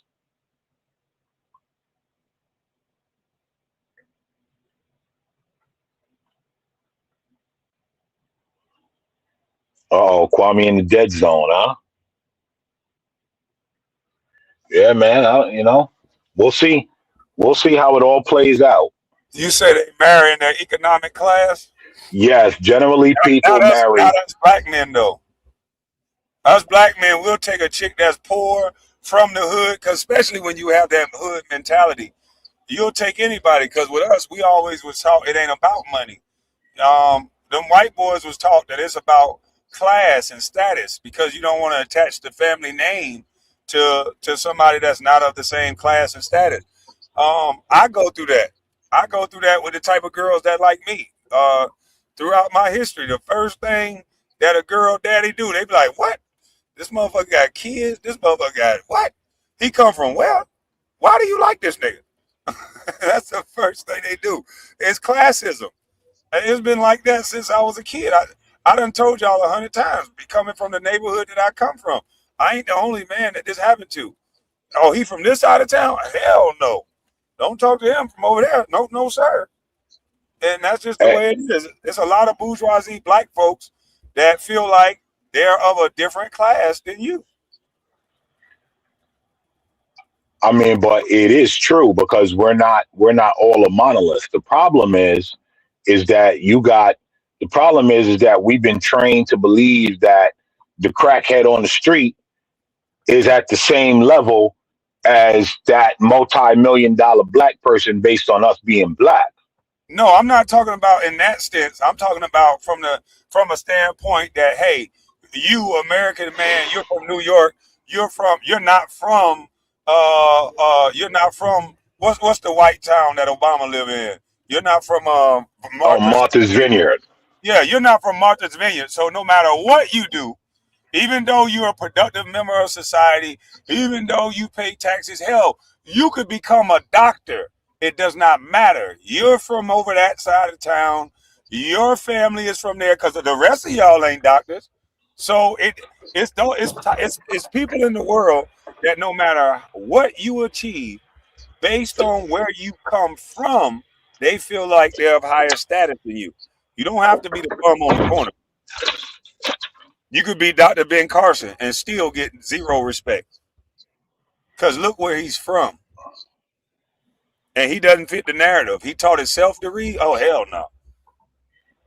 That's true. That's true. And it's ironic you say that, because I go through that with my cousin. Because the zip code he came from, the zip code I came from, he somehow think he better. And he get mad when he see me rolling through and certain things and this and that and blah, blah, blah. Nigga be a little tight. I'm telling you, that's the way it go, bro. What's up, Terry? Hey, first off, Glorilla, I think of all the female rappers, she might be the most redeemed, because like everybody else who did the cheat code win with the BBL, and she went in the gym, and she real. I mean, I follow her just. I don't know about that, brother. I don't know if she just went in the gym. I think she had. But hey, she hit that gym hard though. Now, if she did a little something. That's cool. Yeah, but I'm saying she hit that gym hard. What's up? Yeah, no, she definitely hit the gym. But I think she had a little enhancement. Not that it matters, but I think she had a little enhancement. So I'm gonna drop something. Oh, hold on. Let me go get this link again. I'm gonna drop something real quick, man. I went over last night. It goes on with the situation. Hold up, real quick. Okay. Well, here's the thing, right? A little enhancement, that's not too bad. I can live with that. Right. When you go and get that ridiculous BBL and your lips look ridiculous and all of that, like you just look ridiculous. Okay, what if they do Like their that? cheeks in? What if they do their cheeks? No, but I listen. Like, no, that's almost. You didn't It know. almost sound like that was worse. She's like, no. Nah, but Well, listen, right? I don't yeah. listen. I don't date women that wear weaves, so I'm a different breed. If you don't Oh, got they your hate you. natural They hate hair, you right now. They hate you. if you don't got your natural hair, I'm not fucking with you. I'm not dealing with no hair hat dragging the ground, and everybody know it ain't Oh yours, my and you goodness. Let got me ask Sea you this. Biscuit's hair on your How head. many women have you said this in front of, brother? Man, you American man tripping, man. Shit. That's Hey. what I want to Why? ask. How many Why? women? So, You said listen, this I in say front of it a in lot of front women? of. Yes, I say this in front of women. You're not gonna What? make me listen. Listen. You are not going to make me not have standards while you demand the highest standards of me. So you said this in front of women in real life, though. Yes, I'm not Okay, so afraid. let me ask you this. No offense. How many times have they told you hate your mama? Oh shit. No, I'm Brother, asking. none of that. Because I know you're going to hear that shit. Brother, none of that. Kwame, here's the thing. None of that affects me, Hey, right? But have you Because heard that? just hey, y'all, I got leave. I left something in the well, back check. I left well, something in to the back be check. Yeah, I honest, got this. that's more of an online thing. They just sort of get an attitude and then just move on about their business or like try to defend it. It's a protective hairstyle. You know what I mean? But all that Because you I hate know your the mama stuff. shame. Yeah, that they're going to ridicule you and shame you when you have a position like that, bro. Yeah, I mean that's cool, but you're not going to shame me into taking less while you demand more. Okay. Right? That's the So thing. why do you feel so strongly about the hair? Because I think we need to teach black women to love their natural hair. Why do you need Seabiscuit's hair on your head when hair grows on your head? Right? Stop Oh frying Lord. it, dyeing it, and buying it, and you'll be fine. Black women This need to nigga love their natural hair. If this nigga if me says saying black women need to love their natural hair is hate for my mother, then I'll accept it. this motherfucker says sea biscuit. This nigga crazy. Hey man, hold on. Taryn want me to share this. And I meant no disrespect when I was asking how many times you heard you hate your mother, because Oh I no, I'm know, not. Come on, Kwame. Come on. I'm not. right? I'm not I know feeling you. no way. Shame and insults and ridicule is one of the tactics that people use because you say things that make people uncomfortable. Especially, I know that would make women uncomfortable. You saying that, so because I've heard men like you say that in real life, and boy, I just be like, oh shit, you done messed up, buddy. Especially if you But say my that in whole front thing. of black women. But my whole thing is this: why is saying love your natural hair a problem? And it must mean that I I don't have an know. internal hatred. Listen, I don't know why it's a problem, but it's a fucking problem. I know that. That's all I'm saying. Hey, Well, Terry, that's talking about see why I diabolical. left. Terry, talking about see why I left. Hey, Terry, I ain't trying to get you in this. That's why I just asked a follow-up question, because I wanted to know. You said this in real life in front of black women? Cause boy, Listen, that's the reason why. That's the reason why I don't. I don't really subscribe to the term black, because I realize that term is just mostly for the subjugation of so-called black men. Right? oh If you don't accept all our bad behavior and everything we do, and if you don't make all the money and give it to me, you hate your mama. Excuse me? your ass crazy. Oh, let me see what Terry sent me. Hold on, it's only 13 seconds. The last time the Alien Enemies Act was invoked, it was used to detain and deport German, Japanese, Italian immigrants during World War XI. The last time. What the What? fuck? What? World What War the? XI. Wait a minute. Was this a mistake? Terry, this a real thing, or you sent me a damn AI clip? Man, this an AI clip, man. Yeah, bro, that better be Hell, AI. this is an AI. Ain't nowhere in the hell this lady said World War XI. Come on now, Terry. Ain't no such thing. It ain't been goddamn World War IV. Why the hell we get all the way through 11? Wonder. Come on, man. This AI, man. Let's play it again. Let's see if we can find the glitch. Time the Alien Enemies Act was invoked, it was used to detain and deport German, Japanese, Italian immigrants during World War XI. She reading off a paper. No way she. This is a, listen, bro. Did she write down World War XI? There's no way. Yo, this is an AI video, man. They made her say 11. Somebody got their ass good. Yeah, man. This AI. Because she wrote this shit down. There's no way she can say World War XI. I don't know. She could be thinking about the wars in her country. Oh, so you say it was Roman numerals, so she said World War XI? No, her country's always at war. So if we're counting wars between war and peace, she's probably thinking, you know, we're up to 11 now. They saying she don't know how to read the Roman numerals that she did. They did the like it looked like that. So she said World War XI instead of when it's World War II. Okay. Damn, Diabolical, bro. You can't even write a speech. Goodness. And you can't even write the speech for her. God, dog. Oh my goodness. Did she even go over the speech? Oh, this nigga riding down the sideline. Now y'all see why I be cursing. This motherfucker rolled up. All right, Kwame, I'm gonna jump out, man. I gotta go to work. All right, bro. All right. Get a job? What a loser.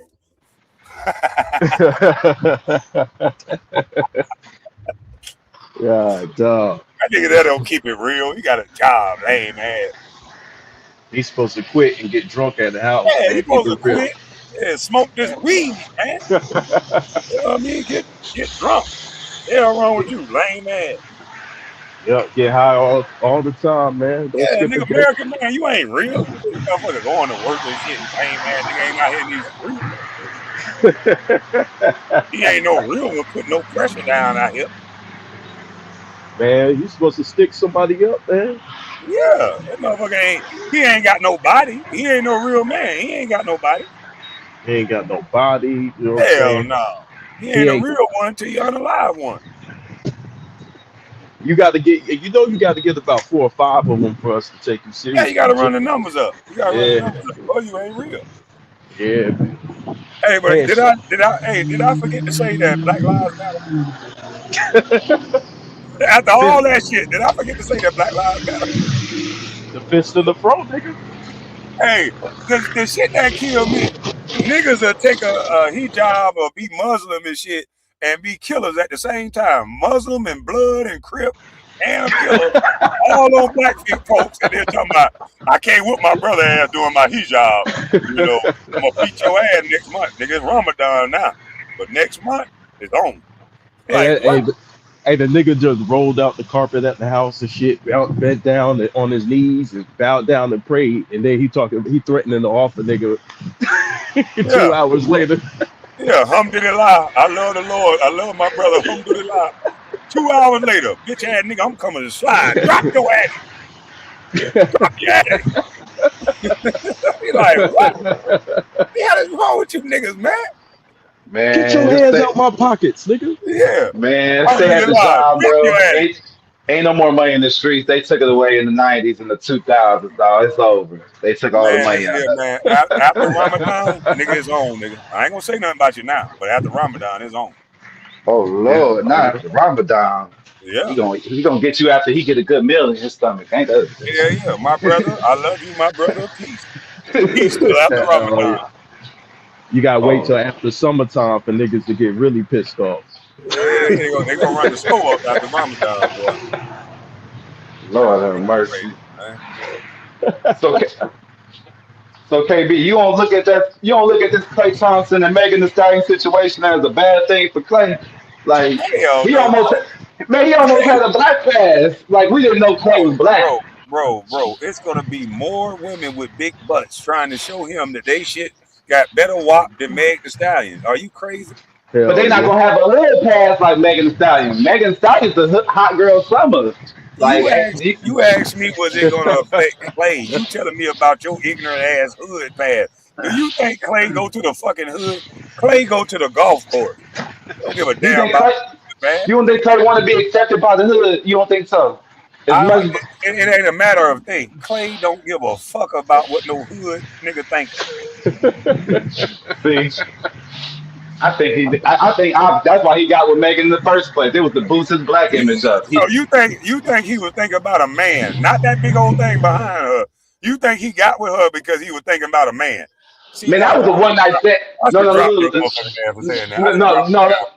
no. Hear me out, though. Hear me out. I'm not saying it for a man, but it's just for black. No. I should drop this nigga for a couple seconds for saying that dumb ass shit. This man Klay wasn't thinking about that big old booty. You think he was thinking about a hood nigga instead of that big old rump roast that girl got behind her. He was looking at the overall picture. Like, if I get with Megan, I can get with Cardi B. I gotta put your big head ass on mute for a second. An overall picture. Did you see how big her ass is? He looking at the overall picture, mother trucker, and it don't got no Negroes in it. You young boys always want to add Negroes to your mix. Then you miss your dog ass nigga. Hey, it's like a team project. Hey, 1, 2, 3, 4, 5, Meg. Man, some of these niggas will be high-fiving and clapping their homeboy hand while they hitting their girl from the back. That's what these niggas don't want to leave their homeboys for nothing. This shit crazy. It's not about that, KB. Damn, I miss my dog ass niggas, man. Clay want to be featured on the Shade Room post. He want to be featured on that. He want to be featured in the black outlets of the media. He want to be featured there. That man got 140 million. Give a fuck about no black outlet, nigga. And he light skinned. See, that's why he already have an identity crisis. He don't know what side to be on. He looking like that kid over here. I would have had an identity crisis behind all that too. Oh Lord, this is what you don't understand. Klay can get a blonde head, blue-eyed white girl, and nobody get mad at him because he mixed. Klay can go get a goddamn Spanish girl, nobody get mad at him because he mixed. Klay can get the dark-skinned girl from the hood, and no black girl's gonna get mad at him because he light-skinned and he rich and he tall. But if it was me and I did Meg the Stallion like that, they'll cancel my black ass right now. What? You could be cool, KB. You can be cool. You just gotta go to another black girl. You can't go to another Spanish girl. They not gonna support me no more. If I would have did that to Meg the Stallion. What? You would have left Megan with the Cardi B. Everybody would support you. We was like, yeah, KB. Cardi B. What the fuck? Yeah, you gotta leave one WAP to go to another WAP. Something wrong with you, boy. You gotta go. Man, you ain't seen her on stage. I know you want to go one time. This one time to figure out why everybody's coming over here trying to at least wipe her up. No, I ain't trying to figure that out. Well, see, we got different expirations. We got different. Yeah, I ain't trying to figure it out. Sure ain't. Yeah, we got different expectations. Yeah, I'm over here trying. I ain't trying to figure it out. Nope. You don't want none of the hot girls. You don't want no sexy reds. You don't want to. You ain't trying to spice it up after you get with man. You gotta spice it up after that. You gotta go up. You gotta go up. You gotta go up. You gotta go up. You gotta keep going more ratchet, more ratchet. And going up, getting who is going up. You gotta get Cardi after Meg. After getting Meg, you gotta go to Cardi. That's how it goes. Or you gotta hit Ari. 1 or 2. Hey, you know what Klay probably realized? He probably realized, like, yo, I can't take this motherfucker nowhere. Like, because I remember I was the hood chick, and I tried, bro. She was disrespectful as hell to everybody, to the bartender. That's what it is. Just think about it. And this is where Kyrie ain't listening. Klay Thompson don't give a fuck about nothing with that hood shit. He can adapt and go to the hood and be quiet when he needs to be quiet. She can't adapt to the places that he take her to. If that was a real video, did you see the disgust on his face while she was sitting there making like that was the face of disgust. That was the total. He could have molded her. He could mold her. He was looking at her like, I think he ain't got no time for all that. That man trying to get about his career. He ain't got no time to mold no grown ass woman. Hey, that nigga be at the table with a silver spoon and shit, and she smacking on gum like real loud and shit. Right.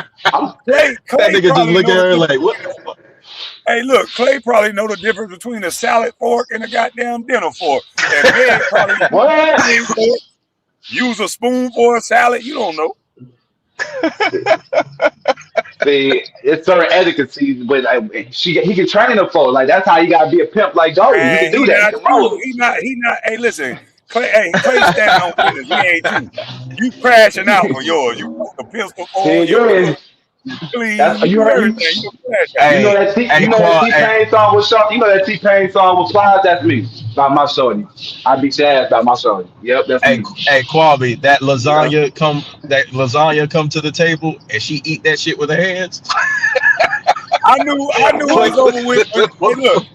Hey, look, I knew it was over with when she brought that nigga some spaghetti on a styrofoam plate. I said, yeah, this is over. He ate it though. That nigga was chomping on that thing with some hot sauce on it. That nigga wasn't tripping on the video. I He knew Yeah, it was was Clay eating over. was like Clay was capping. Clay was capping. He Clay tried to make it was seem like scrubbing. Clay was clapping. He was clapping. That's what he was doing. no, Cause I knew that What? shit was over. I said, she brought this boy. She brought this man. Just imagine now, me as a young man. It ain't even have nothing to do with no money. I was messing with older women. So them older women, they bringing you food on a plate. They serving you because they were taught that when they was little. So you getting with Meg the Stallion, a woman that really don't know how to serve a man. She just playing. She playing for the internet. So she don't even know how to get a napkin in the right fork, the motherfucking tray right. She getting us. I don't want no food off no styrofoam plate that's gonna melt into my shit. That's stupid. What? You KB, you Man, from Georgia. I know you ate some food off the side for you lying. You know you man, gonna eat that food. bro, it ain't no styrofoam in my house, bro. What? See, he done got bougie now. He done changed. I know back when he was 15, 17, he ate some food out that styrofoam. Y'all I keep know acting he like did. change is a bad thing. Why the hell would y'all want to stay the same? That's stupid. I ain't never changed. Nigga. I'm still the same way when I was 13, my nigga. I'm consistent, nigga. He's not I'm consistent. real with it. I never changed, nigga, from 15 to now. And I'm I'm 50. just saying. I'm saying that if the food is good, you don't care what play is on. You gonna grub that thing depending on how hungry you are. You know what I mean? You gonna Do eat. you know how crazy you sound right now? So you'll put grits in a styrofoam plate too, ain't If I got to eat it, goddamn it, shit, it's how hungry I am. I want you to go put some hot grits on a styrofoam plate and watch what happens. Oh, it's gonna melt. I know. I'm gonna get that. I'm a double cup. Don't worry. I got this. I know. I've been prepared. I eat cereal out the cup. I did this. I'm a hood baby. I know how to do Nah, this. see, that's the thing. A motherfucker tried to get my daughter some styrofoam, gave her a hot ass hot dog on a styrofoam plate, and then the damn hot dog started melting into the plate. My daughter trying to roll it around to cool it off. Man, don't you ever eat off no damn styrofoam plate. What? What the styrofoam with the red cups? When has that ever been a bad thing for black people? Like we all, that's the barbecue special. Like we got the red cups Yeah, and the styrofoam yeah, plates. yeah. My grandma used to put butter on burns too. When you know better, you do better. Hey, that butter on the buns was good though, KB. You can't even slide, dog. You know that was smacking. No, I'm talking about when you burn yourself. Oh yeah, yeah. No, no. When you burn yourself, grandma used to come in there with that cold stick of butter. And while that shit oh, was cold, you was all good. oh, bro, when But you when burn that yourself butter with the heat up, iron, oh, I know what you're talking about. Yeah, I boy, know. your ass Yeah. be sizzling with that when that butter heat up. Bro, that's like That's they why put you this. use ice. You put ice on burn. Yeah, You I let it never heat up. understood. Yeah, I never understood why they put butter on that damn hot womb. I never understood that as a Well, kid. Like, I understand why they put butter on it because it's something that's cold. But a burn is going to warm up the butter and it's going to burn. It's going to start sizzling. And I remember as a child, I had a little bubble on my arm, and they went and got a cold stick of butter, and then that butter got hot as a motherfucker because the pack. My mama got mad. Why ain't nobody tell you to open the pack? But what happened was the burn was so hot, the damn butter got melted, and it came through the little pack. It came through there, and that shit got in that goddamn burn, and that shit went to sizzling, boy. well, I know you was feeling on 400 degrees, but you Hell know, boy. yeah. So for when if you burn yourself, you don't go listen to what grandma them did. Go get some ice and pack it with ice until you get call the doctor or get to the doctor. You don't put butter on it. So you know better, you do better. You upgrading. You ain't doing the styrofoam plates no more. No more red cups for KB. It's just Damn right. And so and Jeff say use mustard. It neutralizes the burn. See, I don't know that. I never use mustard. I don't know. I use ice. I've only used. Yeah, I never do that. Y'all better than me. I put the aloe vera gel, but y'all, I never thought like having food on the like styrofoam plate was a bad thing. I've always thought my girl bring me my food out to me was just a great idea. But see, ain't Boy, if you do that shit nobody around ever them told rich you that folks, different though. Ain't nobody ever tell you that styrofoam was bad. You just went with it because mama them was doing it. Yeah, never thought man. of that. Hey, nigga, if you bring out a styrofoam cup in front of them rich folks, bro, they gonna look at you like you're a fucking alien, nigga. Hey, just imagine where Klay come from. Klay daddy been in the league. Mama probably a classy woman. Klay probably been eating off plates with gold trim on the motherfucker. Then he get with Meg. He got to eat off a styrofoam plate with ghetto ass. Oh yeah. That's what I'm saying. He was getting his hood. He was getting his hood pass right there. Like, oh, he eating the catfish with the hot sauce off the plate. Yeah. On styrofoam. He was Hey, looking look, hey, Klay done fell so far from grace. Klay mama had him eating all plates with gold trim. She bragging on that shit. Hey, and then he go to Meg. Yeah. He bring that nigga peanut butter sandwiches, styrofoam plates, hot dog. What the fuck? His mama probably passed the fuck out. Yeah. His mom was looking like, what the fuck is that, son? She don't even know to get you a real plate. Hey, hey, Kwame, people moms. Hey, you know, niggas' moms be protective too. They already know when another woman come in his life, they be real protective. Well, I know his mama was going off. I raised you better than this, Klay.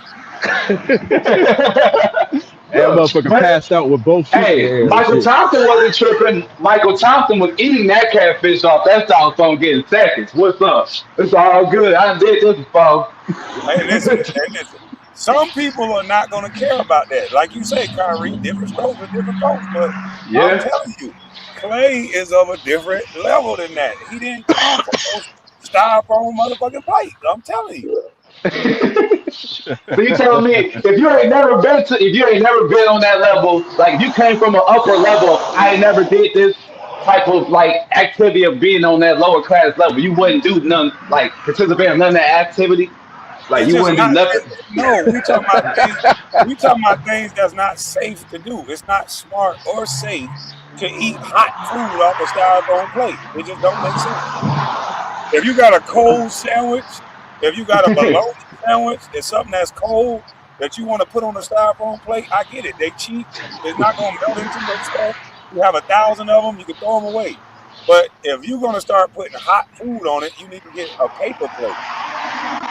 Hey, Kyrie on some shit where he eat at an expensive restaurant and he take the SpaghettiOs can and digging it with a spoon and shit. Well, I take the Tupperware home with me. What you talking about? This board look too good. I'm taking it home with me. Man, y'all need this night. This thing is good. Fuck this. It's going home with me. I'm that ghetto guy. I ain't gonna hold y'all. Like for me, I looked at Klay like, man, he was doing the good thing being with Meg.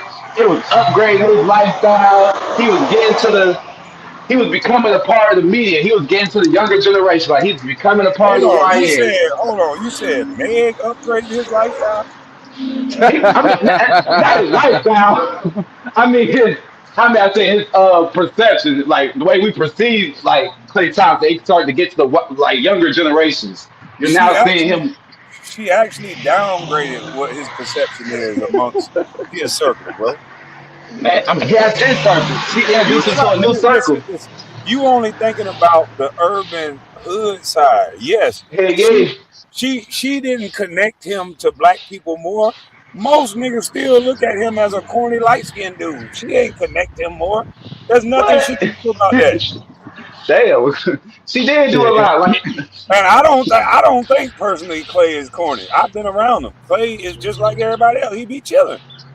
He just so happened to be light skinned and just so happened to grow up nicer than most. Hell, they probably talk about. He's not a corny dude. I don't know why people say that.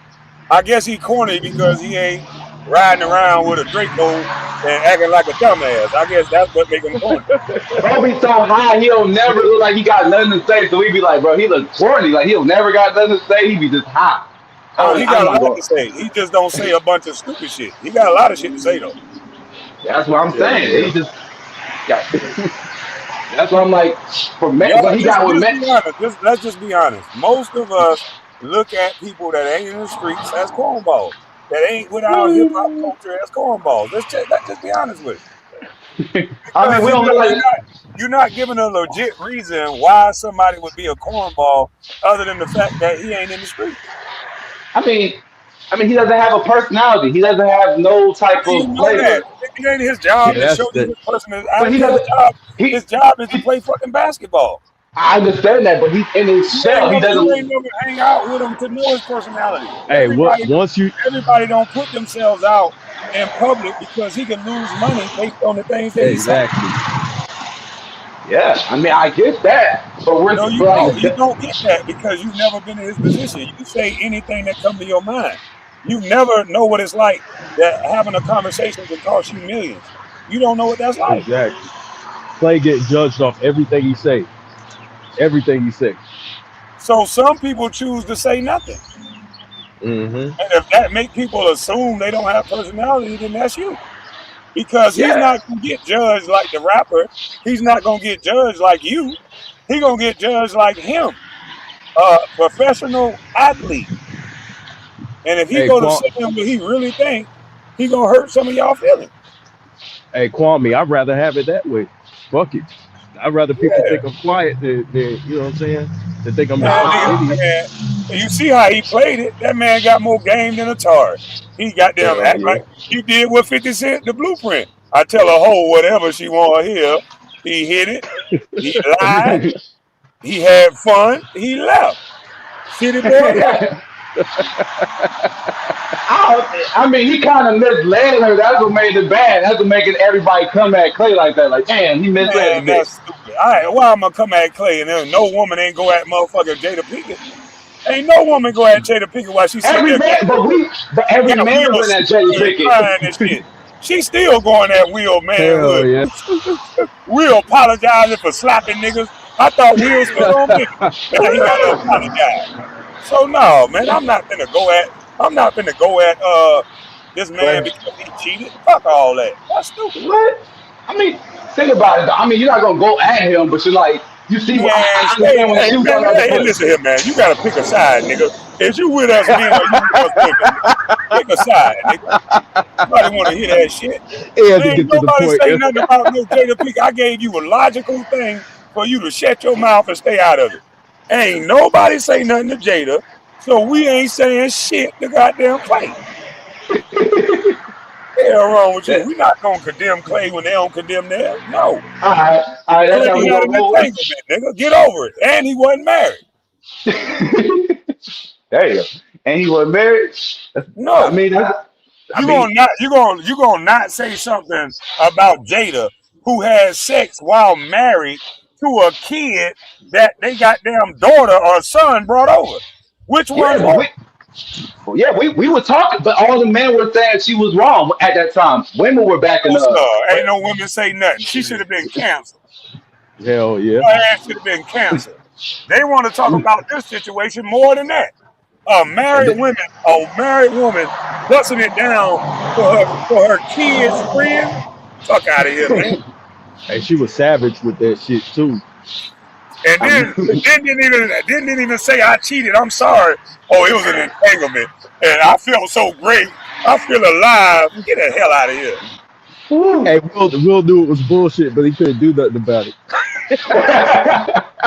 He cried, bro. He tried to hold it all his anger, bro. I know so many people that would have put that table on her for saying that. I mean, he held Nah, it in pretty good. that slap he gave Chris Rock was for his wife. He Hell yeah. just couldn't I get his can feel wife. that. He I can slapped out feel of Chris Rock. He's supposed to give her the sweet chin music after that shit. That what that was. That was a black man getting out his frustration on another black man because he couldn't take out his frustration on who really frustrating him, which is that goddamn woman that's driving him crazy. Shit, she worse than anything that's outside, man. Oh yeah. Shit. And you guess Yeah, I'd what? rather. Will slap Chris Rock on the Oscar stage and he's still getting movie time, so nothing stopped. It was all good, y'all. Will Yeah, got his okay. frustration. That man took a pay cut. That man ain't been in an A-list movie since that goddamn slap. Well, nah, he did Bad Boys, Kwame. Oh He yeah, but did that Bad Bad Boys. Boy, they was already filming that, ain't it? Yeah, Yeah, Yeah, was they it? walk. yeah. It was already filming that. They had no choice but to finish that shit. That was too much money involved. God damn. I mean, I understand it, but I'm just like, man, like, Before they how let about him back, on the A-list type of movie circuit, Chris Rock is going to have to accept his apology. Shit. I ain't accepted no apology from a nigga who smacked me. I'm sorry. We just gonna Yeah, have to No, it's move I'm saying around. Chris Rock didn't fight back, but that was no choice. That was all his choice not to fight back. That was all his choice. I'm like, I he don't. already working his way back. He already done apologized. He done thrown himself at the mercy of people. A few more years, they're gonna see each other. He's gonna get a chance to apologize. If Chris Rock accepts it, they'll Nah, allow him back in those A-list movies. he better go on with that shit. Kwame, he better go on with that bullshit. Would you accept a man apology who slaps you on the Oscar stage, Kwame? Hell nah. If they got a movie that's good enough that's gonna come out, they'll pay Chris Rock enough to accept it. Hell. Because let me tell you something, whether you like it or not, Will Smith got range in his acting ability. And if they got a movie that his character type is for, they'll dust his ass off the shelf and let him apologize. Man, money, Yeah, if the he's money, gonna make right? them $200-300 million. Shit. Yeah, I'm still thinking about real life. Nigga Yeah, smacked y'all me, forgot. man. It ain't. It's about that money, man. Y'all forgot. Shit, they in the business of making money. They gonna punish him, but as long as he apologizes and seem like he's serious, he still got that talent he got. The man can act. Now he need to cut that Yeah, rapping shit out, but the man can act. Yeah, man, he's talented. I talented, don't know. but A part of I me think still he gonna got. want to whoop his ass for that, though. Yeah, I think he want to fade. He might have to let him slap the shit out of him back. Yeah, we gonna have to What? run that fade though. Yeah, No, he might have to stand there and let Chris Rock smack his ass back. yeah, just let him Then, slap him back. Do not ask for a then fight, bro, because if you that beat one me slap let again, me know he ain't gonna win. if you beat me Shit. again, you Muhammad Ali, you Joe Frazier, you Rocky. But we gonna have to run that fade one more Well, time. it wasn't no fight the first time. He just slapped him. Yeah, we gonna have to run He that shot. shit. That's not gonna be a fight. If Chris Rock fight Will Smith. I'm letting Yeah, that. It I think shows. Will beat him in a one-on-one fight. Well, yeah, it's not gonna be fair. But He's I ain't 6'3". gonna lie. I ain't gonna lie though. Chris Rock should have had his hands up though. When a nigga walking towards you like that, you just made a joke like that, and he ain't invited on stage. He wasn't He should taught. have had his hands It's up. Hollywood. You're not supposed to be violent in Hollywood. I Shit, mean, Will broke he that. walking in my like bubble. My bubble gonna naturally make me back up or get in the Will fighting broke the stance. code. Will broke the code. You don't get violent in Hollywood. He know better than that. What? That's a code? Hell yeah. Yeah, Why you but what think we all the actors came out and condemned him? Oh my God, Will hit someone. Oh shit. But Kwame, if you were Chris Rock, like what would you think Will's coming up there to do to you? I wouldn't have been Chris Rock because I would have hit his ass first. Yeah, what you doing, bro? I know you. I know you would have. I know you would Because have. I wouldn't understand why he finna do that. I'm just joking. But I can't let you just beat me up just because you don't like the joke. Yeah, he ain't. He ain't finna hand you no money. Yeah, so I gotta get He my shit finna. off first. He not And finna. Will bigger than him too? Man, Oh I gotta yeah, get Hell my yeah. shit off first. yeah. He slapped him and turned his back to him. That was so disrespectful. I'm like, nah, I would have had to get him as soon as he turned his back. Oh, he slapped me, got me. All right, I got you. We gonna have to Man, fall right listen, here. I listen. I don't know what they did to Chris Rock to goddamn to take that hood mentality out of him. I don't understand it because I know his brother. Hell yeah. I used to hang with his brother Tony Rock, and Oh yeah. if he would have slapped his, matter of fact, his brother would have started swinging as soon as Will would have walked on the stage. Got to His pay for brother that one. Tony Rock. I bet you his brother Tony Rock, if he was to ever see Will Smith, he's swinging on his motherfucking ass. Hell yeah. And I then the swear, Yeah, nigga his went. brother looked just like him, but he act nothing like him. He yo, is he was going on to that. swing. He was on that show, All of Us. I remember because it's a show that Will executive produced. That's crazy. That's like, And I'm telling you right now, if it was Tony Rock on that stage and Will walked up like that, he gonna forget that they were cool and he gonna swing on his ass. But then Will walked back and sat down after he did that shit and that's enjoyed the rest crazy. of the He show. turns around after he Yo, slaps you Turn like, no, around you and can't turn your back to me. I'm sorry, he I'm hitting fucking him in up the the back of the whole head with show. that mic. That's crazy. The mic stand going all up in his head. Boy, you tripping. Hell yeah. I would have swung that mic cord. Tried to wrap it around his neck and all, but we got to cut the commercial break. He would have reached around and slapped him in the eye. Yeah. The show fucked up now. Nah, we ain't going back to the show after that shit. Fuck that shit. I don't gotta know how to fight with this mic in my hand, bitch. I'm gonna try to take your head off. Yep. I don't know what they gave him to make him keep smiling after getting slapped. I was like, I don't know what type of drug they give you that. Man, I'm trying to tell you, boy. I don't get it. I was like, I can't get. I've never been slapped that kept a smile on my face. Never in my life. I'm like, ooh, no. Man, hey, I'm gonna bring character every time. They taught him how to act. Ooh, that nigga went and sat back down and watched the rest of the show. And he kept smiling like, oh my God. He kept smiling like it's a part of the show. Said, Like, oh my God, Will just slapped the shit out of me. I was like, boy, you playing. You bullshit. Well, I would have been fighting. You tripping. Have y'all ever heard a man in the hood say that? A man just Hell slapped. No. Nah. A man just slapped me. He just hold his cheek like a female? Nope. Not a grown man. Not a heterosexual one. I just don't know. Now let's say this. What white comedian that you know that would stand there after a man slapped him? What white comedian you know that probably do that? Ooh, Gary Owens probably I think Gary Owens would take a slap. Maybe Jerry Seinfeld. That nigga gonna turn pink and storm the fuck off. He's gonna be upset though. If that's gonna be the show gonna keep going on, that's the problem. I don't know if you can slap these white folks and the show gonna keep going on, but I'm trying to think. I think most of them, Jim Carrey might not fight back. He's right. Jim Carrey, nah, he's very friendly. I don't know why. He's super friendly. He might take off running. Oh shit, not running. Yo, he's funny. Yo, that'd be funny. Alrighty then.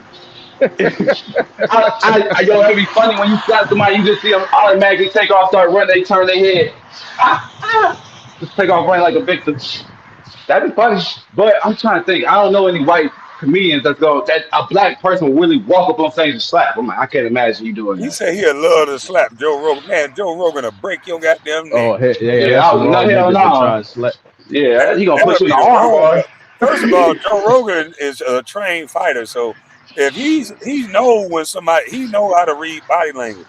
So by the time you walk up to him that aggressive, by the time you stick your left leg down, he gonna be there kick your leg from up under your dumb ass. And if he wants to, he'll get on the ground and choke the shit out your ass. That nigga gonna have his ass in the octopus stretch and shit. Yeah. He gonna have him in the arm bar and snap that bitch. She gonna be mad as hell. He say Joe Rogan is 5'2", and no, he's not. Shit. Even if he was. Even if he was 5'2", that kick gonna break your ass down from whatever size you at to 5'2". Hey, how tall was Bruce Lee? Shit, Bruce Lee wasn't that tall. 5'6", 5'7". Have y'all seen Joe Rogan kick that bad? Yeah. Hell yeah. So hard. I wouldn't give a damn how tall he is. Your leg is gonna come out from under you, and when he gets on that ground, you gonna get choked to sleep. I'm not trying to snap my fibula on a leg kick. He ain't trying to snap my fibula. No, I'm cool. And hey, that nigga, you ever seen that in the movies where they twist the nigga head, they snap his neck? Yeah, because you going down. You're not. None of us is trained to take that leg kick.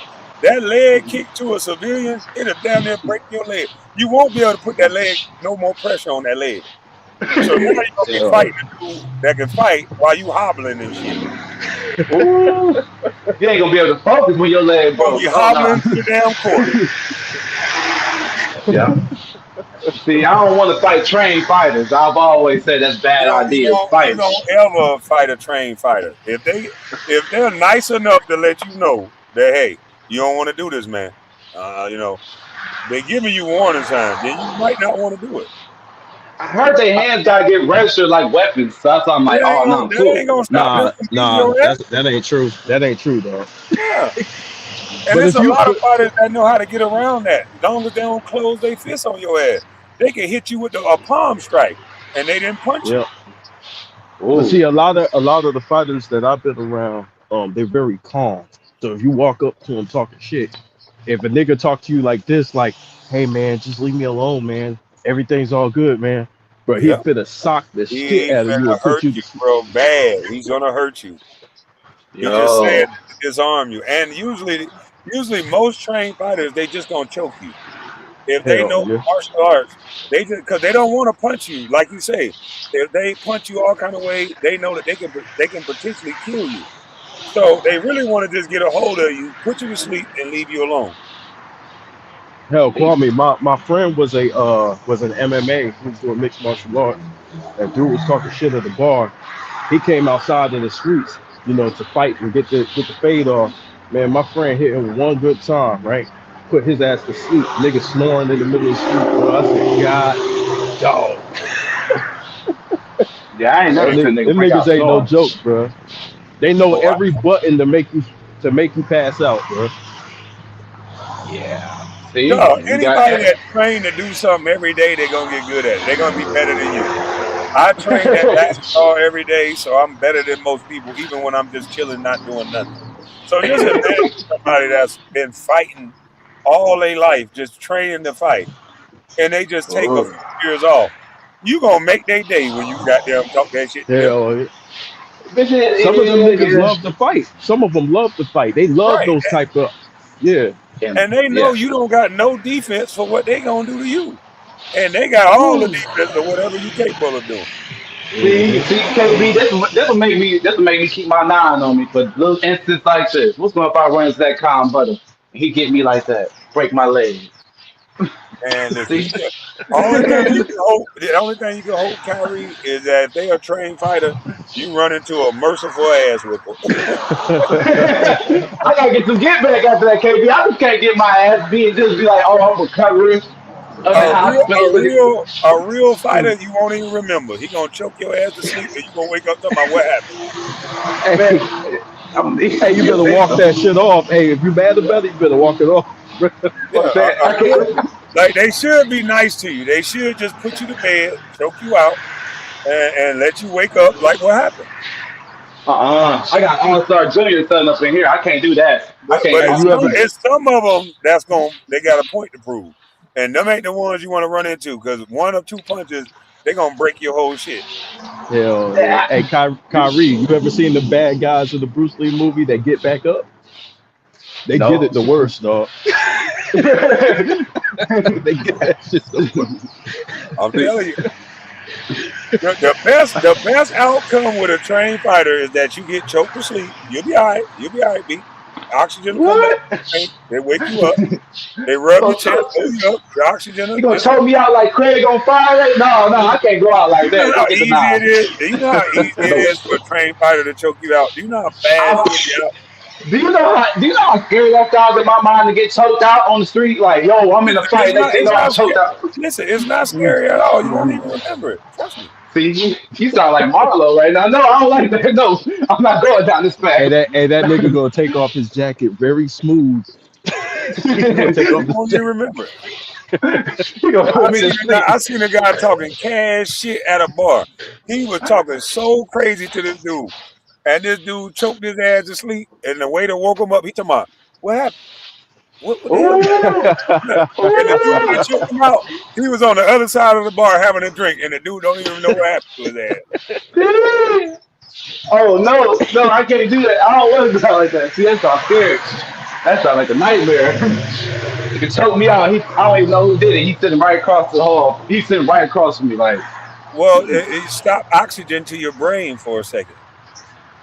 Oh Lord, that's brain damage. That's what choking you out is. That's what you getting choked to sleep is. See, and that's what will happen. Brain damage will happen if it stay out too long. CKB, that's why gun violence done risen up. It's rising up each year by No, year. gun violence is up because you niggas don't train to fight no more. That's the problem. Yeah, because Even I mean, we niggas in used the to. hood used to box and slap box and come up practicing some sort of fighting. You either got the hood battles or you really got some sort of understanding. Yeah, I mean, then people start upgrading. Somebody start recording the fight, posting it online. Next thing you know, you see 1,000 people watching it.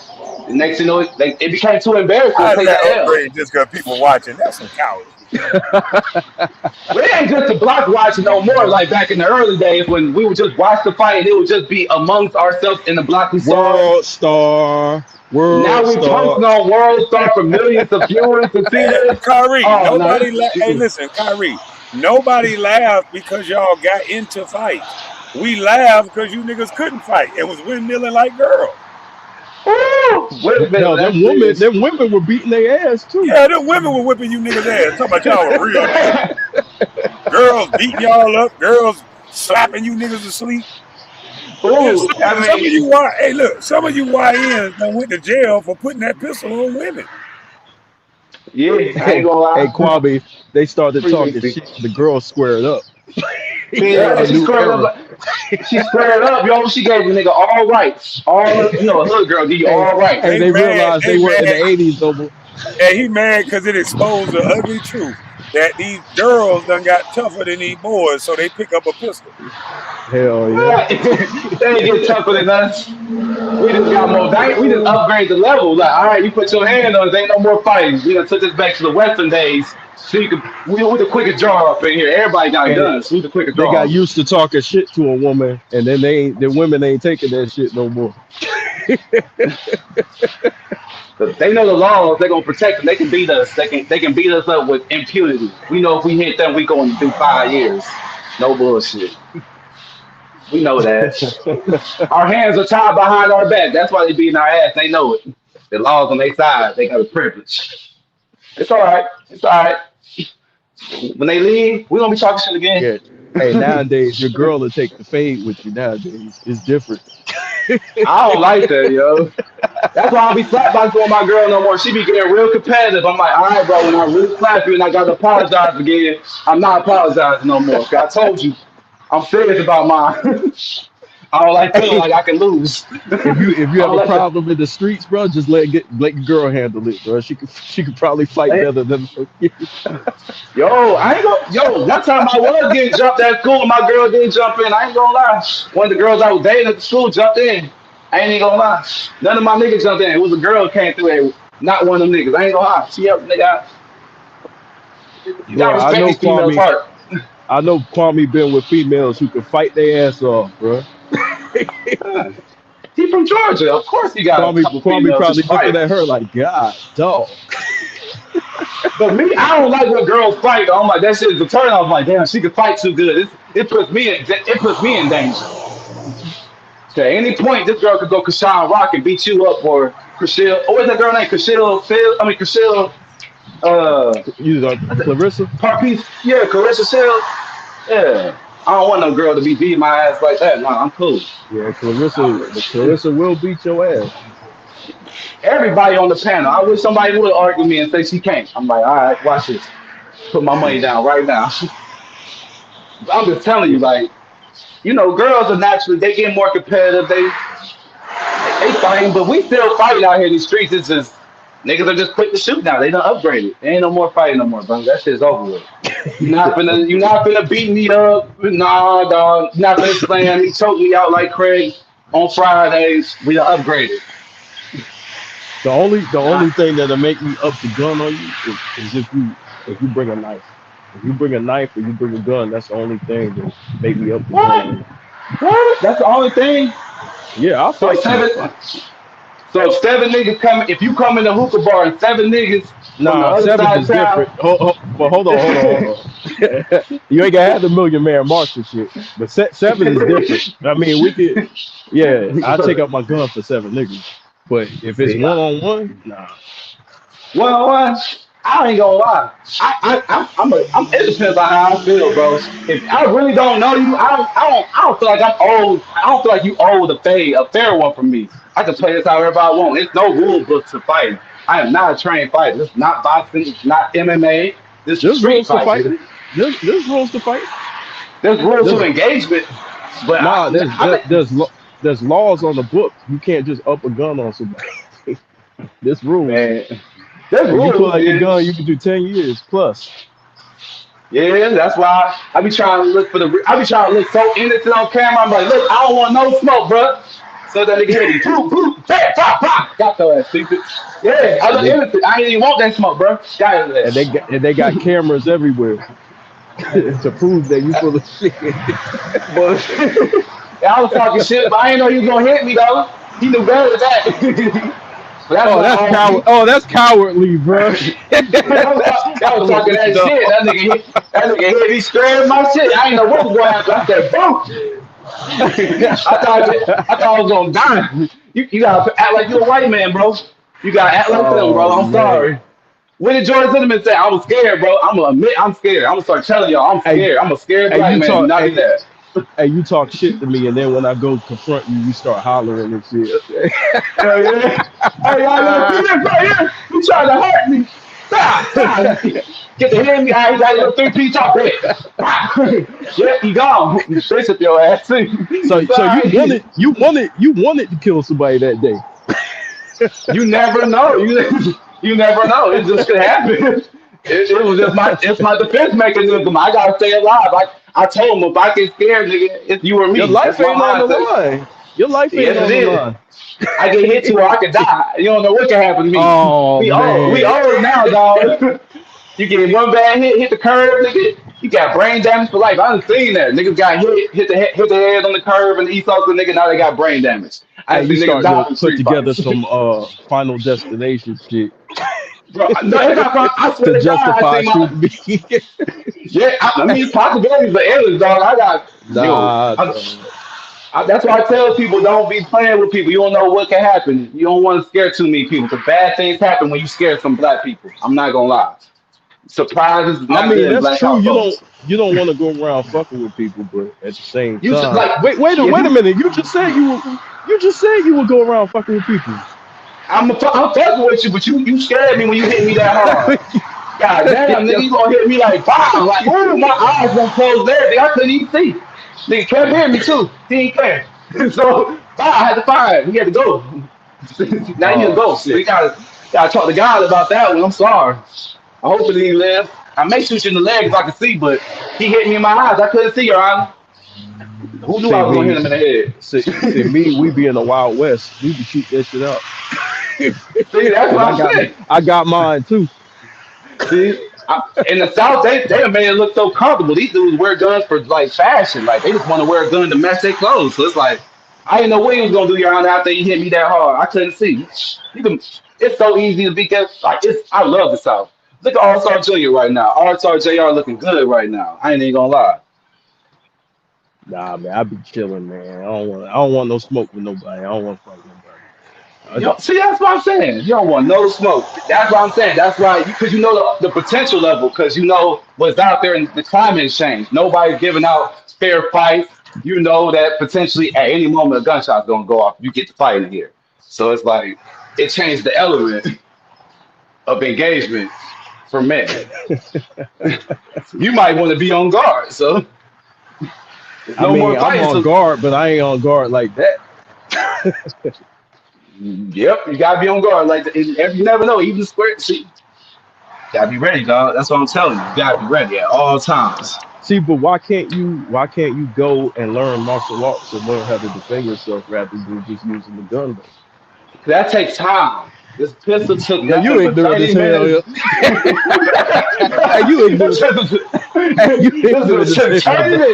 Yeah, it's so 30 minutes I went to the pawn shop, got this bitch came out, I'm ready. I'm dangerous now. I ain't gotta wait no damn 5 months and 6 months to learn to put a nigga in the arm bar, put you in the leg hold. But you only dangerous with the gun. Hey, you don't feel no type of way about that? I'm gonna put that gun on like my socks. It's all right. Right. I mean, that's my What if best you friend, and that's what if you ain't got your gun that day? Sometimes I forget my gun at the house. then I gotta hope his ass I'm hoping it's merciful so I can come back. You gotta get back. Like, man, he beat me up. So you gonna come back and shoot them? You crazy as hell, bro. Yeah. See, you got that's how it starts. You may not get him back that week. You gotta wait. You may have to wait. You never know. But you gonna have to get him back for that one. You may see him when he's there and be like, remember when you beat me up, dog? Run your pockets. I'm gonna do your ass like two shites. Give me them baguettes out here. Hey, I ain't I gonna gotta lie. end this, y'all. Hey, salute to all y'all, man. I appreciate y'all. I gotta end this real quick because I'm on this call and it's taking too long. But I'll be back. All right, All bro. right, KB. All right, bro. All right.